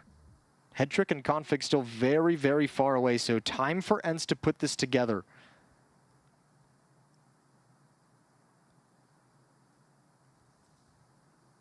Maxter just holding this ground down, letting his teammates come on over, but that utility signaling the final play from NIP into the B site. Ence don't feel comfortable about going into the site. Instead, they'll let them take it, let that bomb cross over, and then try and deny it with a 5-7. There is no smoke to smoke out the choke point, so that's the kill. That's got to be it. Madden sinks it on Config. And now Senpai is trying to get it done. 9 seconds left. Time's run low. Madden gets a second on the 5-7, and that's it. All done.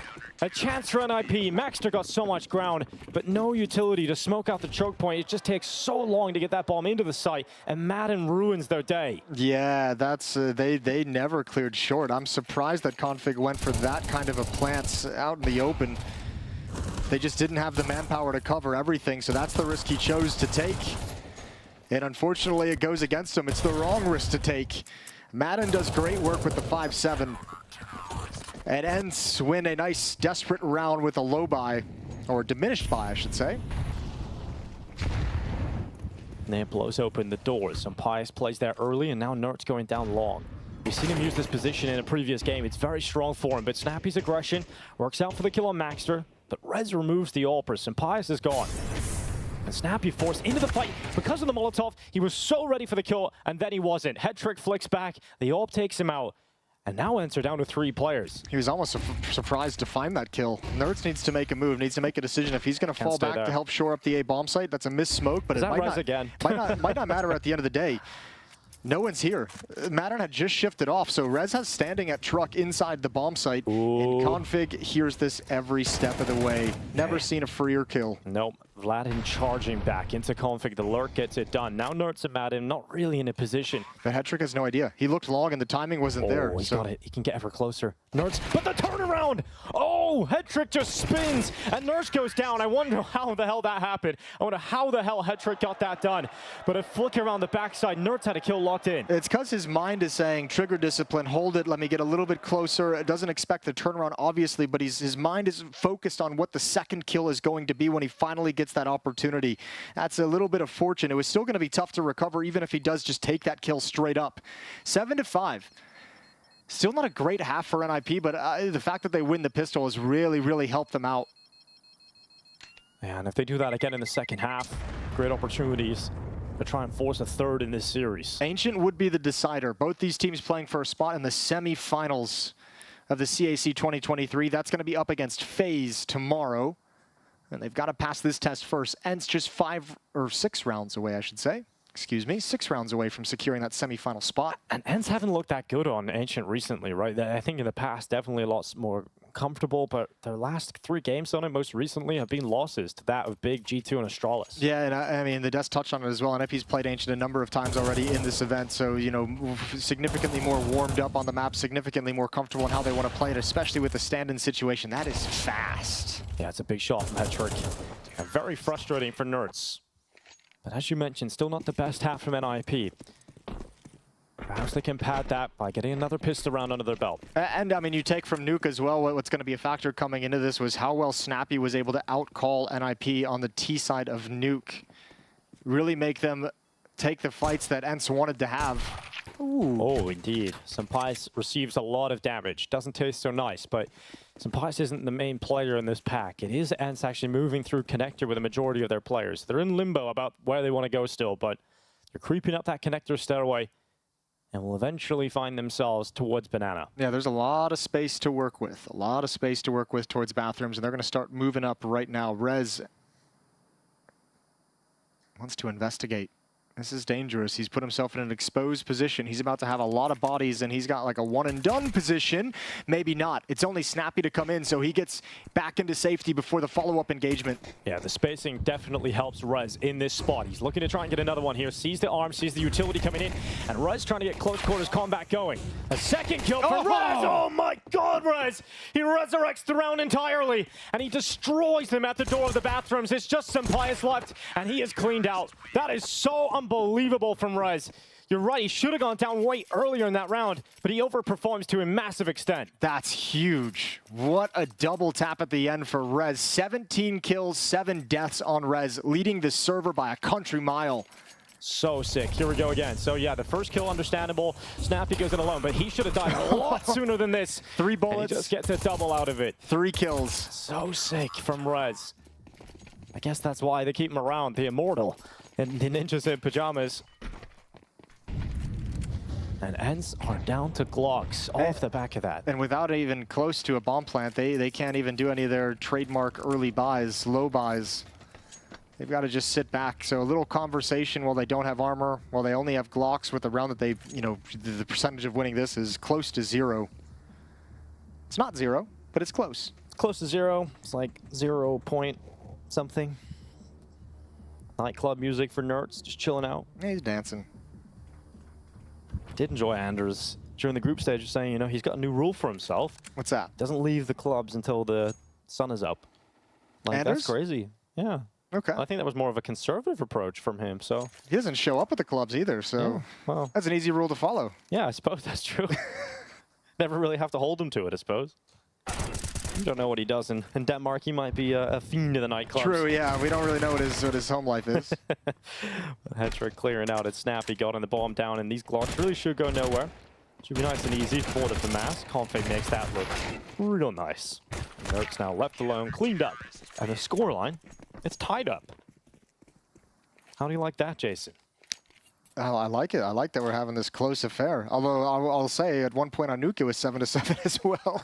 and then it just kind of went the other way. Yeah, and then it just ran away with it. So take from that what you will. I think NIP are kind of remembering that too, because the timeout taken straight away ahead of this gun round. Yeah, their third one. They want to get these gun rounds started clean right out of the gate. Oh, you can kind of hear the crowd in the back there having a great time out in Shanghai. It's really nice how the community in China of Counter-Strike, there is a lot of legitimate fans out there who have sort of relics of Counter-Strike history. You know, we're seeing the inhuman reactions. We have to imagine there's a lot of new fans coming in. Obviously, that was a long, long time ago, so it's still cool to see there's a developed scene out there, and it's only going to get bigger and bigger.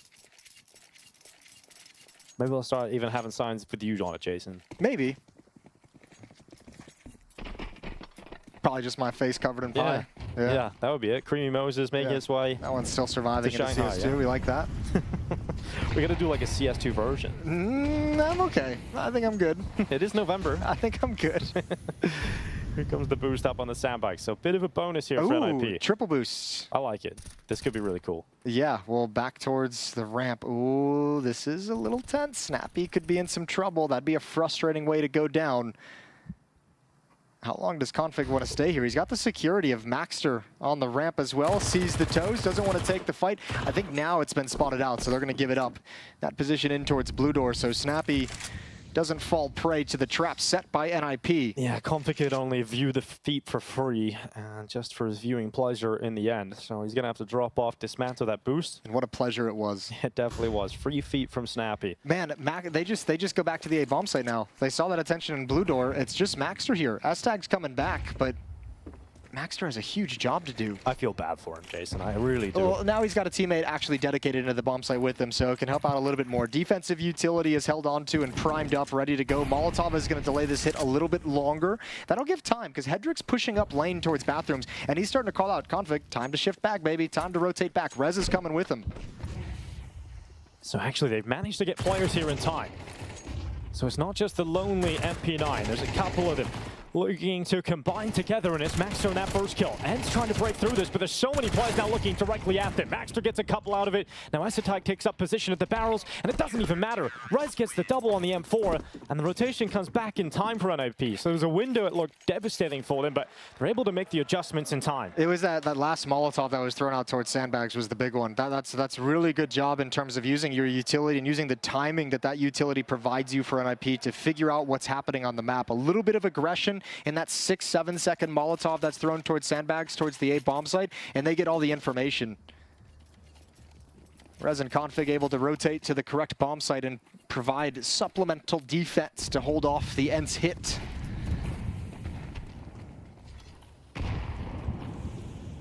So this isn't going the way of Ence right now. You know, you expect them in the gun round to come back and look a lot better, but they're back again down to pistols.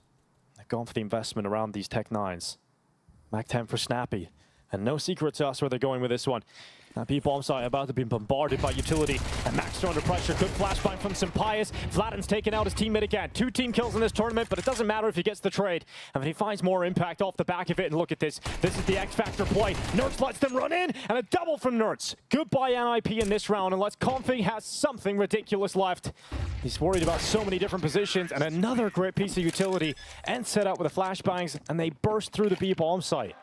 That is a classic Ence round right there. Yeah, great utility coming through that smoke, and unfortunately for Maxter, he's playing Monster, and he's just got so many flashbangs to dodge, and just eats one of them. Vladin even just saying, you know what, I'm sorry, but this kill has to happen. I have to take it because I need to get the follow-up, but good job from Nerds. Really sick. That time the trigger discipline worked. He made sure to line that up with the Tech 9 just perfectly, and Madden being patient, waiting for the flash. Shuts down Config. Yeah. Beautiful stuff. 8-8. We're all tied, and look, that might be the round that gets Ence on their way again. Yeah, those are the rounds that Ence can find all the time. Look at the money on Nip. Look at the money on Nip. This round is critical for the Ninjas. Double off setup. Hedrick and Esatag picking them up. And the aggressive play from Hedrick frees up Nip for the opener. They love that opening, and now they back away. Rez hasn't stopped. He isn't running away at all. He's continuing this fight. He wants to get the pick, and he's got it through the gap in the tree line. And Sampayas that's gone. I don't even know if Sampayas saw him. I don't even know if he might have seen him like right at the end, but that's like a headshot through the boards and then a cleanup around the edge. So this hit, they know that there's push towards Fountain as well. They know Rez has all the information, so really all that's left is to hit this B bomb site. No other options for Ence. It's kind of wild that Ence have won that previous round on Tech 9s with a B burst. They've kind of brittled the economy of NIP, and then find themselves immediately in a 5v3 in the next round. This has got to be a huge recovery from Ence at the Art to get anyone near this round win. And Snappy's got to be the player that delivers a headshot, and he's not going to get it. Config hasn't even been detected yet, hasn't even been needed, and finally will be cleared out, but it's not enough. Ence lose the follow-up round. Yeah, but you got to give credit over to NIP. They invest in the double op setup. The first op works perfectly to find an opening kill. The aggression out towards long works to go 2 for nothing in terms of frags on that play. And all the risks NIP took in that round, they get the good side of them, and it's forced the first time out of events. They're back to a very labored bye. And NIP in the lead 9-8. The first timeout for Ence. I think that kind of shows you where we are at this point in the game. I think NIP's used 3 of theirs as well. Yeah, they are very quick to use their timeouts. You can understand why, not having that experienced IGL to lean on throughout the whole game. Snappy and Saul talking through potential solutions. Let's see what solutions they come up with. Be hard to replicate the quick B play again. I'll see what Ence come up with. Let's see what they've talked about during that break. For NIP, they continue this double op setup. Hetrick and Rez.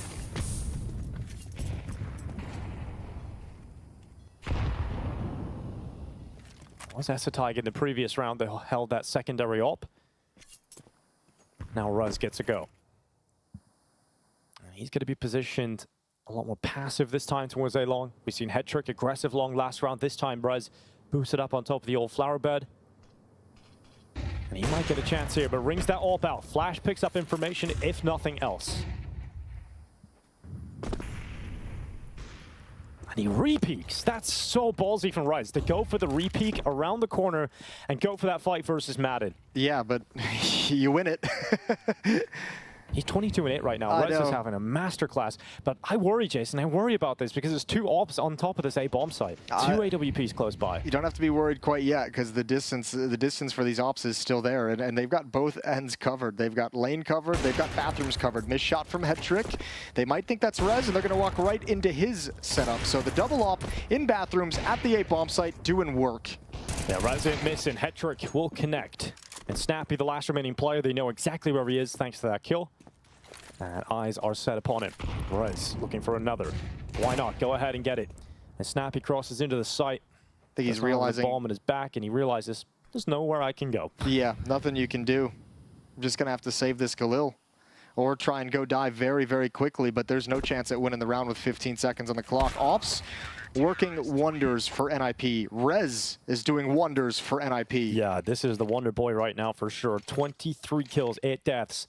Impact on the rifle, impact on the AWP. There's no more time left for Ence. They have to save in this next round, and then you have what, one last buy to try and make this comeback all the way back. Yes, that's a sick shot from Hetrick.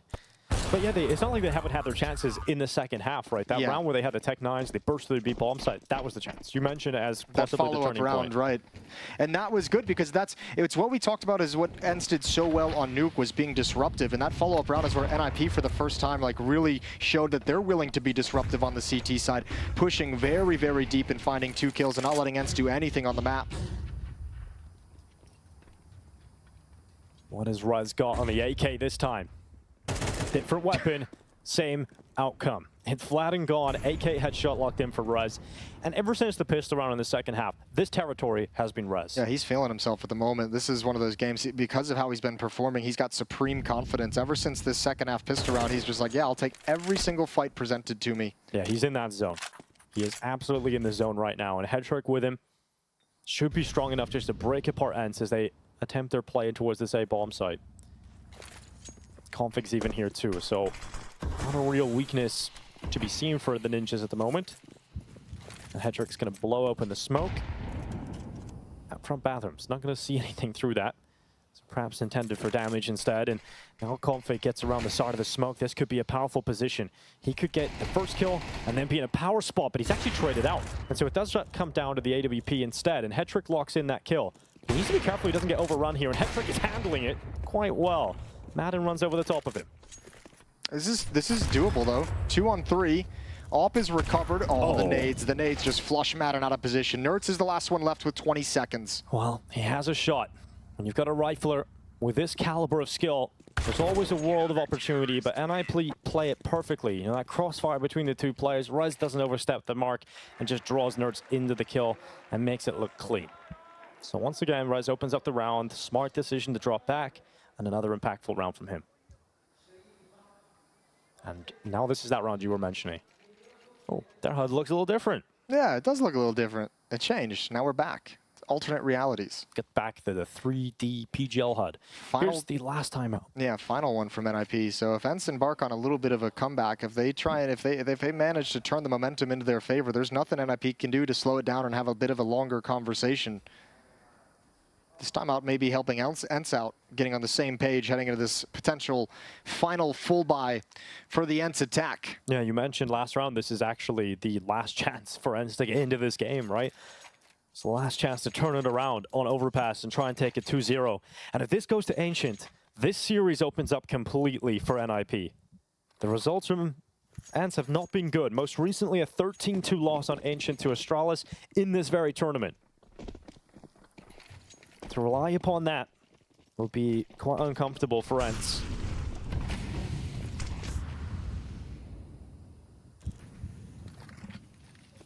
And Pyjamas has seen so much of that aggression.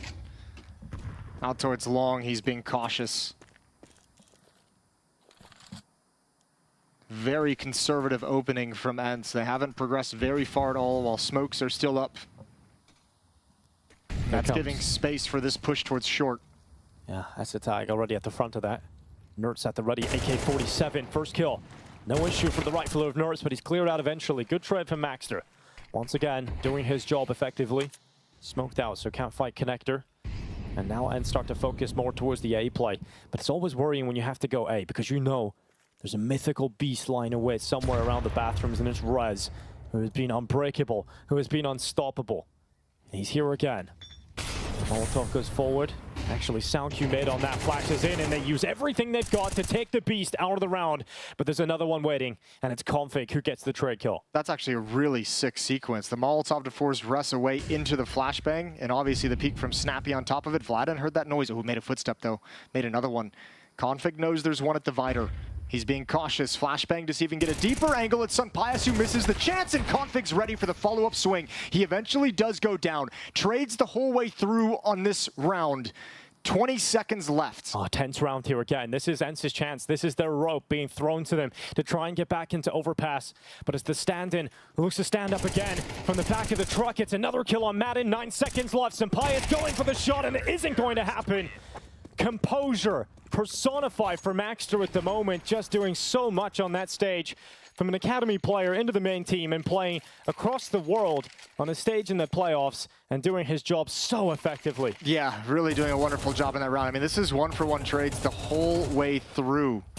And NIP just creates resistance every step Ence takes forward, and then the final boss of Maxter chilling in the site. He's got the round timer as a teammate. He knows Pyjamas is forced into a desperate peak. Well played, and NIP got 4 chances to close this out and take us to Ancient to decide the series. Oh, Nertz getting through Monster. A little change up here for Ence. Aggression from Nertz. He looks to break apart Maxter and is effective in doing so. There's no further commitment into the B-bomb site just yet from Ence, though. They get Nertz out of there. They get him repositioned into short instead. Yeah, nice little lurk smoke to give him the space with which to do that, to step through the monster smoke and find the opening frag around the edge. And now Ence just going to keep pushing forward. But it's the AWPs that have been an issue throughout this half. The AWPs and then Rez have been stopping Ence every chance they get. And Rez has even done so on the AWP himself, but here he is around the side of Long this time around. Madden creeps into the bathrooms, but look at this double combo. Rez and Config. The death march as they come close to Madden. The walk into the bathrooms, the kill is picked up, and that's NIP putting themselves one step closer to Ancient. Yeah, and that's also a situation where there's that double push, so at least Madden gets the information that 2 pushed long, but with the bomb dropped all the way back here that Nertz just picks up and then still spread across the map, they can do nothing to exploit that piece of information they got off Madden's death. 40 seconds left in this round. And again, it's such a big map that even if they come back to this, they know likely with that information, NIP going to rotate someone extra over towards the B bomb site. Now they've just been spotted out as well. Defensive Molotov buys time for Config to get back, but because it's such a big map, they haven't been able to take advantage of anything. Good shot from Snappy. And the confidence finally betrays Rez. The peak goes down, and now it's Config. He can still go beast mode. He can still break them apart. And from the truck, he peeks first. It's Snappy and low health. Gets away unscathed. Now the peek up. That's the bomb down. 10 seconds left. That's it. That's going to be the map. Config does it in 3. And it's NIP forcing us to 3. Ancient will decide this quarterfinal. Ancient will decide who's moving forward. Yeah, both teams winning their map pick. NIP responding 13-8. Same scoreline from Nuke, except the other direction. And yeah, they've secured a 3rd map. Great performance from Headtrick with the AWP, and a stellar performance from Rez in everything he did. Absolutely. It felt like there wasn't that same level of disruption from Ence. They got to play their game plan on the T side for a large portion. That wasn't the greatest first half from them, but that pistol buffer can make a big difference. Yeah, the both pistol rounds for the favor of NIP gave them such a massive advantage, but also once the rifles came out on the Ence side of things, the T side for Ence, not able to find opening kills, not really able to take bathrooms, and again, that's part of why the performance from Rez is so impressive. He was the main player shutting that down, and when you're not able to have that success, so hard to work the map of Overpass. And the news around NIP over the recent months and years at this point is relatively being negative, right? Yeah. But the one positive now at the moment is, you look at Rez and Essatai both having some AWP experience in the past. You have a really strong double AWP setup option between a couple of players there, and we've seen them actually utilize that really well. Essatai had it a few times, then Rez had it, so there's a lot of options to go to. And that's all for the desk to break down. Plenty of action to continue here, but we've got the desk to break down map 2. And a breakdown we shall. Thank you very much, Dinko and Jason. Now we have a series on our hands, gentlemen. That was a breakdown of Ence by Rez. What a performance he's having this tournament, right? And you kind of think, you look at Rez, you're like, yeah, sure, he's going to have the one good map. All right, he's having the one good series. Surely he doesn't continue this form, but this was almost unplayable, it looks like, from the Swede. Yeah, they owe him a great depth of gratitude for that second half, Trace. I have to be honest with you. It starts with the 4K and the pistol round in an ever so important moment, because we'd be remiss to think that the game was already decided. It was a very much open affair up until that pistol round where Rez destroys the entire offense from that bathroom position. Quick 4 kills, 3-1 taps at the end, and just, you could observe how he entered into flow state. From that moment on, there was no doubt anymore. It was all about the duel, all about the difference making, being super aggressive. He had a stellar performance on the CT side. Kudos to Rez. Yeah, and also, like, you talk about flow state, right? We had the rounds where they had the double up setup going with Hedrick and Rez. He's playing towards long. He gets flashed out of position, he takes a shot, misses it. He just re-peeks out. He's like, I'm just going to win this duel. I'm just going to single-handedly win the duel. And even in the T side, a couple of these rounds, which in all honesty, he did whatever he could. He gets a 3K, I believe, over there in the lurk, and somehow NIP, they kind of crap the bed in this round. And also, let's talk about the T side, right? It was very lackluster, in all honesty, from NiP. Like, Ence weren't trying anything too crazy. They're just playing very default setups. And NiP were either telegraphing exactly what they wanted to do, because they were hitting these sides with like 20, 25 seconds left on the clock. And if you're going to do that, Matthew, you need some good util. You need some good synergy. It wasn't there. That's why I think Rez actually saved NIP here, because the first half is decent for NIP. You have to remember there's a pistol round win plus conversion, and after that it's only 2 gun rounds. But in 3, at the very least, 3 gun rounds, NIP bungled favorable positions with playing way too slow, with allowing Ence, just based off of mid-round information gathering, to know exactly what was about to happen. They fumbled situations that were absolutely horrendous to look at. And you move into the second half thinking, that's it, Ence have done enough. Ence are about to destroy them. And Rez steps up. So as far as I'm concerned, he saved them here, puts on track for an Ancient now. Jesus, 26 kills. That's crazy. 8 assists, 134 ADR. And what was eventually a pretty one-sided game, right? Like, he barely had 21 rounds being played. He popped off, Trace. Yeah, he definitely did his part, which is obviously going to make him, well, that 3-letter acronym that we so often say. But truth be told, it's one of those things where you sometimes see a player get to a point where it doesn't like they can do anything wrong. Well, I don't think it was the last round, but the round previous to that, there was an incredible sequence from Ence with Molotov in bathroom from long into a pop flash into Rez, who was blinded. That's the level of protocol that you need to have when a player pops off this way. You basically have to find a way to neutralize him with what the game gives you, the advantages that the game gives you, utilities, good trading. And since we're looking at teams withstanding in the situations, when a player pops off, it's harder to control him because they don't really have these tools that you can use. And you could barely much see when it was skill duel, Rez was like undebatable, like, unavoidable, inevitable. It was just destroying everybody. Especially in a server where you have the likes of Nerds and Sunpius, you know, and of course Madden just lined up against you. The fact that he was just able to own them so convincingly, it's a great sign. Look, it's a great sign for NiP. I had my doubts, especially at the end of the first half, but now heading into Ancient, right? Ancient is a map which is a question mark for me. It's a map where NiP have looked bad, they've looked good. They look good recently. We saw the game against FaZe when they take the best team in the world all the way to like pentuple overtime. I don't know if that's a word. Right? Overtime. Overtime. Lots of overtimes. And Ence overtimes got destroyed on this map, if memory serves me right, recently. Yeah, we have to be careful with transactivity in Counter-Strike. If A beats B and B beats C, then A is... That's exactly how it works. Put that all to bed. That doesn't work in Counter-Strike. That's not how math works, though, right? Yeah, but Counter-Strike is not math. That's why it's beautiful. A little bit of math, maybe not so much. Either way, yeah, you're right, Blood. We go to Ancient. We see NIP start on that CT side. And if you have him playing like this, if you have a Rez that joins the server again and his crosshair just can't seem to be in the wrong place, that might be a little difficult to find your way into a site. For me, when it comes to this NIP CT side, it has to be Maxtern, right? He plays the Jaguar position almost like he's a veteran, like his Rain or something. Firstly, again, he's been consistently delivering in both the maps I've seen so far. A winning effort here in Overpass, and even a Nuke, he did his job. But here, I think he is going to be the difference maker. If NIP are to take this map and this series, it's going to be Maxtern who's going to put in the same amount of work he's been putting in all this while. You gotta have that dog in him, Maniac. Gonna have that dog. I know. You want to do a woof now? Yeah, just wait. Whoa, guys, slow down. I'll do it, man. Just bark out there. I'll do it, man. To get my treats for later on. One guy I would like to show off is a little bit of config as well. I think we've had a relatively tamed version of what config can be so far. The first map was obviously very uncomfortable to play, you have to admit. But even here on the CT side of Overpass, he's had a few opportunities, and he's not as sharp, and we have seen him in the previous days. And on Ancient, I think he's a name to go to. Like, just how aggressive he is towards middle, how disrespectful he can be to a set of utility that logically is supposed to give you the map, and he just says, nah, I don't care about that. I'm about to cross that smoke. I'm about to fight in there.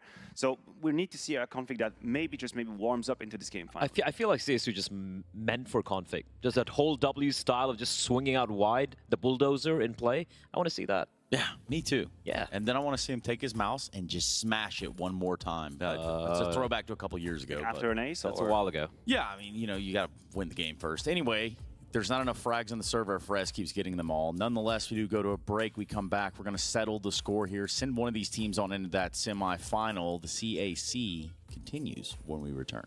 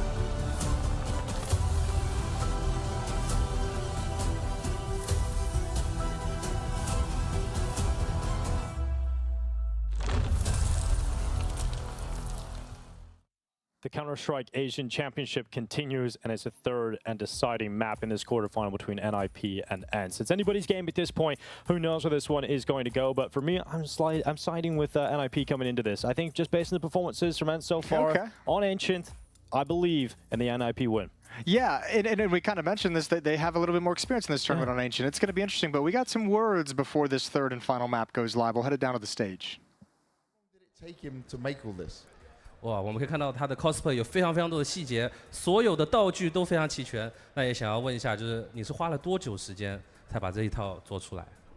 从今年的6月到现在，这是第5个版本，耗时大概4个月左右。He started in June, and it took like this is like the fifth iteration of this cosplay. Well, this is amazing. So what I wanted to do was give you your own little SAS man. So you have a mini version of yourself. Amazing cosplay. Thank you very much for being here. Is there anything you want to say to the fans? 所以我们这里也是送他一个跟他一模一样的一个小奖品。那这边你有没有什么想要对大家说的？我希望大家能够继续把这份热情保持在 CS:GO 这个游戏里面，也为我们国内 CS:GO 赛事的发展共同献出一份力量。So he just said that he wants to help grow the scene as well and be a part of it. That's what we want, and it has been amazing so far in China. Now we've got one more thing to do, Mito. We need to choose 2 people out here. So we need some people to come and do a little competition with us. OK， 接下来我们要请2位幸运观众来参加我们这个小互动小游戏。有没有人要来 ？You. OK， 再选一个。Yes, come. All right. So this is not going to be easy. Turn around this way to the camera, boys. Okay, this is not going to be easy. Mito, you need, and if you remember, you tell them it's the first one to answer. Who is the #1 team in Counter-Strike right now? OK， 所以你们要等我说完才能回答。不过你们要回答的问题就是要抢答。现在 CS 世界第一的队伍是谁？ Oh, he was first. Say it again. FaZe Clan. You are correct. Throw me out one of these. Oh, there we go. You win yourself one of those, man. Thank you very much. Now, Shanghai, we're going into a third map. Are you guys ready? No, that was not loud enough. Let me hear you again. Are you ready? Let's get this party started.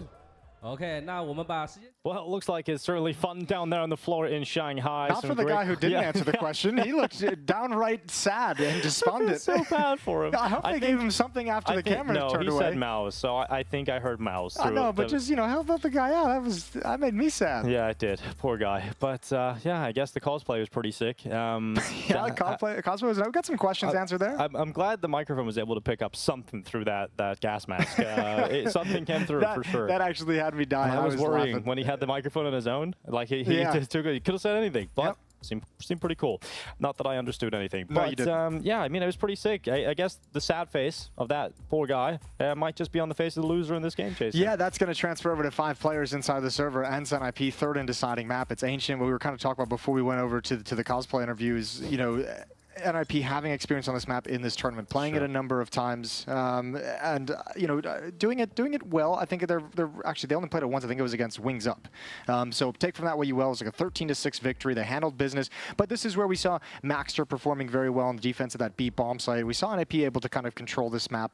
They had that aggressive defense that Wings Up didn't really know how to stop. So we'll see. We'll see what NIP is going to come out with in this game. Yeah, sure. And I think a lot of NIP's early rounds against Wings Up were one off the back of mistakes being made over extensions and clutches and giving them sort of an easier pathway back into some of those rounds. You wouldn't expect Ence, a team at their caliber, to make those same mistakes, but still NIP looked relatively solid across the board. Utility looked strong. They had a lot of looks in their mid control. Well, we've had the 2 maps in the series have kind of both played out a similar way, right? On Nuke, it was NIP's offense who couldn't get started. Ence's defense was just shutting them down every step of the way. On Overpass, that flipped. It was Ence's offense that couldn't get anything done. NIP's defense very, very strong. So on this map, it's going to be interesting to see which team really kind of struggles to have a good feel for the map and a good read of what to do against these defenses. And obviously, the Oppers, both of them, we kind of coming into Overpass wanted to see both Oppers stepped up. They did. Sunpias had a great CT side. Hedrick had a great CT side as well.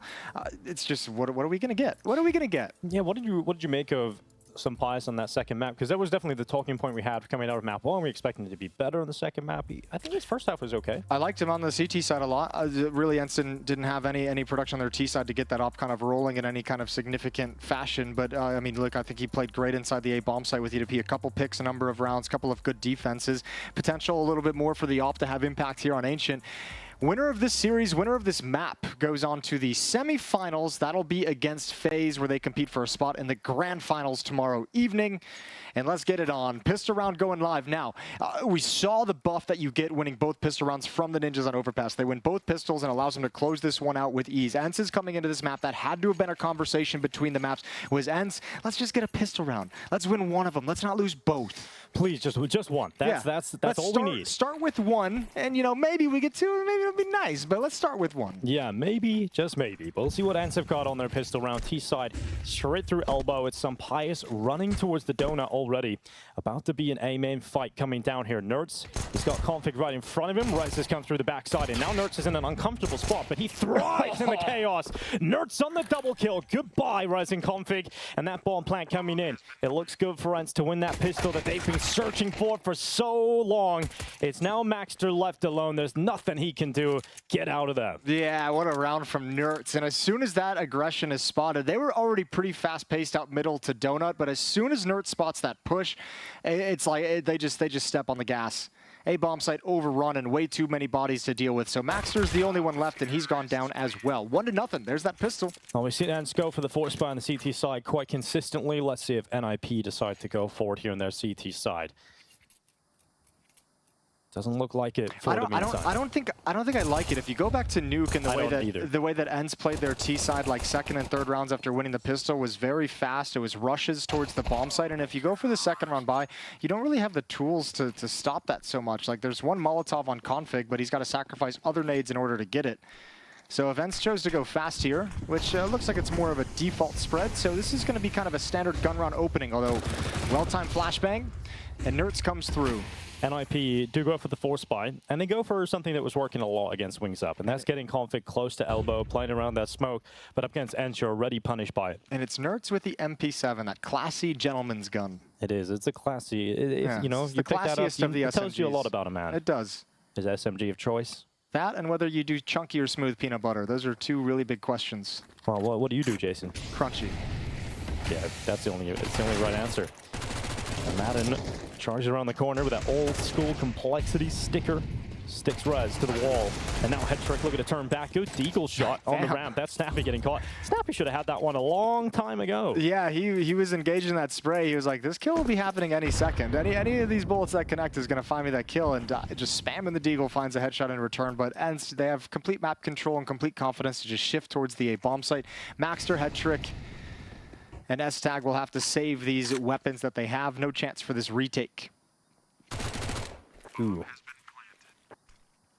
Could have been a chance for a kill on the extra Mac 10 money. But that will be NIP slipping away with these force by pistols. It's not a bad outcome altogether, though. S-Tag, I'm not sure what pistol he has, but with that Mac 10, he can drop that over. And I mean, you have essentially 4 players with upgraded weapons in the next round. See what you can do with it.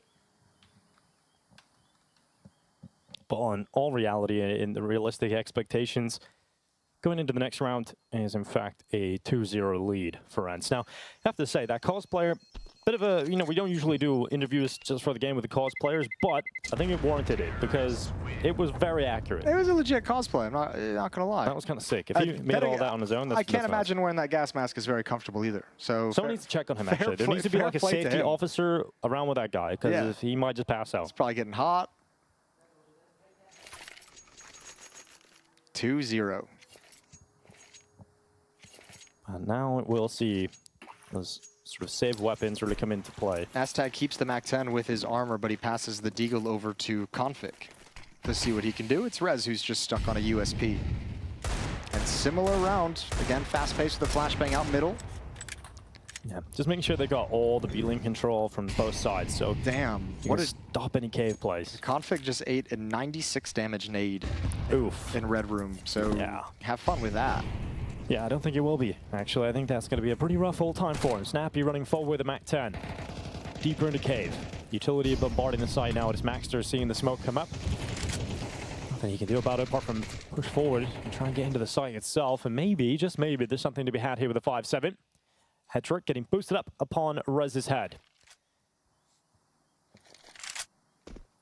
Minute and 5 seconds left. The stack on this side of the map is the only way the Ninjas and Pyjamas can win this round. But that's the first kill of that stack disappearing, and Snappy is ready for a second player to push on in. And Snappy's doing it all, really. That's 3 in the round for the MAC-10. That's exactly what you want in this kind of round. That's a really clean hit, too. I mean, that's just Ence throwing out utility and realizing how much pressure it's going to put on the NIP players that don't have utility to throw in response and just waiting for their reaction. That's like a hit that you never really had to pull the trigger on because NIP comes to you.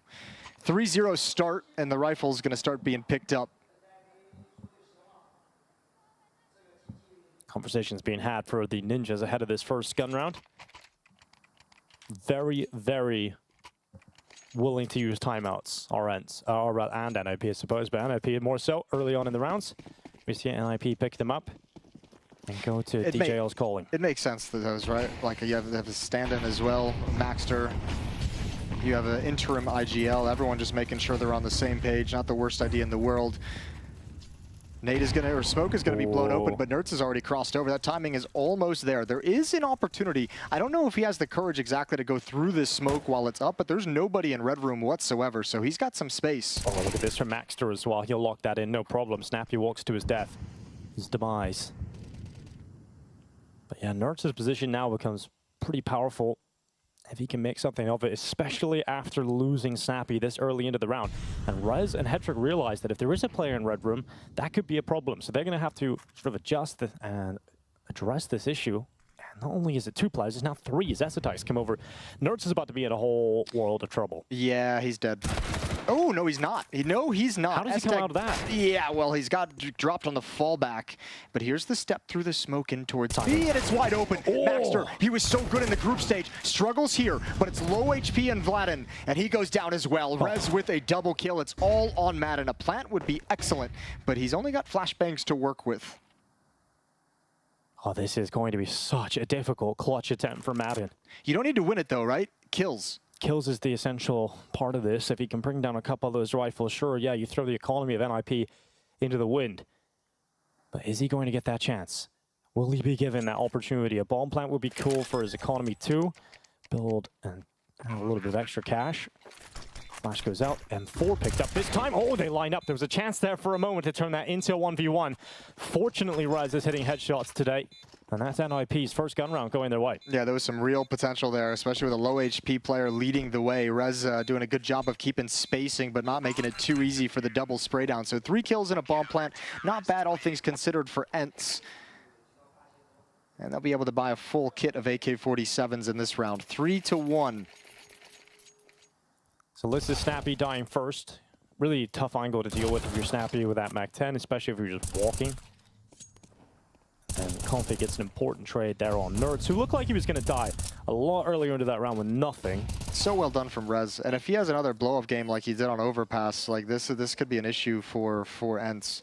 It's really exciting having Rez in this kind of form, knowing there's a better in-game leader coming in the future too. You know, if you can get Rez excited again, get him in this new roster, maybe, just maybe, Jason. We're going to go down this road for like the 9th time. We're going to see I Am Oakland. You're going to see him pop I Am again. Oakland 2017 is coming back. Yeah, that's it. That's what we've all been waiting for. So we've all been waiting for. Kind of crazy because, you know, there are just players that eternally feel like they're young rookies, and Rez is one of them. Yeah. Like, it just feels like, yeah, he's just starting. No, he's been here for years, guys. Like, this guy is one of the most experienced Counter-Strike players in the scene at the moment. This is ridiculous. Well, he's still got some game. Deep nades in as well. Deep smoke to provide cover.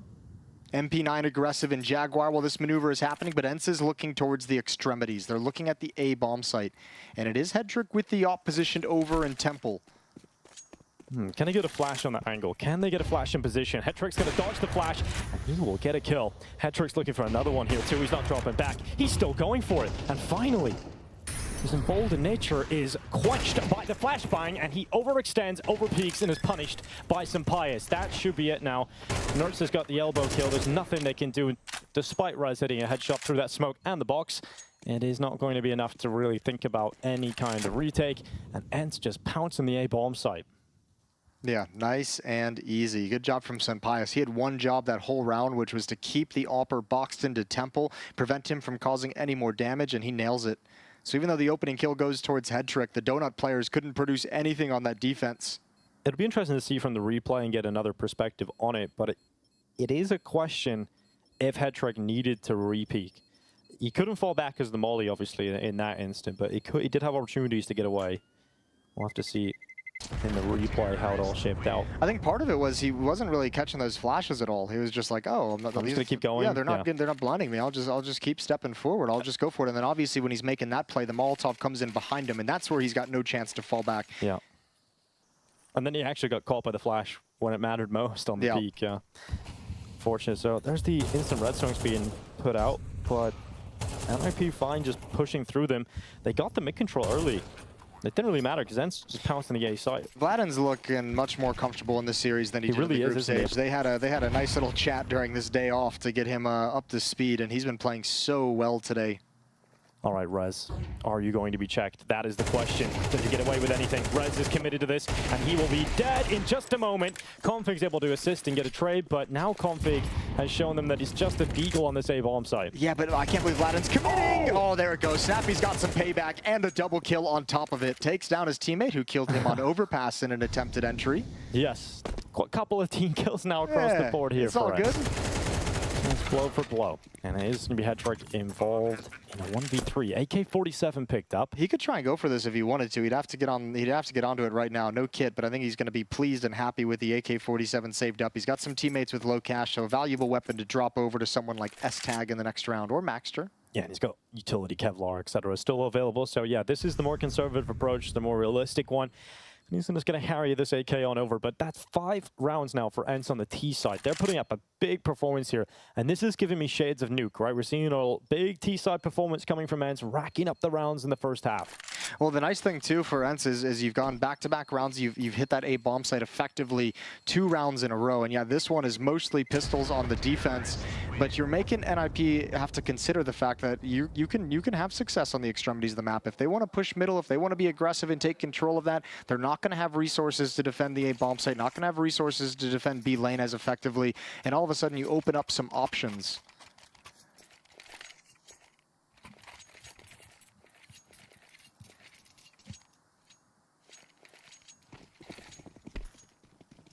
Well, the AWP returns to action. And the hands of Headtrick.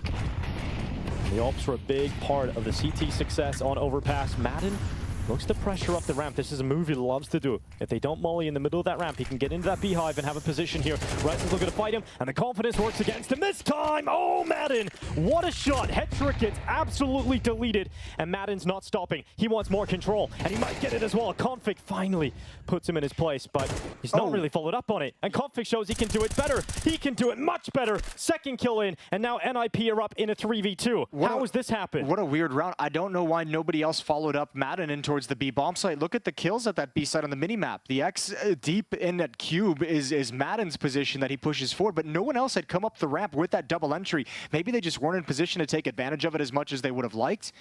But this round has fallen out of control when Config gets that space. S-Tag needs something. Kill this. Still 0-6, and Nertz is back in towards Donut for defense. Oh, this is a good position for Nertz because they have no idea. And he might actually just wait on the second player if he's patient for the shadow. Oh, it might be. Oh, no, it doesn't. It doesn't betray him. And he gets a lineup of 2 players looking the wrong way. And Nertz gets the double, sinks the ship of Nip. And that's going to be 6-1 for Ence. Oh, he hit that timing just so well. They were convinced he was committed to the bomb site, but he slides right back in towards Donut. And he had that nightmare trigger discipline attempt on Overpass where Headtrick spun and got it. But this time, the trigger discipline makes it absolutely perfect. Yeah, I thought the shadow might betray him here as they walked into Donut. They might have seen him, but didn't catch a glimpse. And Nertz puts it right between the eyes. And you have to remember, that started with the Madden push-up B. And I'm bamboozled as to why no one followed him. Yeah, I don't think they necessarily, that was like a game plan. It's just kind of like a moment that happened. Yeah, and like you know, if you're Madden, you obviously take that space, but if you're the rest of Ence and you're not kind of, you know, poised to take advantage of it, I guess you're playing it a little bit more conservatively. It almost falls apart. Config delivers some stunning shots. Well, now that forces NIP back down to pistols again, and this is becoming a very frustrating half for NIP to deal with.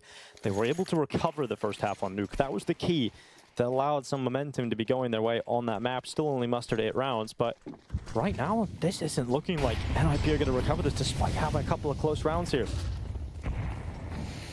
They've gone for the half buy though. They want to save most of their money for the next round. Important to say as well though, even with the fact that they weren't able to successfully follow it up, those 2 kills from Madden being aggressive on B ramp, once again, it's just another example of Ence saying like, we're going to try and exploit the extremities. You know, when we know you have this kind of like beef or this mid focus where you want to push down or you want to have the deep nades and have control with 2 players there, we're going to try and exploit the weaknesses of the other parts of the map while you do that. And another instance of success for it. We talked about Nerds coming into the series, and now he's showing us the kind of performance we've come to expect from this absolute world-class rifler. 10-2. Really delivering for Ence on the stage at the moment in this quarterfinal. And the mid-utility coming in for Ence, but the vast majority of those players were towards A main, but they've only sent one deep into that position. The bomb is still waiting back to throw extra nades into the A split. And this is a chance for NIP. They've actually got a couple of players here, 3 in fact, towards this A bomb site.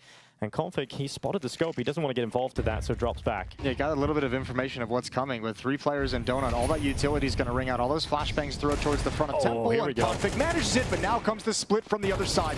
2 players to find. They've got nowhere to go. Nertz and Vladin just tear it apart, and Sunpius now in position to hold back Temple. And it'll be a 7th round for Ence. Maybe not. That's disgusting.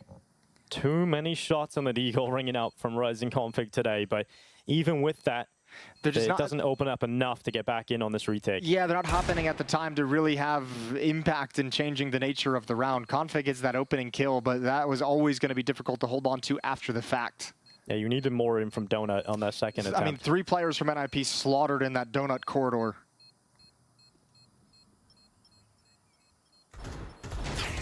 Nice shot from Vladin. And that's 7 now. Just keeps on ticking forward for Ence. This half is looking very pretty. That's looking so good. It'll get to the point where NIP won't have enough rounds in this half to survive a pistol round lost in the second half. This might just be a blowout. Yep, could be the nightmare thing where it's like, oh, if we don't win pistol, we just gotta lose. Cool. That's it. That's the tournament done. Pack it up, fly back from Shanghai, get Alex in the team. Beautiful shot from Config. 1 player actually in Donut might have changed the nature of that round. If you could be aggressive and hold off or at least trade some of those kills in Donuts, but I think Config getting that early information sucked more players towards Donut than they needed. Mid pressure yet again from NIP's utility, but Nertz is not really caring about that at all.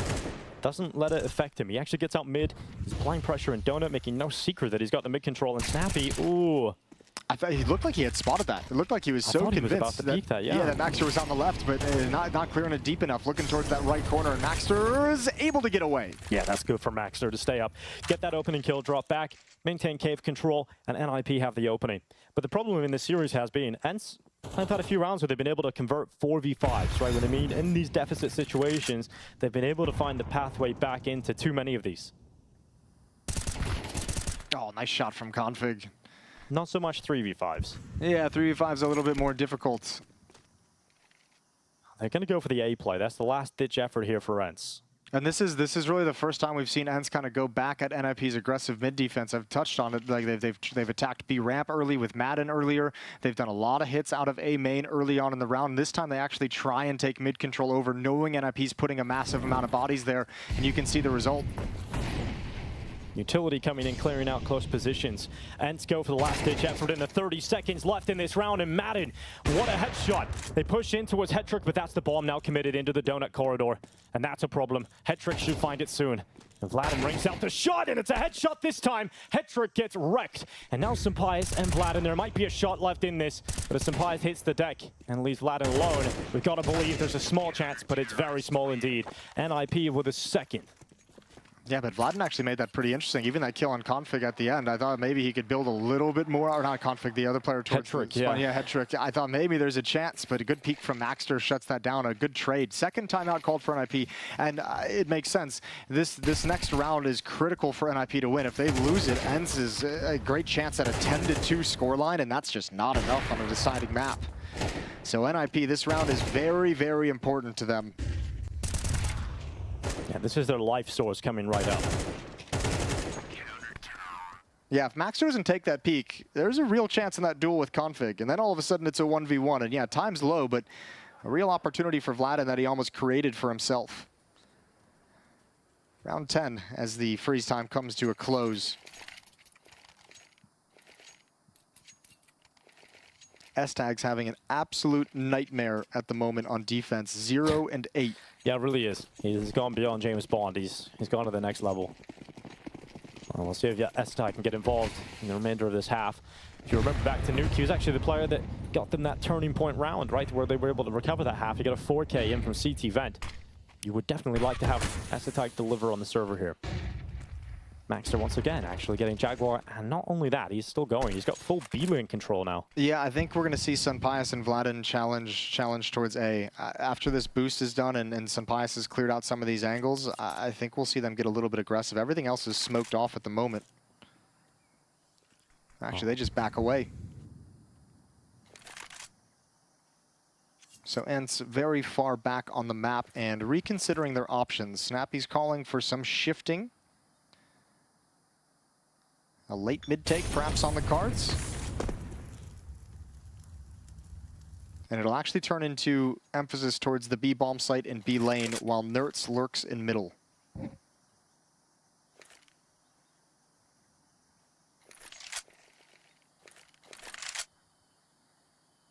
So Rez is up first on the defensive ramp. What a performance he's had, especially on Overpass. If he could step up here, he could stop Ence from breaking through that door. That would be fantastic, but look at that. Goodbye to the smoke and goodbye to Rez. He committed into the smoke thinking it was cover, but it betrays him as it blows away. 20 seconds on the clock. Back to the A bomb site. Back It's towards perfect. Look at the timing and the rotation as well. Yeah, and I mean, even the defender there, if he gets back to it, it's S-Tag. Remember, he's had a tough game. He's got no motivation to step up with the FAMAS. 0 kills for S-Tag. They could use 1, but the opportunity won't even be presented. And Ence just find a way to maneuver around the map that doesn't even allow NIP to go for it. Because if they go for this and lose, they've got no money. I feel bad for Rez. That's just so rough. Get in the ramp smoke, try and play on the sounds, try and play on the timing. Give credit to Vladin, man. And he just gets destroyed. Yeah. 10 and 4 from Vladin. He's having a very good game here now. Doing everything they're asking of him. And a little bit more too. Yeah, what a way to find an opening kill. It took him a second as well to realize Rez was even in that position. Yeah. Well, at a minimum, it is going to be 8 rounds at the half here for Ence. And currently, all signs point towards even more than the 8 rounds they've already collected. You mentioned a possibility of 10-2. Well, that feels like a reality at this point. Well, I mean, there's still a challenge, right? Because NIP saves the 4 weapons so that they don't get broken. So another chance to contest here for NIP. That's what that save bought them. But in that situation, if that happens again, it's almost like you don't really have that option to save anymore. You need to get rounds on the board. I don't even think 9-3 is enough. No, not at all. And if you're S-Tag, you're just trying to get off that goose egg as well. But before this half ends, you don't want to go an entire half without getting a single kill. That would be absolutely devastating for him. It's not an easy job that S-Tag has to do at the moment. You know, interim IGL returning to competitive play after a hiatus. A lot of factors, but still need to perform here on the stage. And taking their time this time, Ence. And is that mid-control again? The classic stamp is getting config towards elbow, but Nertz is holding for it. And one of the two sharpest aimers, they're going to be battling against them. Inside of the smoke fade, is Nertz going to be looking the right way? Is he going to detect config? No! Peeks with the nade in hand, and config doesn't sink the kill. Oh my lord, yeah, how does he not get that one? Even manages the retake as well. Headtrick is watching the Jaguar entrance with an AWP, so config knew he didn't have anyone wrapping around him for that aggressive stance. Oh, a lot of damage onto Maxter. He's not finished off. Snappy does not know how close he is to getting that kill. That's all unconfirmed damage now inside of Cave. Ooh, spam through the smoke. All the damage, all the close calls onto NIP players. Config finally gets his frag. It is Nertz as well that he cleans up and finishes off from earlier.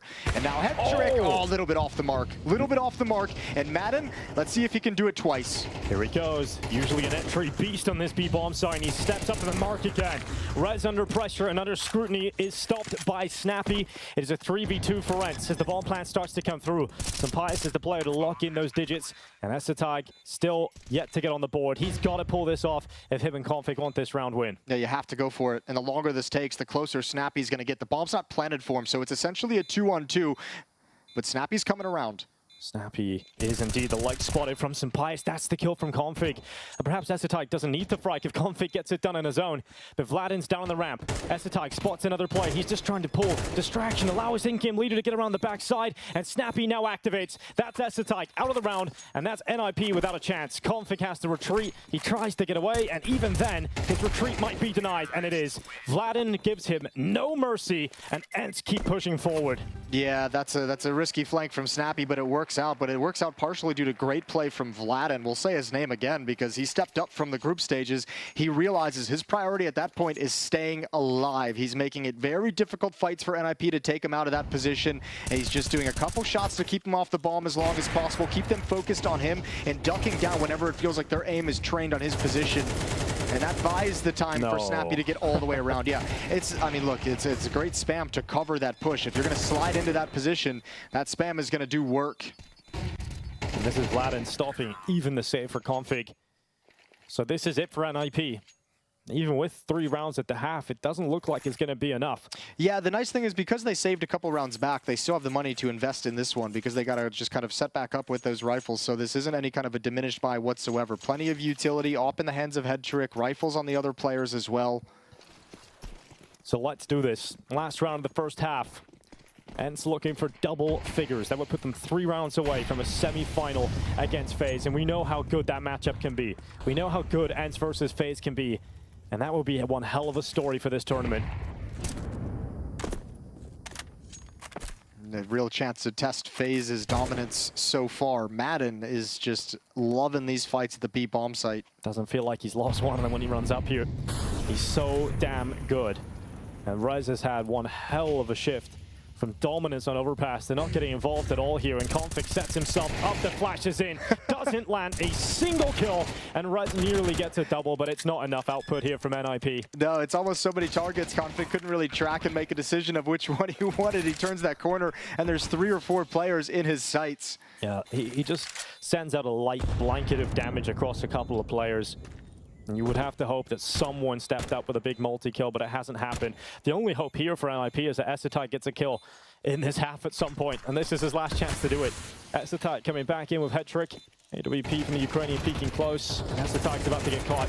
It is that disastrous half no one likes to see, and it's 10-2. Ence are 3 rounds away from a semi-final berth here at the CAC. Yeah, and it sets up what we kind of built on what was looking like it might come, is the fact that this is now a must-win pistol round for NIP, or else they're just gone, or else they just fade out of these quarterfinals. So it's so demoralizing, sure, when a player goes 0 at the half, but even more so when it's your in-game leader, because they're in their head about their own performance, right? They're not super positive, they're not hyped, they're not fully focused, I'm sure. Every in-game leader will tell you, I mean, it's kind of a chicken and the egg, but when they're playing well individually, the calling gets easier.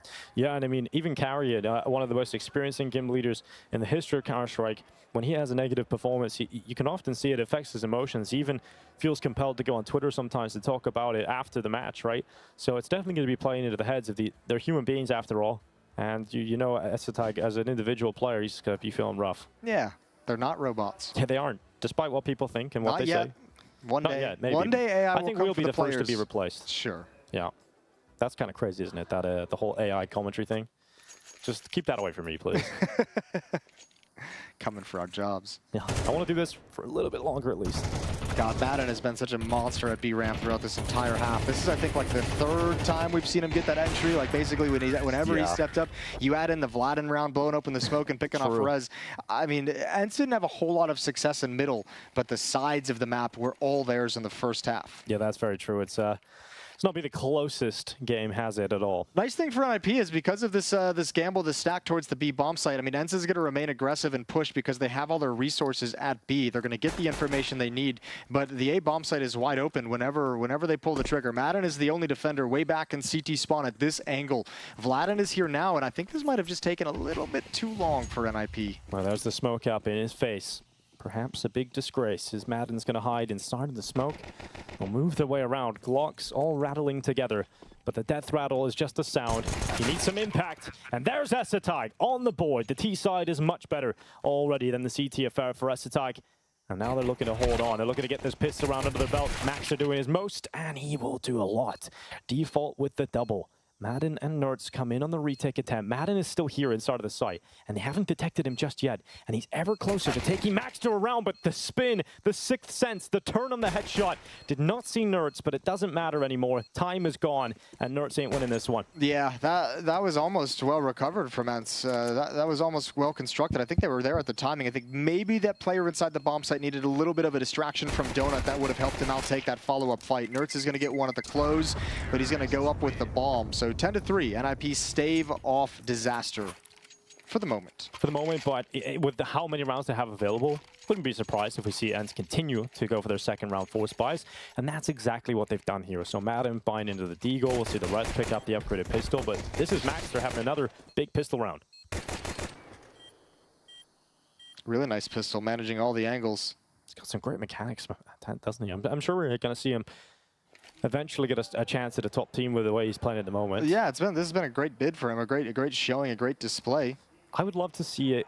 I wouldn't actually like him to go into the team immediately, though. I actually like the idea of him going back to the academy and spending a bit more time there, because I feel like there's been players throughout history. I think Masuta is one of the best examples I can think of that moved up a little early. Yeah, just got his chance a little too early. And I think if you look at the model of traditional sports, it's like you see these young players, they don't automatically get put into the first team, right? There's a period of time that they have to spend, despite if they have great skill, of just letting them kind of mature. Yeah, I mean, unless you're a phenom. With what we know of the NIP camp, I mean, that's not even really a conversation. They just throw anybody in. Yeah, they've already got their kind of replacement, right? So I don't think you're dropping Rez or S-Tag you just brought back. Config obviously not, Hedrick obviously not. So I mean, you've kind of got your lineup set. This is just a way for Maxter to show what he's been, how he's been developing down in the lower leagues, and everyone likes what they see. So yeah, return to there.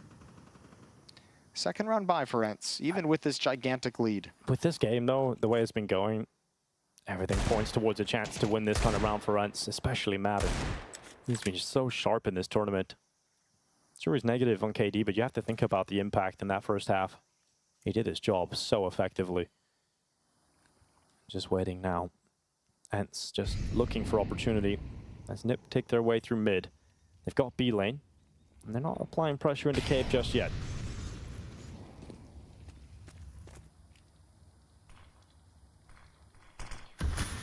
Under 1 minute left in the round. Looks like NIP are going to be joining the rest of their forces from middle up into the B lane again and applying pressure on this B setup. Snappy can take initial attention, and now Sampaius has the chance. Good shot from Rez. Oh, they look like they're going to check it. Oh, yeah. Check it, but it's a double. Sampaius eclipses too. His head trick and Red's gone. And just like that, that's the opportunity. We said Ence have a chance in this kind of round, and Sampaius shows us why. Oh, the defensive smoke that he picks up as well. And Maxter was looking, didn't clear it all the way. There's the Deagle. Madden's got one. All of a sudden, it's a nightmare, but Config steps through the smoke, and that might have saved the day. Yeah, it looks like it has. Vladin steps up again, a 1v2 with a 5-7, and he's had a very good game. This is to turn it into a great game. He's coming around the bottom of the ramp, but Config's considering it, crouches around the corner, and there's the kill on the 5-7. And now it's up against Essetag, who's had a disaster class, but this time wins the 1v1. Oh, they needed that. Sampaius give Ence a chance, but Config rips it out of their hands. Yeah, that's huge from Config. Yeah, you could tell with the kind of weaker buy as well. Sampaius with low HP steps back to help out at the B bomb site. Thinks a lot of the thrust, trusting that smoke to hold Config back, but it just doesn't. Fine work with the CZ, and that had to have been a very, very scary moment, especially when that kill comes out from Madden. It's not easy to control the garden hose of the CZ, right? It can sometimes be a cruel mistress when you commit to the spray, but Sampaius got the double out of it. Doesn't result in the round win for Ence, though. And now we should be looking at 5 being picked up for NIP. But Ence could still do some damage here. And look at the effects of the economy. Like, NIP don't have a lot left over with residual cash. If they lose a couple of players here, that would be devastating. It's a lot of blood for not a lot of damage. True. There's like, I look at the blood, I think maybe half HP. No, yeah. no, 4. 4 health taken away. All right, Snappy. He's got to get checked here, isn't he? Goodbye, Snappy. He's very dead. Oh, another team kill opportunity there. Could have been awkward. Yeah, it definitely could have been awkward. Just USPs. Oh, the footstep. That's so sad. He's got to run. You can't blame that one on Subtic anymore. So just fumbles the jump up. I feel like you can get away with the Subtic excuse a couple more times. We got a little bit more time on that. There's no proof it's actually been fixed. I've seen like 9 theses put out on Reddit about the Subtic system, and there has been a lot. I wonder if these people went to university, because if they didn't, they would have excelled. the nice thing is if you format it in the proper way, like, it'll feel like that guy's smart. It feels like he knows what he's talking about. You throw some graphs, some spreadsheets up there. Yeah, like as long as you make it long enough, people don't actually read all of it. Yeah. As long as the TLDR is good. It's like, wow, AssBlaster69 has really made a great spreadsheet here. I think he's actually got a degree. Wait, is that another one that's going to be making a thread about paper? 24 seconds left here in this round, and Nerds and Vladin hoping they can get something done on the Deagles. And Nerds is slipping through the smoke. There's a chance, there's nothing. 10-5 as expected. They really did have to make life difficult, adding spotlights to everything, didn't they? Like, look at the size. Yeah, just the amount of like shadow kills we've seen come out in this tournament alone. I'm just like, wow, those shadows really are just throwing some of the plays away. It is, and the worst part is like you almost never realize when you're doing it in the moment. I think the strongest shadow is actually towards A main on this map, and I think a lot of players realize you have to hug that right wall so it doesn't go out. Oh, they're gonna learn. Yeah, you're gonna learn. You're gonna learn the hard way. Yeah. But we're seeing like what positions on maps that you don't even realize your shadow is going to show. What we saw in Nuke was like even a shadow showing in the secret play, right? Yeah, like yeah, exactly. Coming from that left hallway, so it's like, oh, dang, they just show up randomly. The Vertigo is a big one as well. Like if you're coming through Heaven on the rotation on the CT side, there's giant it's like the bat shadow signal. going on. I started enjoying that. I call myself Bigfoot. You know, you stand on top of it, makes your foot huge. You know what they say about big feet, Jason? You know what they say. Pretty large socks. Exactly. 10-5. NIP, this is the next test of this comeback feature they're going to try and embark upon, because Ence have the rifles out. Sunpius has his op. There's utility. There's defensive utility. Rez burning alive down to 52 HP.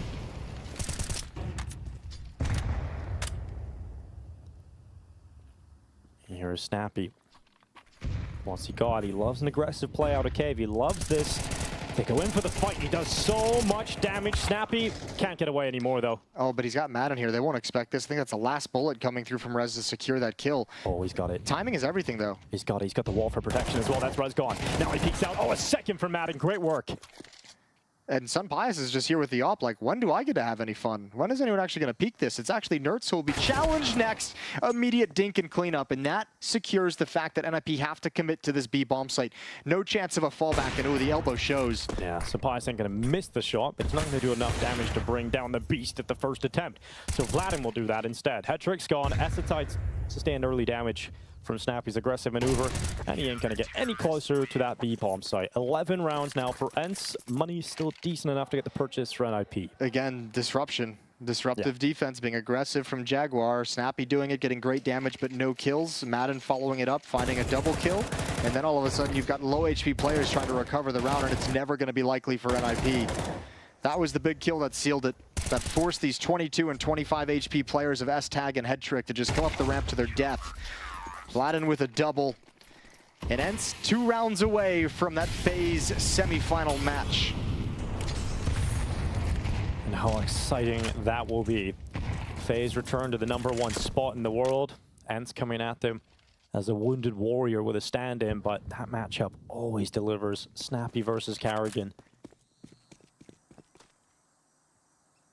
I'm just excited about it. We're just here on Nuke, on Ancient rather, thinking about that matchup. You're right. Historically, it has always delivered, but also going into the new game, and as you mentioned, the stand-in situation, then you have to ask the question: is can Ence still deliver to the same degree that they have in the past? That'll be their test against FaZe. Still have to get there. It's not decided just yet. But it could be in this round. Yeah, all indications are that we will get the Ence FaZe matchup in the semis. And it really does feel like it's down to moments like this. And it's going to stay alive for NIP. Rez on the bottom of the B ramp looks up to the site, and Sunpius is taken out. Rez is looking for a follow-up. Madden? What Hello? Yeah, he fell asleep at the wheel. Good find from Snappy. Oh, well. But yeah, that's Nerds trying to get some information as well. It's Vladin. Okay, well, let's see. Yeah, a little snoozy round here for Ence, and it has allowed NIP to be in a comfortable position in this round. But of course, you can wake up from your slumber. The desolation of Ence. Oh, it's going to be the kill from Config, and Vladin left the default burning away, and he will burn where he stands. So that's 6 rounds for NIP, and yeah, weird round, you have to say, Madden especially. Yeah, well, yeah, given Rez the opening kill on that B ramp, Rez showing Madden he can do the same exact thing. Just it was curious watching Madden just kind of walk out, looking towards cave, nade in hand, caught off guard by Rez again. 11-6, and NIP fighting back to pistols for Ence.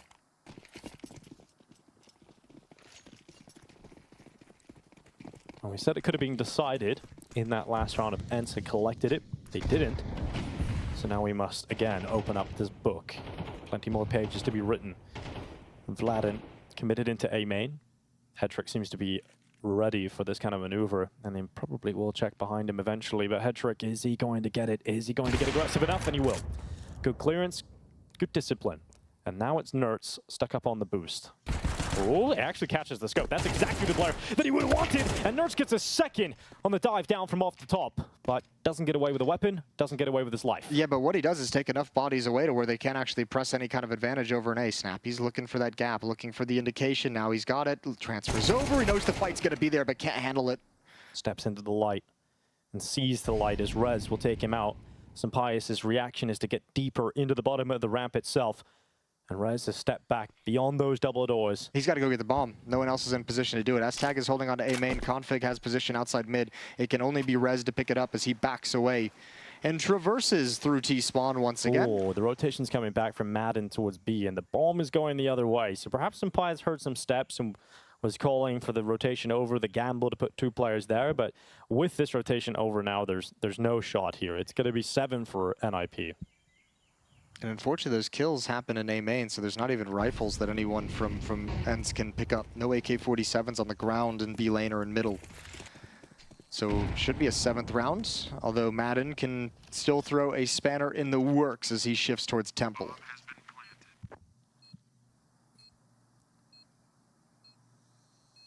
There's a drop down from Madden.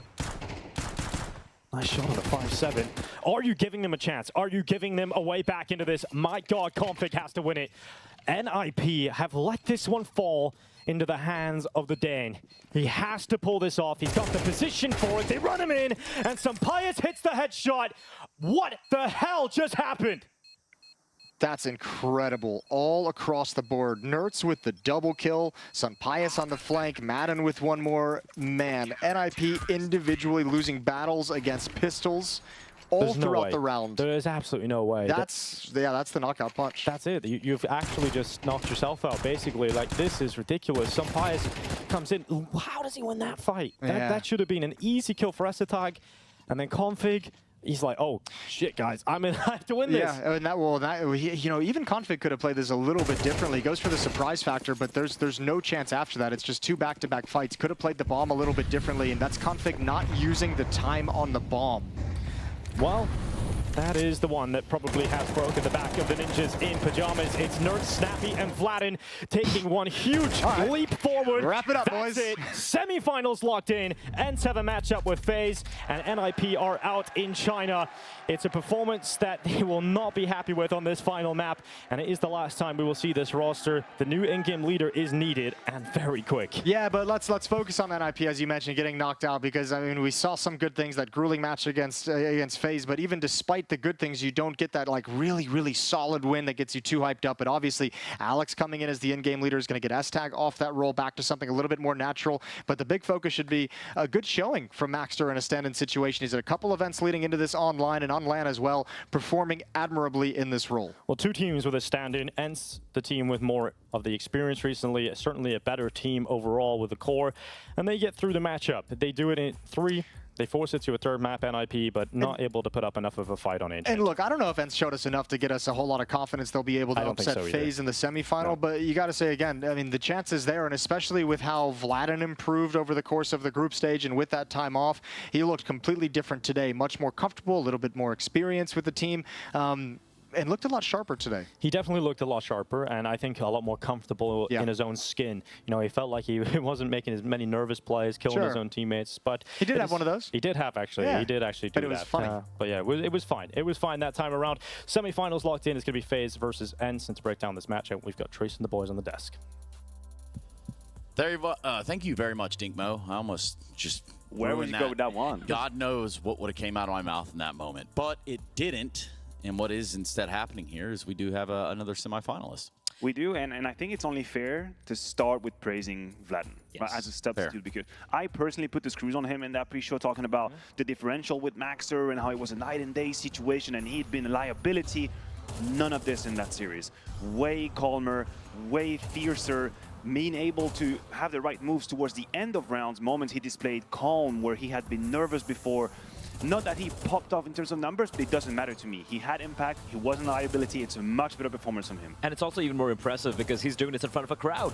This guy has never played in front of a crowd of this size or even coming close to it. So the fact that he's able to kind of find that confidence, that fierceness, and also just the raw ability coming out from him. Even some very smart plays in a couple of moments here and there, top fragging in the server in the final map. But I do have to say, this was a deflating end to this series. I feel like the first two maps were reasonably competitive. You know, we had comebacks coming in from both the teams, and this was just Ence running away with it. NIP, they just looked so lost, and it's like if you're not able to hold either of these two bomb sites, or both of them, then you're in for a rough time, and it's a rough time. It's exactly what we had. How many times did we see Madden just walking in towards B, getting 2 free kills, not getting traded, and then S attack over in A, having a nightmare of a day? Nightmare. Yeah, that's the word. That is the word that we're probably going to put next to NIP here. But again, you know, you make it out of groups, you come through here, and, well, I mean, I guess the NIP magic just runs a little dry. I mean, listen, it's not a question of expectations and then being disappointed. It's just about the quality of Counter-Strike you put forth in this last map. And I think this is way below what they had shown in the entire event. And that's what saddens me a little bit. Like, it really gives us a flaccid taste of NIP and what they're going to do in the future. I didn't like that too much. I'll be honest. There's some words that go together, and I don't know that I've ever heard those two words in particular get used together. But yes, flaccid taste is what NIP is going to be leaving us with. I don't know about the taste, Trace. Of flaccidness. But it was a flaccid performance coming out from NIP. Said that word way too much. I know. Okay, let's just wrap it up with a flaccid. All right. It was a placid performance though from NIP. That's, I think, a little bit more gentler. But yeah, that's it from this particular, you know, showing from the NIP. They had a great run in the group stage, but they were clearly outclassed here in the quarterfinals. So check it out. Nerds has got some words for us. Beauty of having a 360 stage. We're completely surrounded by it all. And you were enjoying the crowd, mate. You were warming up to it. You wanted to get them on your side? Yeah, I mean, I want, like, it's not in every event that the crowd is cheering for both of us, and we felt like it's really good, and thank you. 的确，在这种两边都有观众的一个场馆，他感到也是觉得非常非常的特别，而且大家都非常非常的热情，为两个队伍都在加油打气。Now I want to talk about going into this game and just the things you tried to fix, because obviously we saw you guys in that Astralis game get beaten down on 2 maps in a way that I've never seen before, right? You lose it without a standing chance. So what did you guys fix? What did you guys work on? I mean, after the match against Astralis, we had a lot of talks what we need to do. And right now I feel like the best way to play an Ence is just to control the pace. Just don't let the other team control how Astralis did, and this is the best how we need to play. 刚刚也是聊到了，就是他们在打完 A 队之后被对方算是打得挺惨的，在中间这段时间他们是怎么样进行调试的？刚刚也是说到，就是不要让对方掌握节奏，要把节奏掌握在自己的手里。 And looking at just coming into this Ence, right, you said about controlling the pace. You guys dominated. Do you think they maybe made a mistake? Because we're looking at NIP's past record on this map. It hadn't actually been strong, but do you think they expected you to be weak? I'm pretty sure they thought like it will be easier match in Ancient, but yeah, sometimes it's not going how we think. 也是刚刚问到了，就是说，你觉得对方是不是把远古遗迹放出来，是因为就是之前这场比赛也给到他们一定的自信。不过我们看他们过往的成绩来讲的话，他们远古遗迹其实成绩并不是特别理想。那自己也说到，是的，就是刚刚其实打这张地图的时候，他们就已经很自信了，就是他们对这张地图非常有把握。And talk to me about Vladan coming in, because you only had like a very few days to practice with him. It was great that you could even get someone in, considering like visas, you know, what you need. But how is he as a teammate? How is he putting up? Because I see him getting hyped as well. He seems to be enjoying it. All of us enjoy to play with him. I feel like he's supportive. He will sacrifice for the team, and this is what we need. This is Ence. And we, of course, we need to thank him after this event. 啊，刚刚也是聊到了，就是队内的替补 Vladan。其实跟他们队伍没有太多的时间进行训练，跟他一起打是怎么样，一起准备是什么样的感觉？就是说非常喜欢他，然后他也愿意为队伍做牺牲，也愿意为队伍不停的辅助，然后这就是 Ence 的文化，大家都是特别对彼此特别好。Now there's one last thing for you to do, to go and sign that camera down there. He's going to give you a pen, he's going to get you sorted out, no problems. 我们这里也是请 Nuts 过去签名。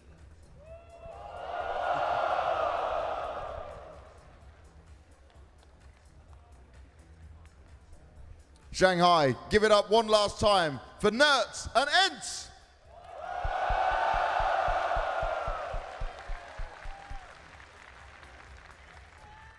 Hello. Yeah, Trace. You've only looked at me a few times like that in your whole life, with that sort of smirk on your face, with that sort of grin. But then I look down and I see Party on the servers doing decent in your fantasy points.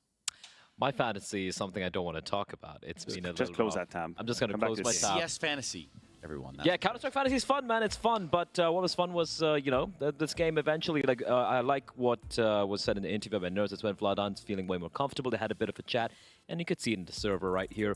Again, it does highlight what we think about Ence. We say, like, you know, they have the pedigree. They've been playing together for such a long time where even if they need to have a stand-in situation over here, they still should be able to deliver. And what I like especially from this performance was, firstly, Nerds popped off this entire series, right? Definitely. Top fragging across the entire series, apart from Revs, who was having a hell of a game.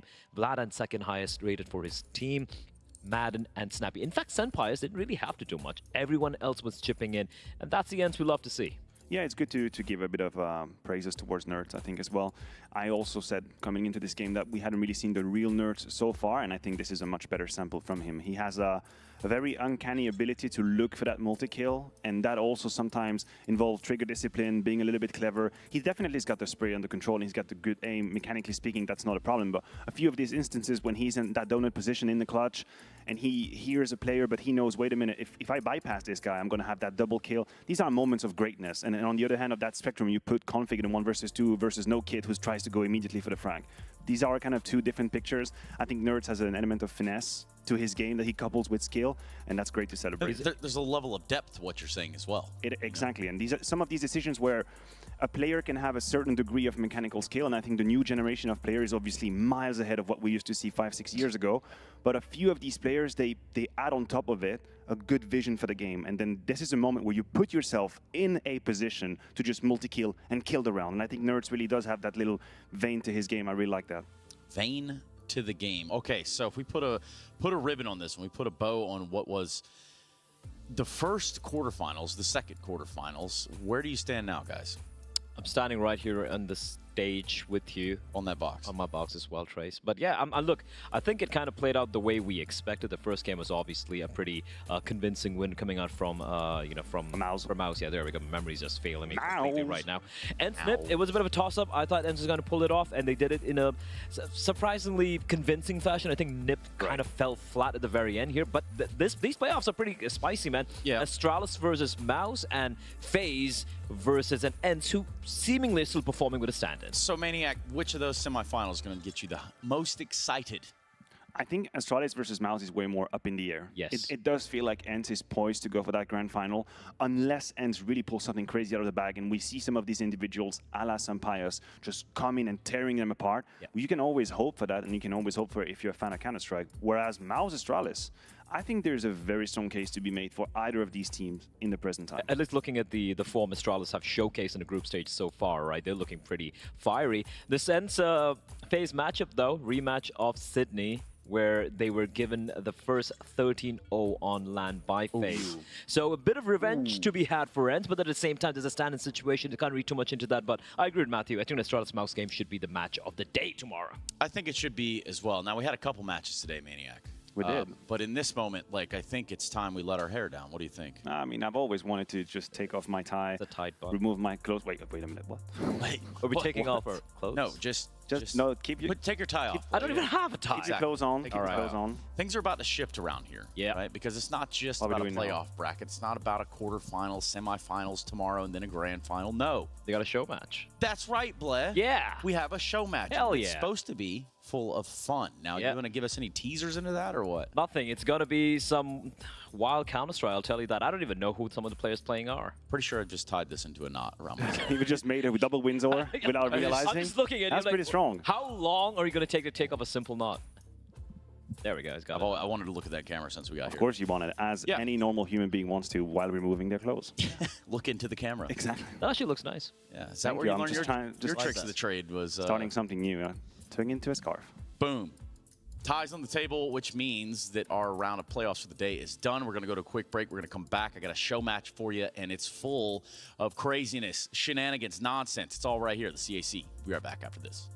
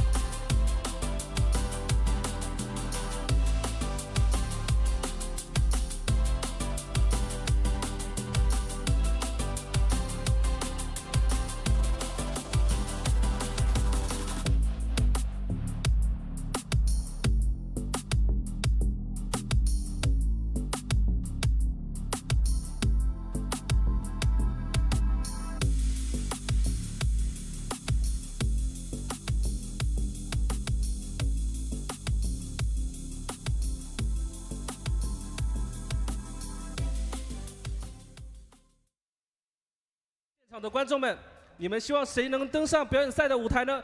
让我听见你们的声音。好的，选手们已经准备就绪了，下面有请 Team Bomb。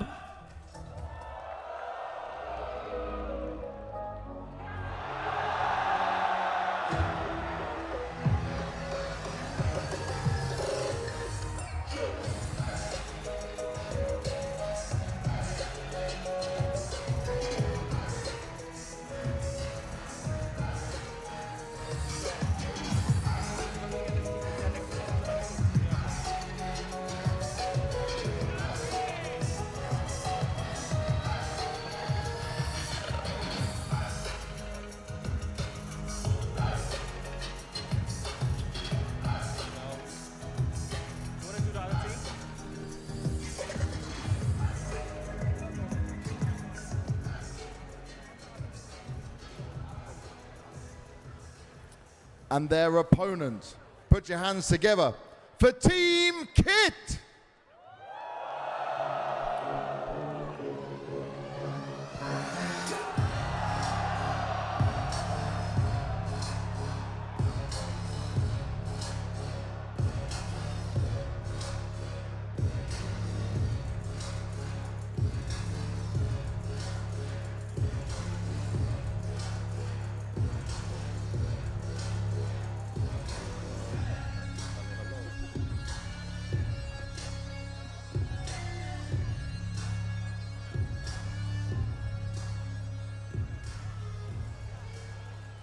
可以看到我们这次表演赛的阵容称得上是豪华又养眼。那在接下来我们表演赛中，我们除了在游戏内设置了一些非常有意思的一些模式之外，在场外也是设置了一些小小的技能。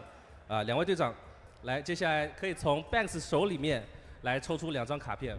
So, the team captains from each side, we have some really interesting cards here. Some cards that are going to make things quite a lot more difficult. One that silences them, one where they have to play with games with no earphones, another where they have to have gloves on. So it's going to make things very difficult. Yeah, so I think let's get to it. Obviously, we can't show them what it is. 抽2张。OK， 先不看，等一下，我们等另外一边也抽好。同样也是抽2张。好了。那我们请两边的队长一起把你们抽到的东西举起来，给大家看一下。我们都看吗？可以啊。先看，先自己看一下，然后再给大家看一下。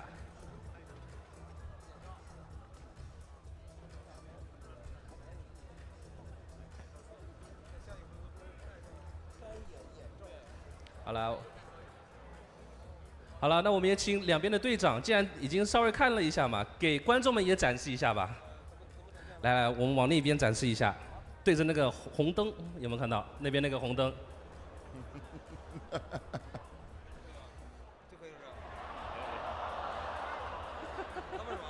不知道。你们可以问啊。等一下。你是什么？你是什么？咱俩交换一个，你是什么？那我不告诉你，你一会儿得戴眼罩。没事，我全看完了。我一会让你搞个好玩的。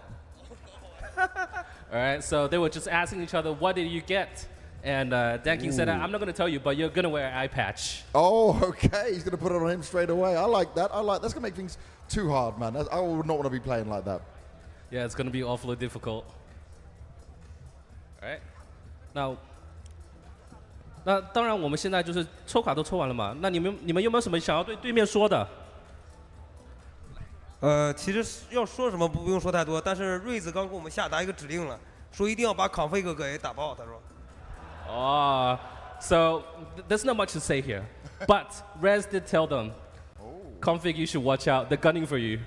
Okay, they're going for Config. Config, they want to come for you. What do you have to say to that? Rez has already got you pinned. I mean, he'll be surprised we got something for him as well. Okay, something's planned. I like it. We'll have to wait and see how it goes down. 看来 Team Kit 这边也是为了 Rez 有做一些准备啊。好了，那我们既然双方话也放完了，然后卡也看完了，那请双方去备战席准备一下我们的表演赛。They get to take their seats and we get to see how this show match is going to go down. But there are quite a few things that could go massively wrong here. There's been some adjustments, right? There's been some mutations going on. Yeah, definitely. There's been so many interesting things. 等一下这场表演赛非常有意思，而且里面也有非常多的彩蛋。不过此时此刻，我们要把我们的时间交给我们的分析席。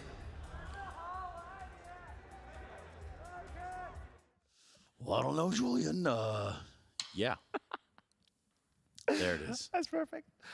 Bubbles. Can you tell? You look good, man. I can't see you, bud. I can't see you either, funnily enough. Here, Jacob, before I give myself a... We figured we wanted in on the fun as well, right? It's not holy a show hell. match if we can't see stuff. Wow. Okay, yes. So there is a show match, and perhaps that should have been one of the cards they got. Like, you have to wear Pimp's glasses to play the game. Or not a tough one. Worse than an eye patch. Maybe a pair of glasses.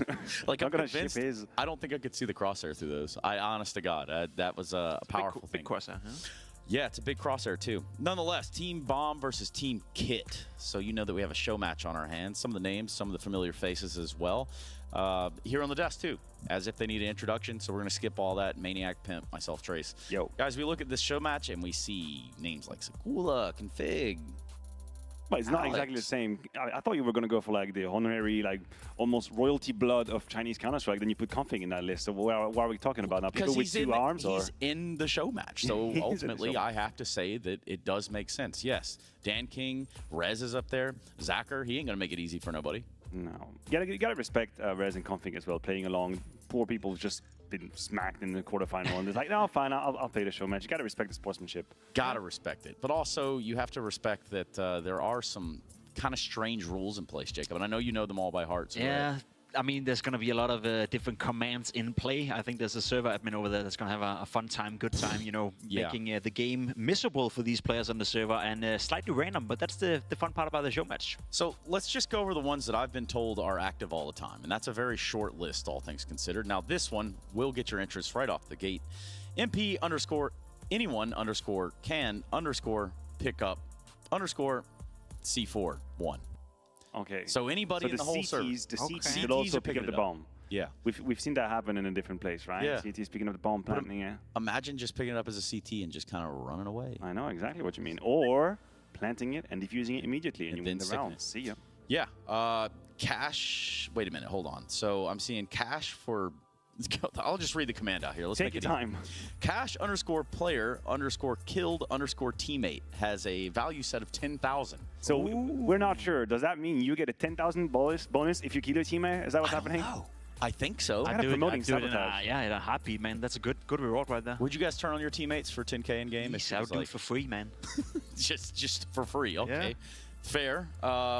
So you get money when you kill a teammate from the looks of it. Also, under MP _ buy _ anywhere 1. So this is where it's cool. You can have an execute, and then you realize, damn, if I just kill Pimp right there, I'm going to be able to buy a gun. Oh, hold the phones. Hold the phones.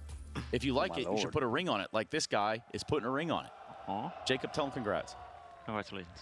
Nice, man. There we go. It's very heartfelt from your soul. This guy. I can tell. Here. That's cute. Yeah, I wonder what... He's in a bit of a shock status, huh? Didn't see that coming.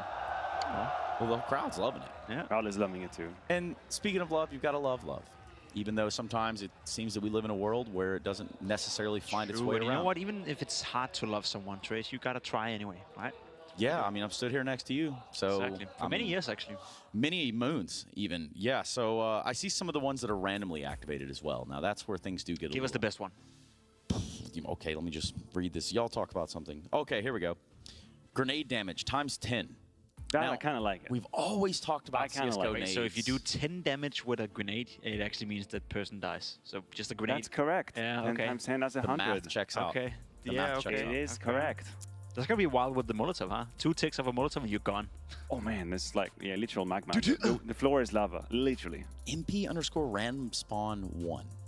Can you actually spawn anywhere on the map? It's just random, I guess. Like, okay, I assume. Maybe we should take that the other way around. What is normal about this show match? Is there a list? Oh, yeah. Is there something? I think it's because it's going to be played on Vertigo, if I recall. That's great, because that's the best map in the pool right now. That at least makes it, good. Yeah. I've heard L takes in my life. I've heard negative Riz, but Vertigo is the best map. That's right there. Negative Riz. Yeah. Wow. Okay. Jacob. Jacob is someone with negative Riz.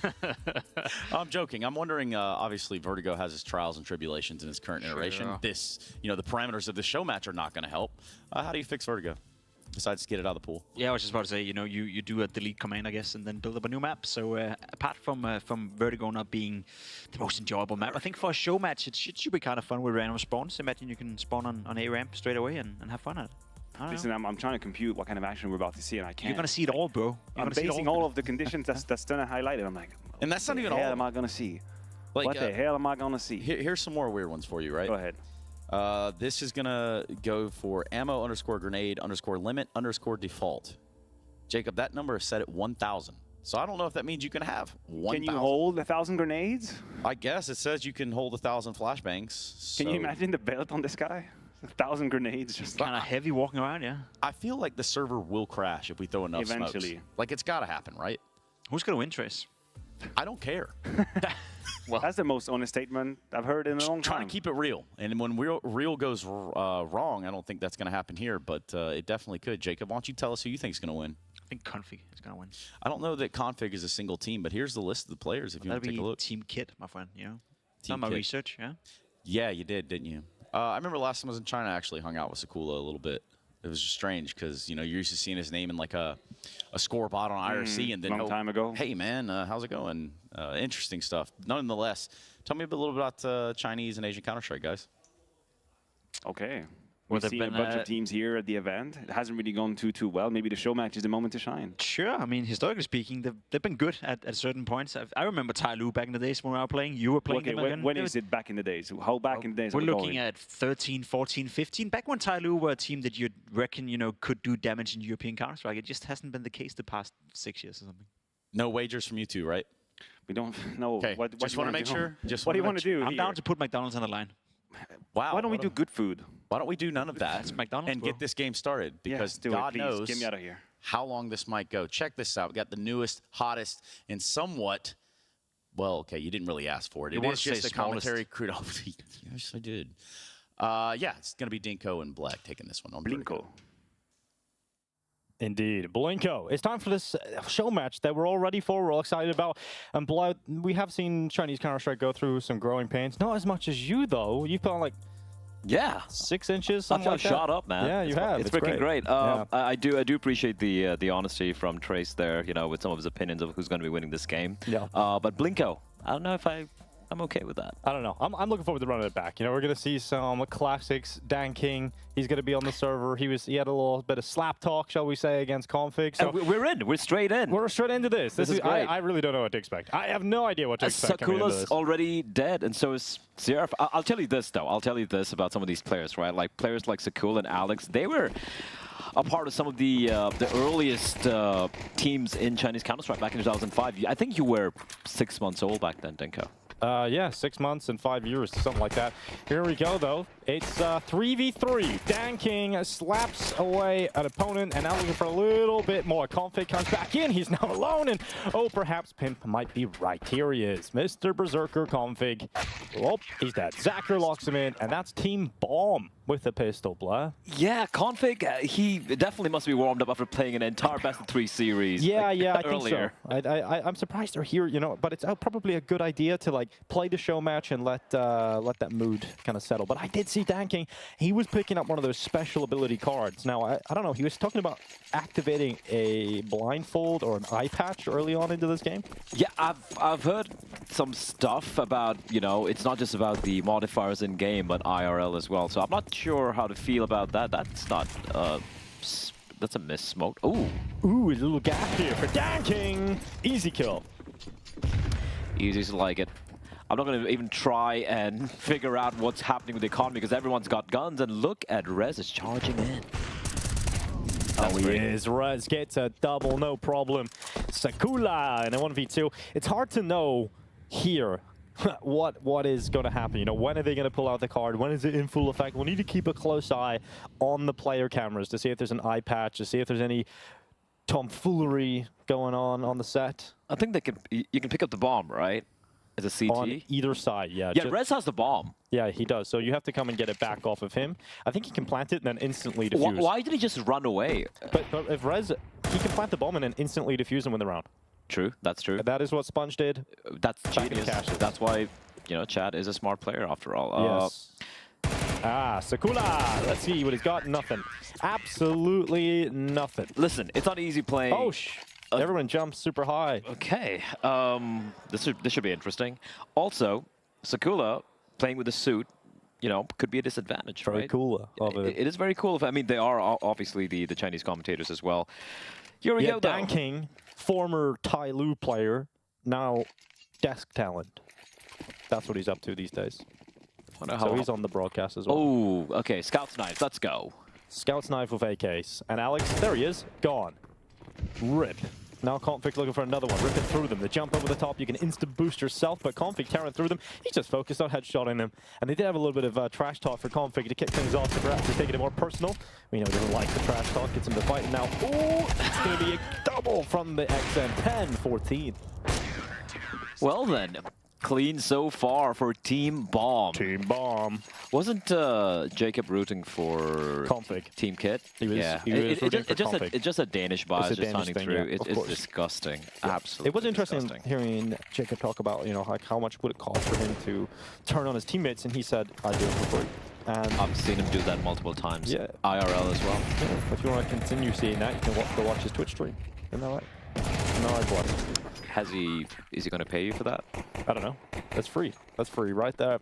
Free promotion. Oh, you don't need the boost when you can fly around. It feels like I'm watching ET or something, bro. Everyone's just flying around. This feels like Unreal Tournament or Quake or something. And honestly, I wouldn't mind playing a game mode like this. These are like jet boosting around. Now Dan King, what's he got? AWP strikes. That's a kill locked in. XM 1014. I like the move. P90's out. Probably a good weapon for this kind of maneuver. And it is actually going to work out really well for Surf. Is there any more for Zacher? Oh, no, shit. no momentum. Dude, how have you done that? Boom. Zacher. You hate to see it. Even with like floating movement, you're gonna make the jump around the corner. It's like they've literally done everything they can to make that doable. Well, basically, it's physics, Dinko. It's all about inertia. He didn't have the inertia. So it's kind of like if you went to space and you stop moving, you would just stop still. Whereas in space, though, if you have momentum, the momentum just keeps carrying you forward. Exactly. So if you stop, you'll never stop moving. I mean, if you don't stop moving and there's nothing in space, you're just gonna die. Oh, hold on. Hold on. 我们要Dan King 换一下手，要用卡。 He's going to apply that card to Dan King. That's crossing your hands. Dan King realizes now, wait, I have to cross my hands? He looks shocked. He looks confused. 我们要用掉这张卡。 Yeah, but that's for Dan King, saying that he was going to apply some pressure the other way. Dan King receives the cross your hands card. How would you play with your hands? Oh my god. Dude, I think some players would be fine if you had super long arms, but this looks like Dan King doesn't have a whole lot of reach. I'm not gonna lie. This doesn't look. He's got to turn his sensitivity all the way up because this ain't gonna go well for Dan King. I do hope we. You know what? Crosshair placement's still not terrible. He's not moving his crosshair, bro. Okay, fair enough. He's not moving it at all. Dan King in a rough old time now. Oh, here he is. Yeah, this ain't gonna go well for him. This is gonna be terrible. Oh no. Oh. This is kind of rough. Smart man. They didn't buy anything. Saving money up. Yeah. Yeah, at least that round's over and done with. He used up that card, and it is going to be an absolute melt of a round. I feel like they probably could have used it in a round where, you know, They had a buy. He had a buy. Yeah, probably would have been better that way. You know, I like this better. Well, for us, perhaps, and for Dan King, but, you know, tactically speaking, you want to try and ruin a gun round. Well, I suppose that would ruin a gun round too. Was his hands crossed too, or? I have no idea how none of the bullets hit. Valve, please. All right, some discussions going on here. It's like, what the hell, guys? Oh. Right, should we use one of our cards? I see the eye patch being collected here. Dan King. Are they going to play blindfolded or something? No, so I think you have to wear an eye patch. And oh, here we go. So they have activated their trap card. An eye patch doesn't seem that bad, honestly. Well, actually, you need. Well, I suppose. Depth perception. That's a bit. Yeah, I suppose that's the thing. But that would probably affect you more. 对 config 使用眼罩啊。 Config? Why Ooh. config? He seems to have it out for config. He wants a fight, man. He wants to get into this. Just an eye patch. I mean, I don't think it really matters a config. Config's like, all right, fine, I'll wear this bloody eye patch. I think it might look good with an eye patch. Hey, let's see. Config is a pirate. There he is. People loving it. Yeah. He's right eye dominant. Perhaps. I think you can decide which eye you apply it on. I will say this though, right? Shout out to the crowd, man. They stick around after the two quarterfinals just for the show match. They're fans of the players and the team. Yeah, it's good. We get little glimpses of it once we capture the clean feed and hear the audience, and it seems like they're being super into the Counter-Strike. We've seen a lot of tweets, obviously, players talking about it, Banks is talking about it, how great it is down there. They had a live performance this morning too. So it looks like a great old time in Shanghai at the moment. That performance was lit. That was really cool, yeah. Very cool. And I was like, I know this song. Where do I recognize it from? And it's from the music pack in the game. Oh yeah, okay, yeah, that would make a lot of sense actually. You got the artist playing it live.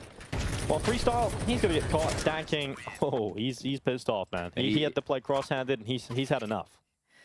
He's had enough, and I do wonder how many rounds Config has to keep the eye patch on. Should be just one. Just say, Dan King. He's just keeping he's it keeping on. It. He's like, all right, I'll give them a chance.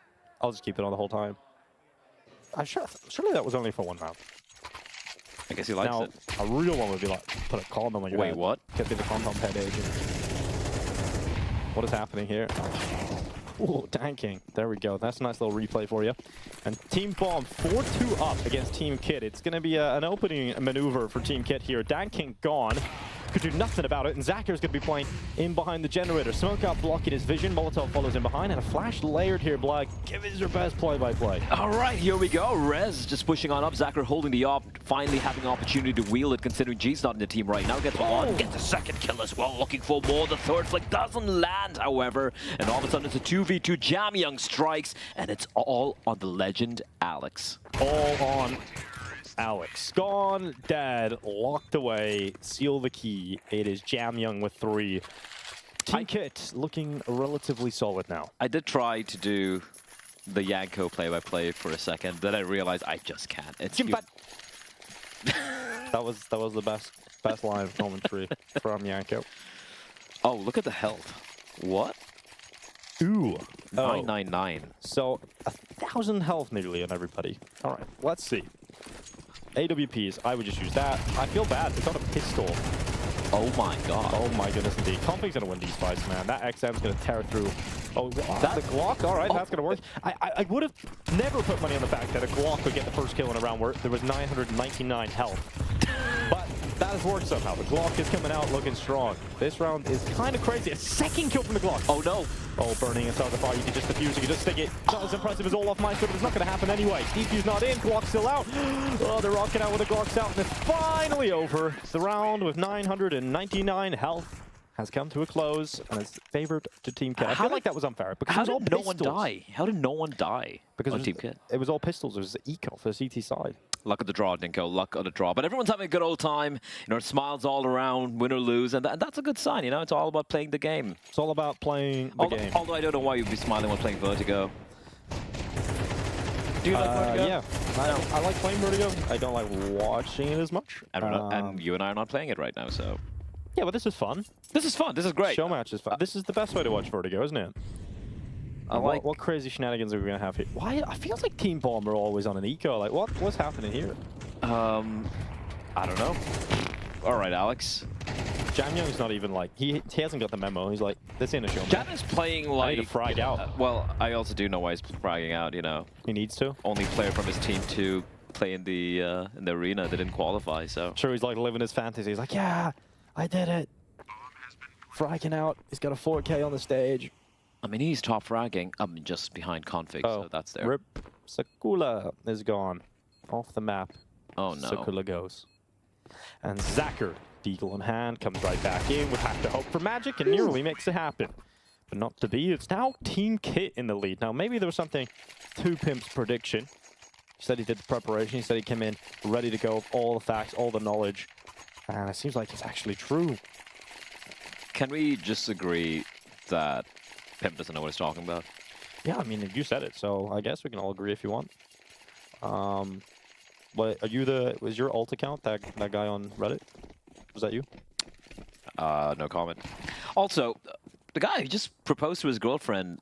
Oh my god, yes, that was quite something. That was a moment. I think she was in complete and utter shock because she couldn't react. She was just standing there. And he was like, the opposite, he's like, basking in the glory in his moment. Yeah. A woman has agreed to marry me. I Celebrate really in wish them arena both, full of gamers. I wish them both the best. Yeah, that was sick, actually. No other place. I mean, what a sick place to propose, you know? Like, it's like you're thinking of all the dream locations to propose at, and you've selected the CS show match. Now, that is something, all right. 100%. Like, you did tell me whenever you decide to put a ring on it, you know, you're planning to... I'm going to wait till a show match. It's just how it's going to be, isn't it? At Cologne or something like that, right?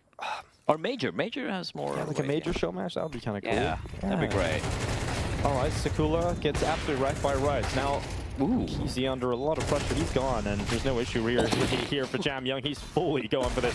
Absolutely shredding them. Where was this? Where was this in the group stages? Where was this Jamyang? Oh my god. Does my fantasy count on the show match? Because this is real.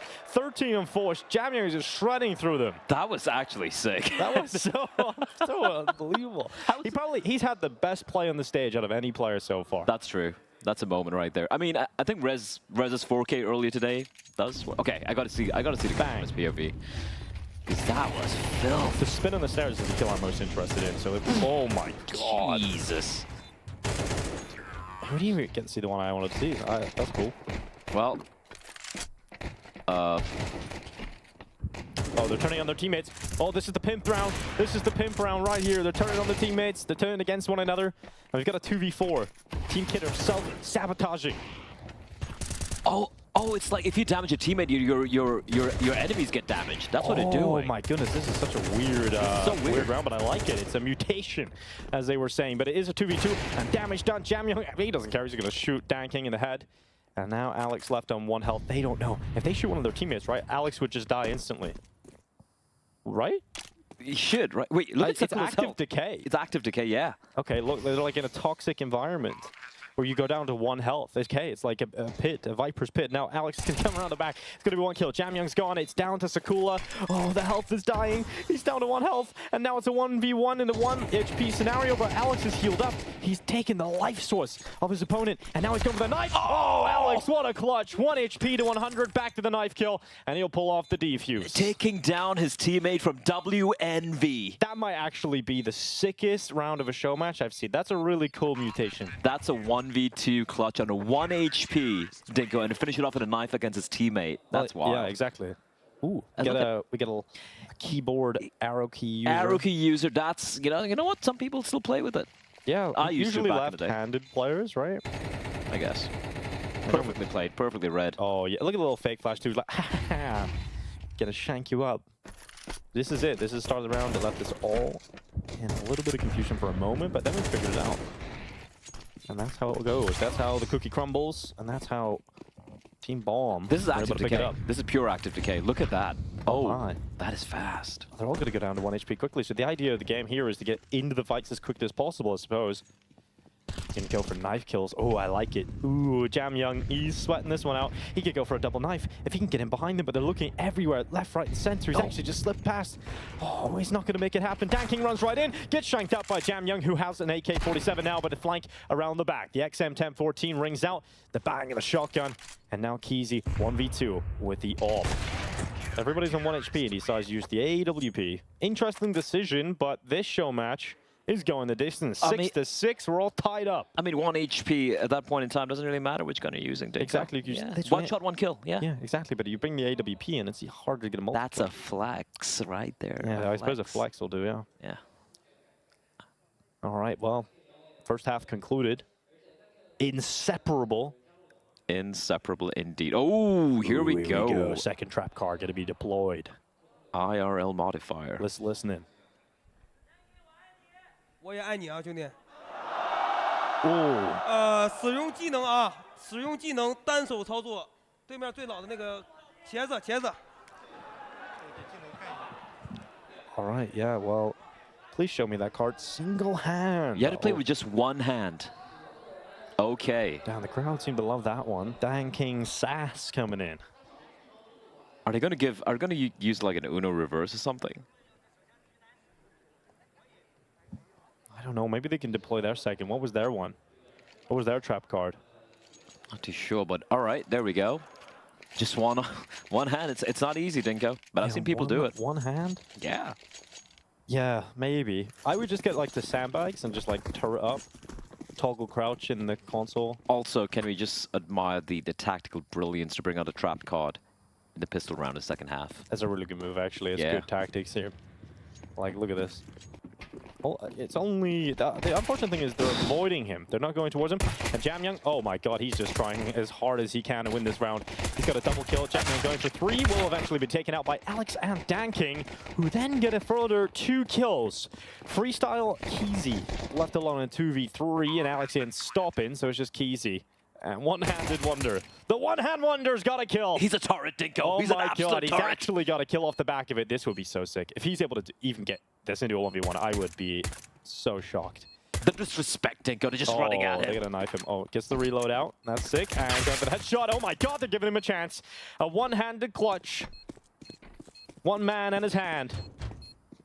1 man, 1 hand. Dinko is going up all it's against the new Dinko. Viral video. Oh, he's going to go for it. 1 man, 1 hand. Fakes the defuse. And Dan King, he's playing with him. He's toying with his food. And Dan King isn't letting it happen. That defuse, 10 seconds on it. Get back to it, but no kit.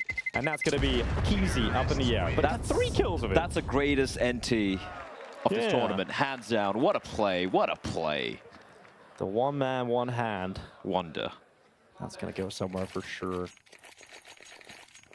P90 for Alex purchased. Here we go. We get a little replay because it was so nice the first time. We got to see it twice. Let's see this one-handed reload into the headshot. And then tanking, just bullying him. Well, the lead will be taken, Dinko, by Team Bomb. That was a closely contested first half, and this time they're wasting no time. It's a fast play towards speed. You're just running on in. Zacher finding the first kill, looking to do more, and well, they're just getting absolutely shredded. 2 more CDs remaining, and Danking eventually will fall to the max 7, but that should be it. It's going to be round number 8 for Team Bomb. It should be. Well, no ecos up. They have all the money in the world. They can go for whatever buy they want. I wonder if Config's still playing with an eye patch. Oh, yeah, I do wonder. I haven't seen him in a while. Can we see Config production? I don't know. Like, obviously, you know, this is being played in Shanghai. I don't know if that's our choice. Yeah. Oh, camera's up. Did Zacher just blow a raspberry at the crowd? I like it. You know, crowd interaction, next level. 8-6 though, this is a chance to go ahead and take 9 for Bomb. They're going to be running fast at the ramp. Oh my. Dying, Danking, dying, all dying. And it's 2v3. What the hell just happened there, Blood? It's a Molotov. 1 tick is about 80 points of damage. So we call this the Summit round, huh? This is a Summit round. It's a 1G round. And Config, he's aware. He's ready. Oh. Zacher falls as well. He's toying with his food. He's toying with his teammate. Oh! Rez takes out Config. 1 tap to the head. Instant death for the Dane on the other side. Looking to prove Sweden is a superior nation. He's looking for the clutch. He's got the knife out. Takes some damage from Freestyle, and Rez is going to go back in. Freestyle, with every shot he lands, it's damage done to him. And that's why Rez was so quick to hit the headshot, because the more body shots you do, you lose health yourself. He didn't want that to happen, so went for the 1 tap on Config, was able to pick it up, but unable to seal the deal. There's so many modifiers in play right now where I don't know what's happening, but yeah, I thought it was a Molotov, but you are indeed correct. Body shots leads you to losing health. That's exactly what happened. So headshots, nothing but headshots. There's so much buy time as well, so you can literally purchase whenever you want. We haven't really seen that come in. I wonder if there's like a limit. I believe you can also buy anywhere, right? Yeah, you can, but it's kind of crazy. I wish you would be able to like buy infinite HE grenades. Just build like a pool of them. That sounds terrifying, and oh, it's a same multiplier here, yeah? Hit headshots, guys. You got to tap. So it's about the headshot. It's just play it like it's DM. Keezy. A man with 2 hands now. Oh, Alex, not so clean, but eventually will hit that headshot. And yeah, if you got Rez alive, there's still a chance to win this, but Config on the other side too. Rez looking for a headshot as he runs around the corner. Rez is gone. He kills himself in the engagement, and he didn't hit that shot. And so therefore, he committed suicide. Yep. That is just so unfortunate. The patch is off. The patch is off. They listen to you, Dinko. And Config can now have his binocular vision. To get both of those eyes back. He's very happy. He's just been smiling throughout this entire show match. Yeah, winning rounds on the stage. Getting it done. Close matchup, though. This is closer than the Nakashis we had just a couple of weeks prior. Very back and forth here. Well, Zacher with an eagle. He's on the stairway. Not doing much. Danking already. 3-hit out through short. Oh, it's a spray and it's not a kill. In fact, it's a huge lineup. An absolutely brilliant lineup coming in.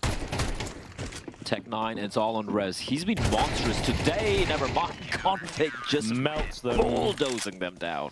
Yeah, Config is a bulldozer, isn't he? He's built like one as well. Yeah, just destroys them. And now Team Bomb, they're running out of money. Running out of cash. Running out of time.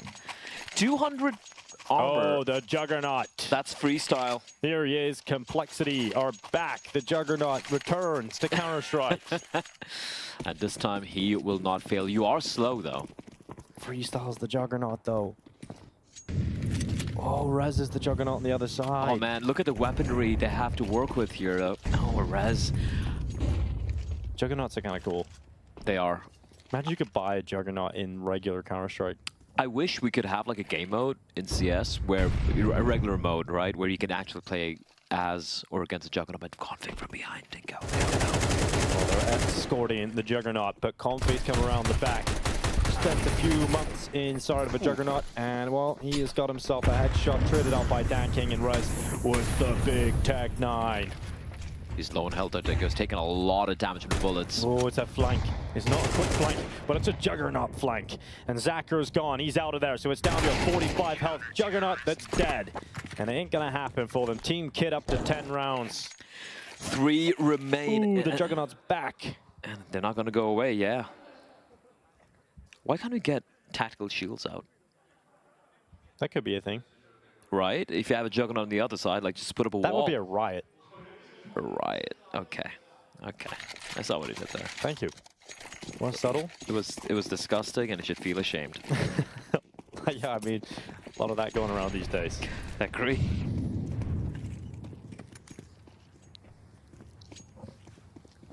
Well, the P90. She feels ashamed about that. The Juggernaut with the P90 as well. No, I mean, like, you know, it's the P90s, I think, in the meta right now, so why not just use what he got? Yeah, definitely use what you got. How many nades do they have? Oh, holy too many. hell. This is the round I was asking for. This is my dream Counter-Strike round. When the nades come in, they're infinite. You can blow everything up. And this is a massacre on top of the ramp. And there's a quick flank coming in as well. Here's Sakula around the back. Easy kill, and just Rez left alone. Unable to win the clutch in the previous round, but he's freed up now. He doesn't have the burden of the Juggernaut on his head. And he's going to run right into that P90 and get absolutely destroyed. 11 rounds for Kit. And that's why you want to have the P90, Dinko. No shame whatsoever in using it. No, none for that instance. Ooh, a weird spawn coming in here. I like it. Oh no, it's going to be insta-spawn kills. Oh, Surf is going to go for the shot. He's going to go for the movement, but he knows he's up against the Juggernaut. So that's he can survive this. He's done. Like that, you can't do anything about that. Oh my god, that's so unfair. That's unreasonable. Casey. Easy keasy. What's he got? P90. That's right. Oh, goodbye. Oh, no. Zacher, do it to him. Do it. Oh, nope. Not able to get it done. Despite my best Palpatine inputs. And now down to 3 players for Team Bomb. Can I just say Alex's, just his posture is probably the nicest I've ever seen. Oh, yeah? Straight back. I did a posture check. You have the worst posture I've seen of all, Dinko. Yeah. Like the posture. Oh, now Alex going for the Tech 9. A little bit of a rattle, a little bit of a shot, but the Tech 9 eventually will be brought down, and it's Config. They'll take Alex out of the round. So 12 rounds to 8. It is map point for Team Kit. This show match was close until the second half, but Team Kit looked to be the team that come out on top. All of those trap cards, I think, have been used up, so there's nothing to save Team Bomb at this point. And Team Kit got kind of lucky there as well with some of the early spawns. Yeah, and it's like, you know, firstly, Config just in sublime form, seemingly. So yeah, 12 to 8. We have a tactical. Oh, we do have one. Silence attack. What's that? Come on. 在下就不能戴耳机嘛，对，就不能戴耳机嘛。So explaining to Rez. No headsets? Okay, so let's take the earphones out. Okay, so it turns into deathmatch for Rez. No sound. He can hear the crowd.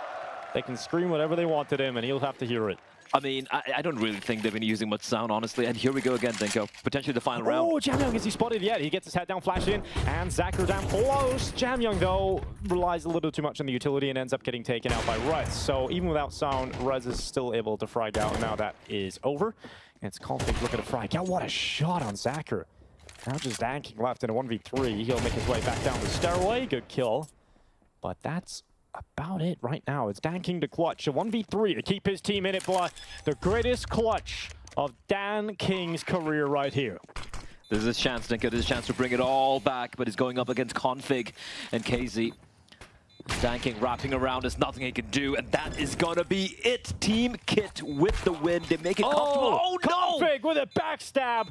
Oh, Config, what a sick way to close it. That'll be 13-8. That's a snake way to close it out by the Dane, but then again...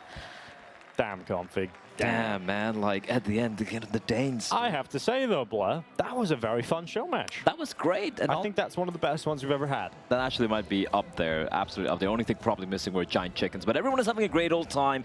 For me personally, it was great to see people like, you know, like Alex, like Sakula in the server. Haven't seen these guys in years. Legends of the Chinese Counter-Strike scene. And yeah, on a more serious note, I'm very happy to see them still involved, still loved, beloved by the 好的，刚 crowd. 刚这场表演赛大家看得过瘾吗？ Yeah, so I asked if they enjoyed the show match. I'm sure they did. Seeing Config with an eye patch on, it was like a pirate. I love that. Yeah, it's amazing. 刚刚 Config 戴眼罩也挺好玩的。 And we have to ask some of our friends about their skills within this game. You know, 2 for 18 did Seraph hit? He got 2? He got 2, yeah, I was impressed with that, to be fair. That's impressive. Impressive, actually. 刚刚好像有人只有杀2个人啊。谁呀？社夫。哎，是吧？杀2个。是吗？等一下，有一下。应该社夫杀2个。社夫杀2个吗？ Yeah, the whole team confirmed. Yes, Surf got 2 kills. Thank you very much. We needed to know that. I'm going to have a quick chat with Config while he's here, because Config, how did you enjoy the eye patch? I thought you looked like a nice pirate. I don't think it's very good to play one-eyed. I think that was a little bit harder than expected for sure. 戴眼罩感觉怎么样？刚刚比想象中还难一些。做个海盗并不是很舒服。So we need to have a little conversation with our friend down here. Saraf? 2 kills. Yes. I don't know what I'm doing here. 就杀了2个人，他也不知道自己在这里干嘛。I'm just a translator. Just a translator. Yes, that's it. You were translating for Rez? All the time. 他只是上台当个翻译，帮 Rez 做翻译。 So was he helping you out a lot? Of course, he did everything for me. Wow, there we go. Team support. I like that. That works. 刚刚是不是有帮到 Rez？ 有的，他非常有用。 Well, that was a very fun all-star match. I did enjoy that from start to finish. Sorry, they were just saying that. I was being a little mean. I enjoyed it from start to finish. What did you say? What did you say? Well, when I said he was useful, I had to pause. Yeah. You're so mean. So mean. I'm sorry. Well, I think Shanghai, you enjoyed today, right? You have been one amazing crowd, that's for sure. You put up one hell of a show that's been enjoyable from start to finish, and it's great to be back in China. Welcome. 好啦，那我们今天的比赛已经全部结束了。那我们也再次感谢我们全明星的选手们。那最后你们有没有什么想要跟观众说的？来，有没有人想说？ 兄弟们，一会儿要签名、要合照的，在外面等我啊。Yeah, if you want his autograph and if you want to take a photo with him, go find him outside after the event. Nice, I like that. Yeah. So, anything you want to say? It's been great to be here, China. I love you all. Thank you for this time. Anything from you, Mr. QZ?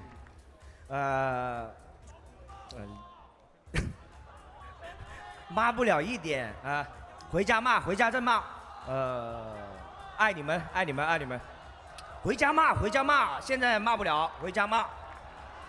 Yeah, don't diss him here. Just like wait till he goes home. You know. I like that. So everyone stick around. Yeah, yeah. So, I think any closing words that you guys want to say to anyone here?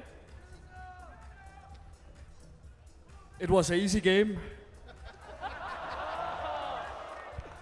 太轻松了。 No lies told. OK， 那我们今天的比赛也全部结束了。那也谢谢各位观众朋友们陪我们一整天。那相信你们也非常享受今天的一个比赛。那明天还有更多精彩的赛事，千万不要错过。那我们明天不见不散。 They did it. They did the damn thing. Damn. What a show. It was an easy game. According to Config, yes. Even playing with one eye at one point. Yeah, I like the variables there. I like that we can just kind of drastically change the state of the game from its normal sort of accepted state to what we just got now. Jacob, tell me about your time in low-gravity servers. Oof, I haven't spent much time there since Scout and Ice back in the days, I'm not gonna lie, but damn, that was fun. I mean, I've had a few fun Saturday nights where it felt like I had low gravity. It's always a good time. In game. And speaking of in-game, I'll get us back to in-game while also being IRL at the same time. Check out the brackets. They should pop up here. They should populate any second now. And we'll bring you back to Earth, which is where we find ourselves. That's playoffs for CAC, boys. Hell yeah. 2 great semifinals ahead of us. It is. And a final tomorrow for that matter as well. Astralis taking on MOUZ and FaZe taking on Ence. High caliber Counter-Strike, and apparently also European-dominated Counter-Strike. Yeah, just a quick touch on the format. We can obviously debate of the good and the bad about it, but this is probably one of the unique times ever in Counter-Strike where a team is going to play a semi-final and then the same day a grand final. True. That is very unique. We're going to have to see if experience kicks in, if physical condition kicks in to be able to stomach these 2 back-to-back best-of-3s. Semi-final 2 is straight before it. And it's very interesting. You say that. We have seen it several times where a team might have to play 2 BO3s, but now when a grand final, or both grand final teams rather, come through and they've already played once in a day, who's going to help? Who's going to hurt? What would you prefer? Would you prefer to play the semi-final, have a 2 to 3 hour break, and then to the grand final, or you would just prefer to go straight from one to the other? That's a good question. I know, I only have nothing but good questions. Yeah, I'd go straight into it, man. I mean, straight into it makes a lot more sense, but what if you just get absolutely trounced and then you just then start you're out of the again? tournament, you know, so then you won't play the final trace.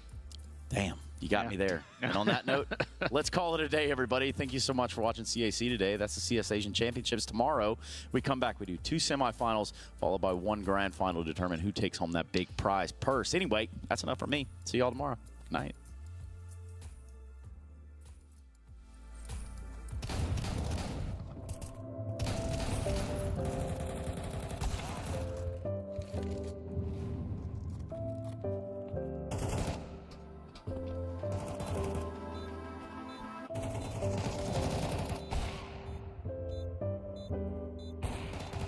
Terrorists.